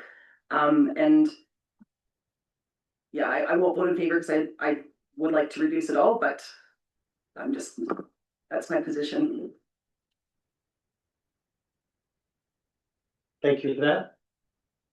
Any other councillor wish to speak to the motion before I call the question? Okay. I think Councillor Waxer has now left us. Okay. Thank you. Deputy Mayor Melnick, do you wish to close? Thank you, Your Worship, and appreciate the conversation that we've had.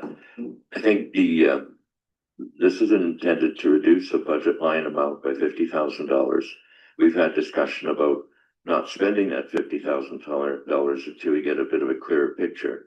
But the motion is intended to have that amount in the budget to be able to move forward if that's in fact the case once we get additional information.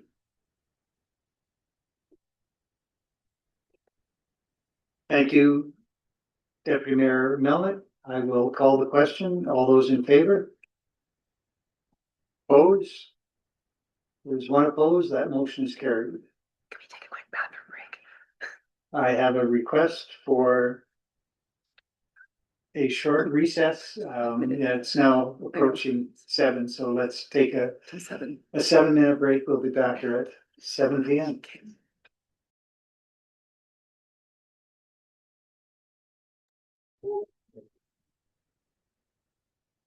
All right, council, we are back in session. we are still looking to complete, the operating and capital budgets. If any councillor is ready, for any motion, is of course in order. There hasn't been much more discussion on the capital budget since we made a motion earlier with respect to changing designation from debt to unfunded. So there might be somebody prepared at this point to make a motion to approve the capital budget as amended.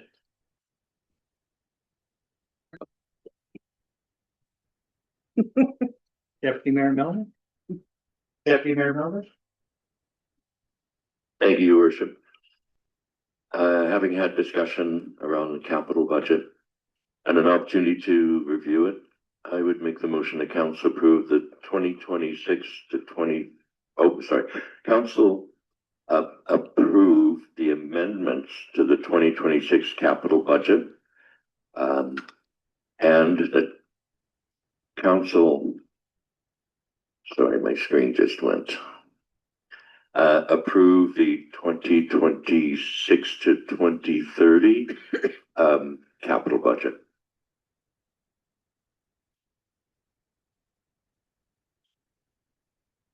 Understood from administration. The motion is to approve the capital budget as amended. Understood. Right. Any debate on that motion? Right, I will call the question. All those in favor? There are none opposed. That is carried. Takes us back then to the operating budget. And again, I would entertain either motions to further amend the operating budget. Several other matters had been discussed, but no motions. Councillor Hall. Thank you very much, Mayor Ireland. I will like to make a motion around the fixed asset reserve. And that motion is to apply the $149,035 to, I'm not sure where to apply it to, but to cut that out of the tax requisition. I'm assuming there's a way. Mayor Ireland, so just in terms of phrasing, you could say to reduce the 2026 net tax requisition requirements. Okay, and that'll be my motion. And I make this motion because this is a reserve that has been 2023 is when this money was put in. It's been sitting there for a couple of years. I think this is a time to do it. It's a tricky budget. This money came out of surplus as well. And that's my motion. Thank you for that motion, Councillor Hall. Do you wish to speak to it further? No. Any other councillor wish to speak to the motion?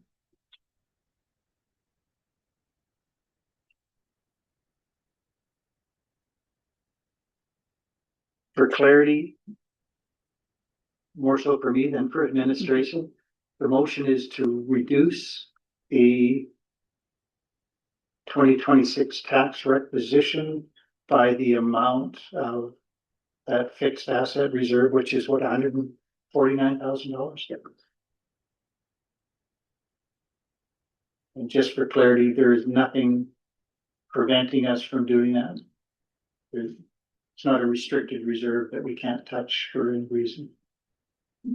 Mayor Ireland, the only restriction on the use of that reserve is council's policy. And so if council wishes to act differently than its policy says, that's up to you. Thank you for that. Seeing no hands, I will call the question. All those in favor? There are none opposed. That is carried.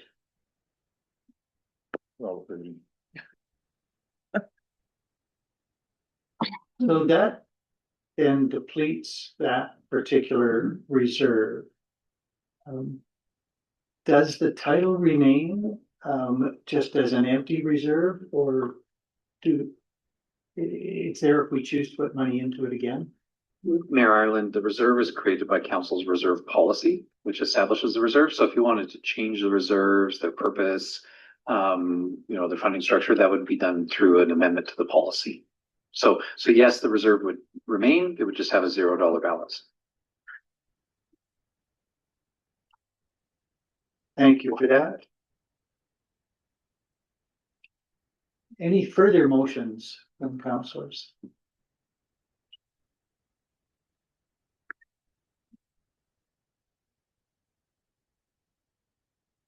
Councillor Hall. Thank you very much, Mayor Ireland. No motion, but I have a question for administration about 2027 budget. Hypothetically, if we were to make a motion before that budget comes to us next year to only have an increase of 5%, is that going to be impossible based on this, based on inflation?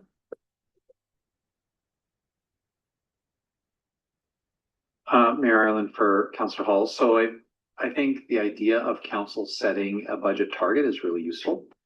I think it would be subject to, it would depend on a lot of things that are not known right now. So council's discussed a bunch of different plans and projects where more information is needed before council's in a position to make a decision. Probably would want to have a little bit of a sense of those. Council hasn't yet had a chance to have a strategic planning discussion about whether you want to add new services, reduce it. So I think it would be, so we saw on the inflation note, there are significant sort of core costs the municipality faces, and inflation will continue to march on.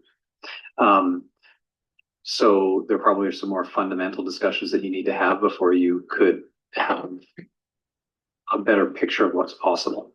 And it is useful for administration if council gives some direction earlier in the process than at the budget table, about what you'd like to see as a target.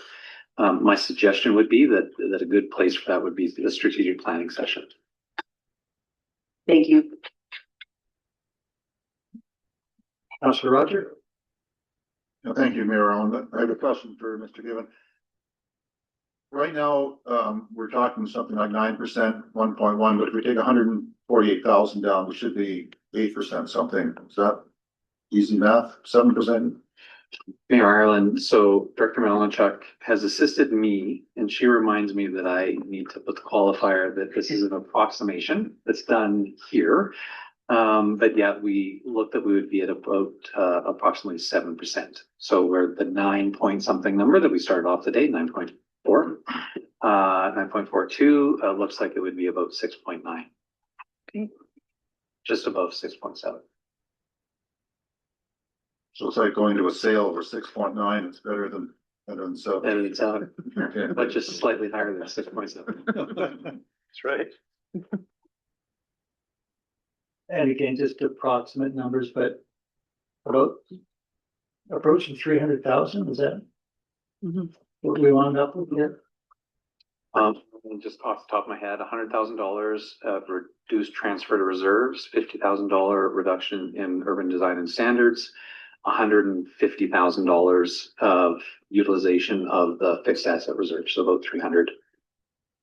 And then adding in the price. Adding in 2,500. And adding in 2,500.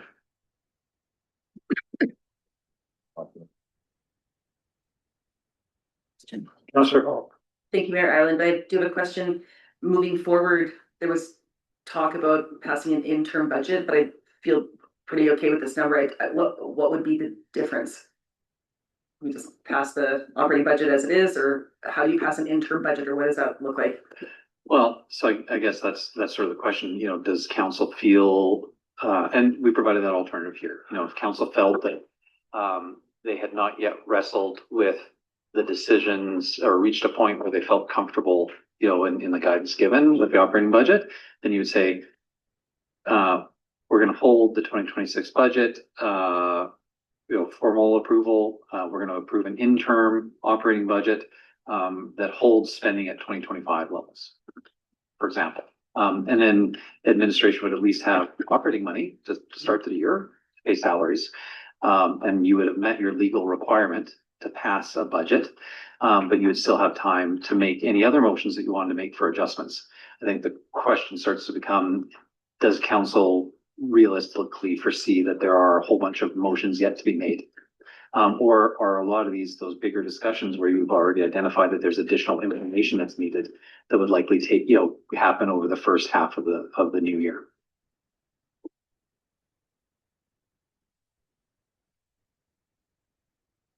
Thank you for that. Any other motions forthcoming? Any other questions for administration?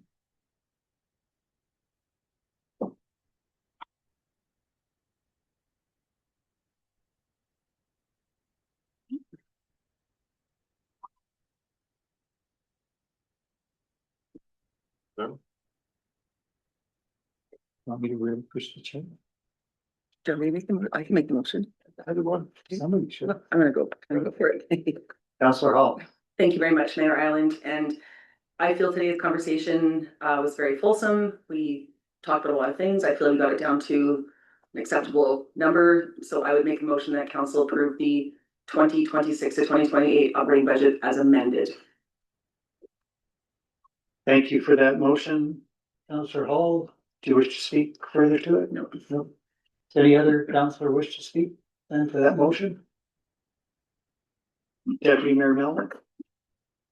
Thank you, Your Worship, and I'll speak in favor of the motion.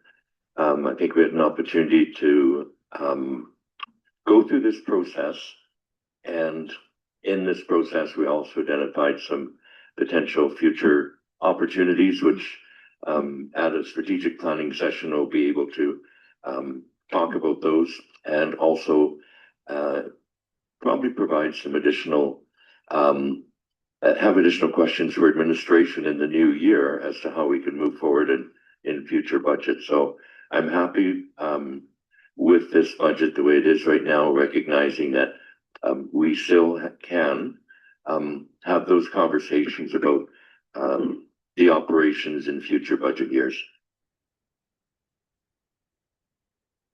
Thank you for that, Deputy Mayor Melnick.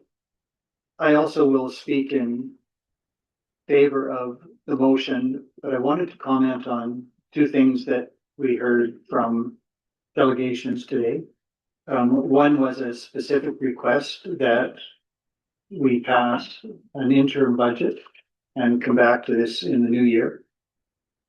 And I just want to recognize that I heard that. And even though we may not pass this as an interim budget, it's not because we didn't hear it.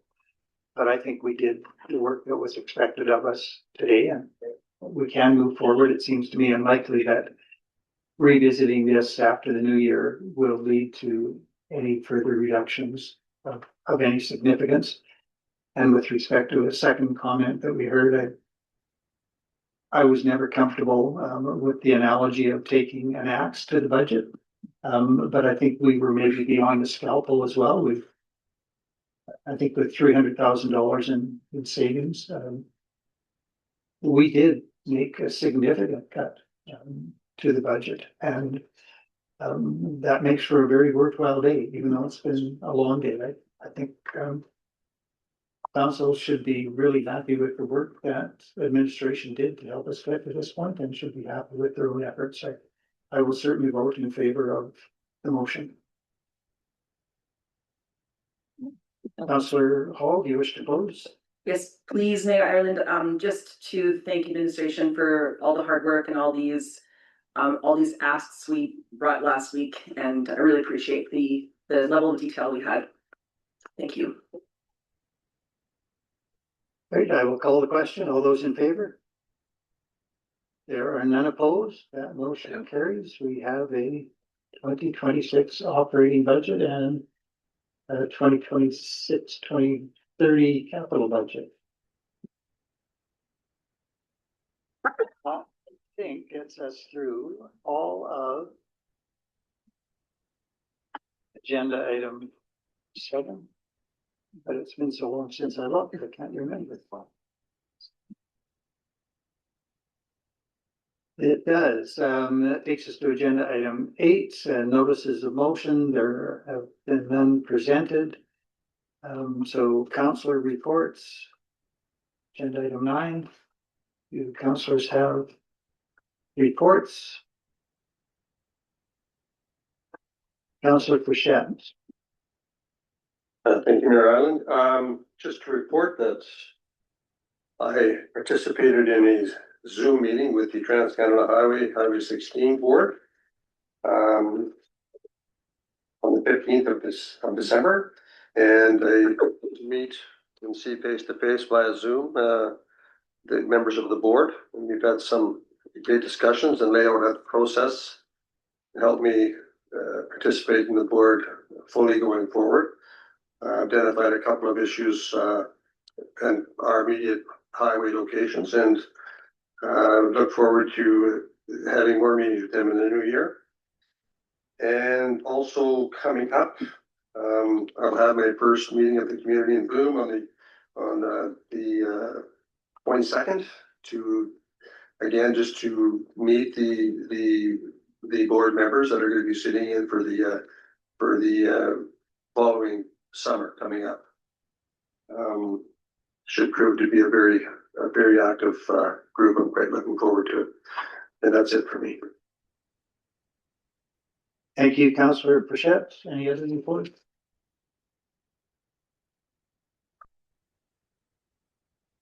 I can then report that I attended in Banff last week, December 10th, for a fireside chat with Parks Canada CEO Ron Holman, who had announced just previous to that meeting his retirement in or about March, although he might be done sooner, but his retirement date is in March.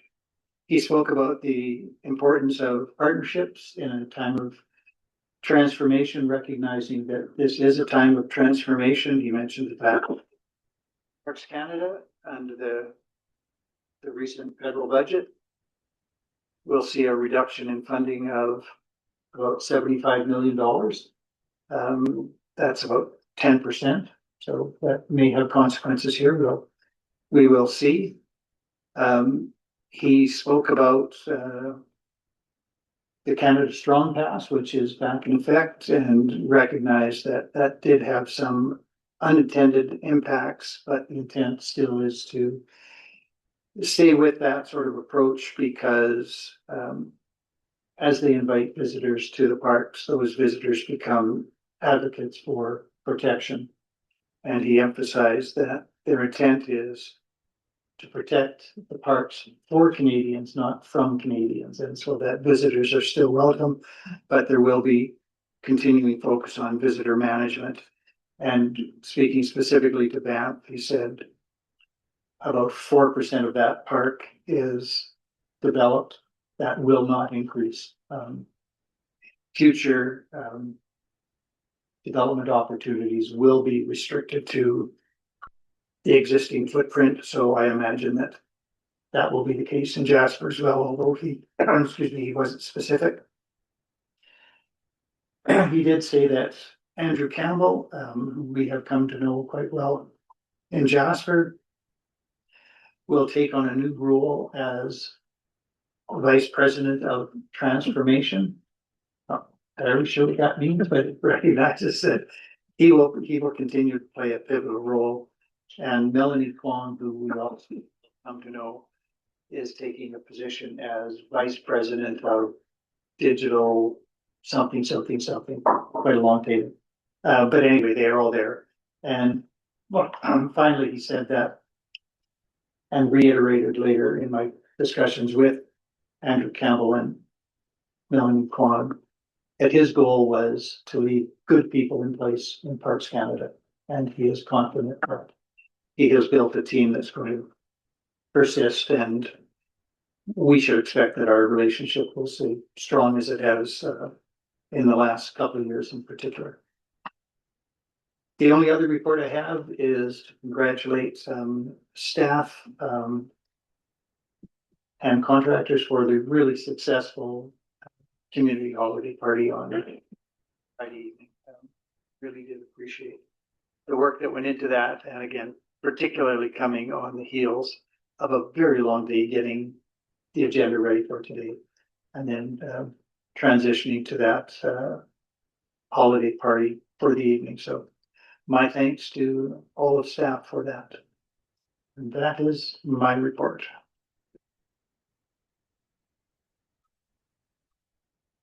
If there are no other reports, upcoming breaks, this will be our last meeting of this calendar year.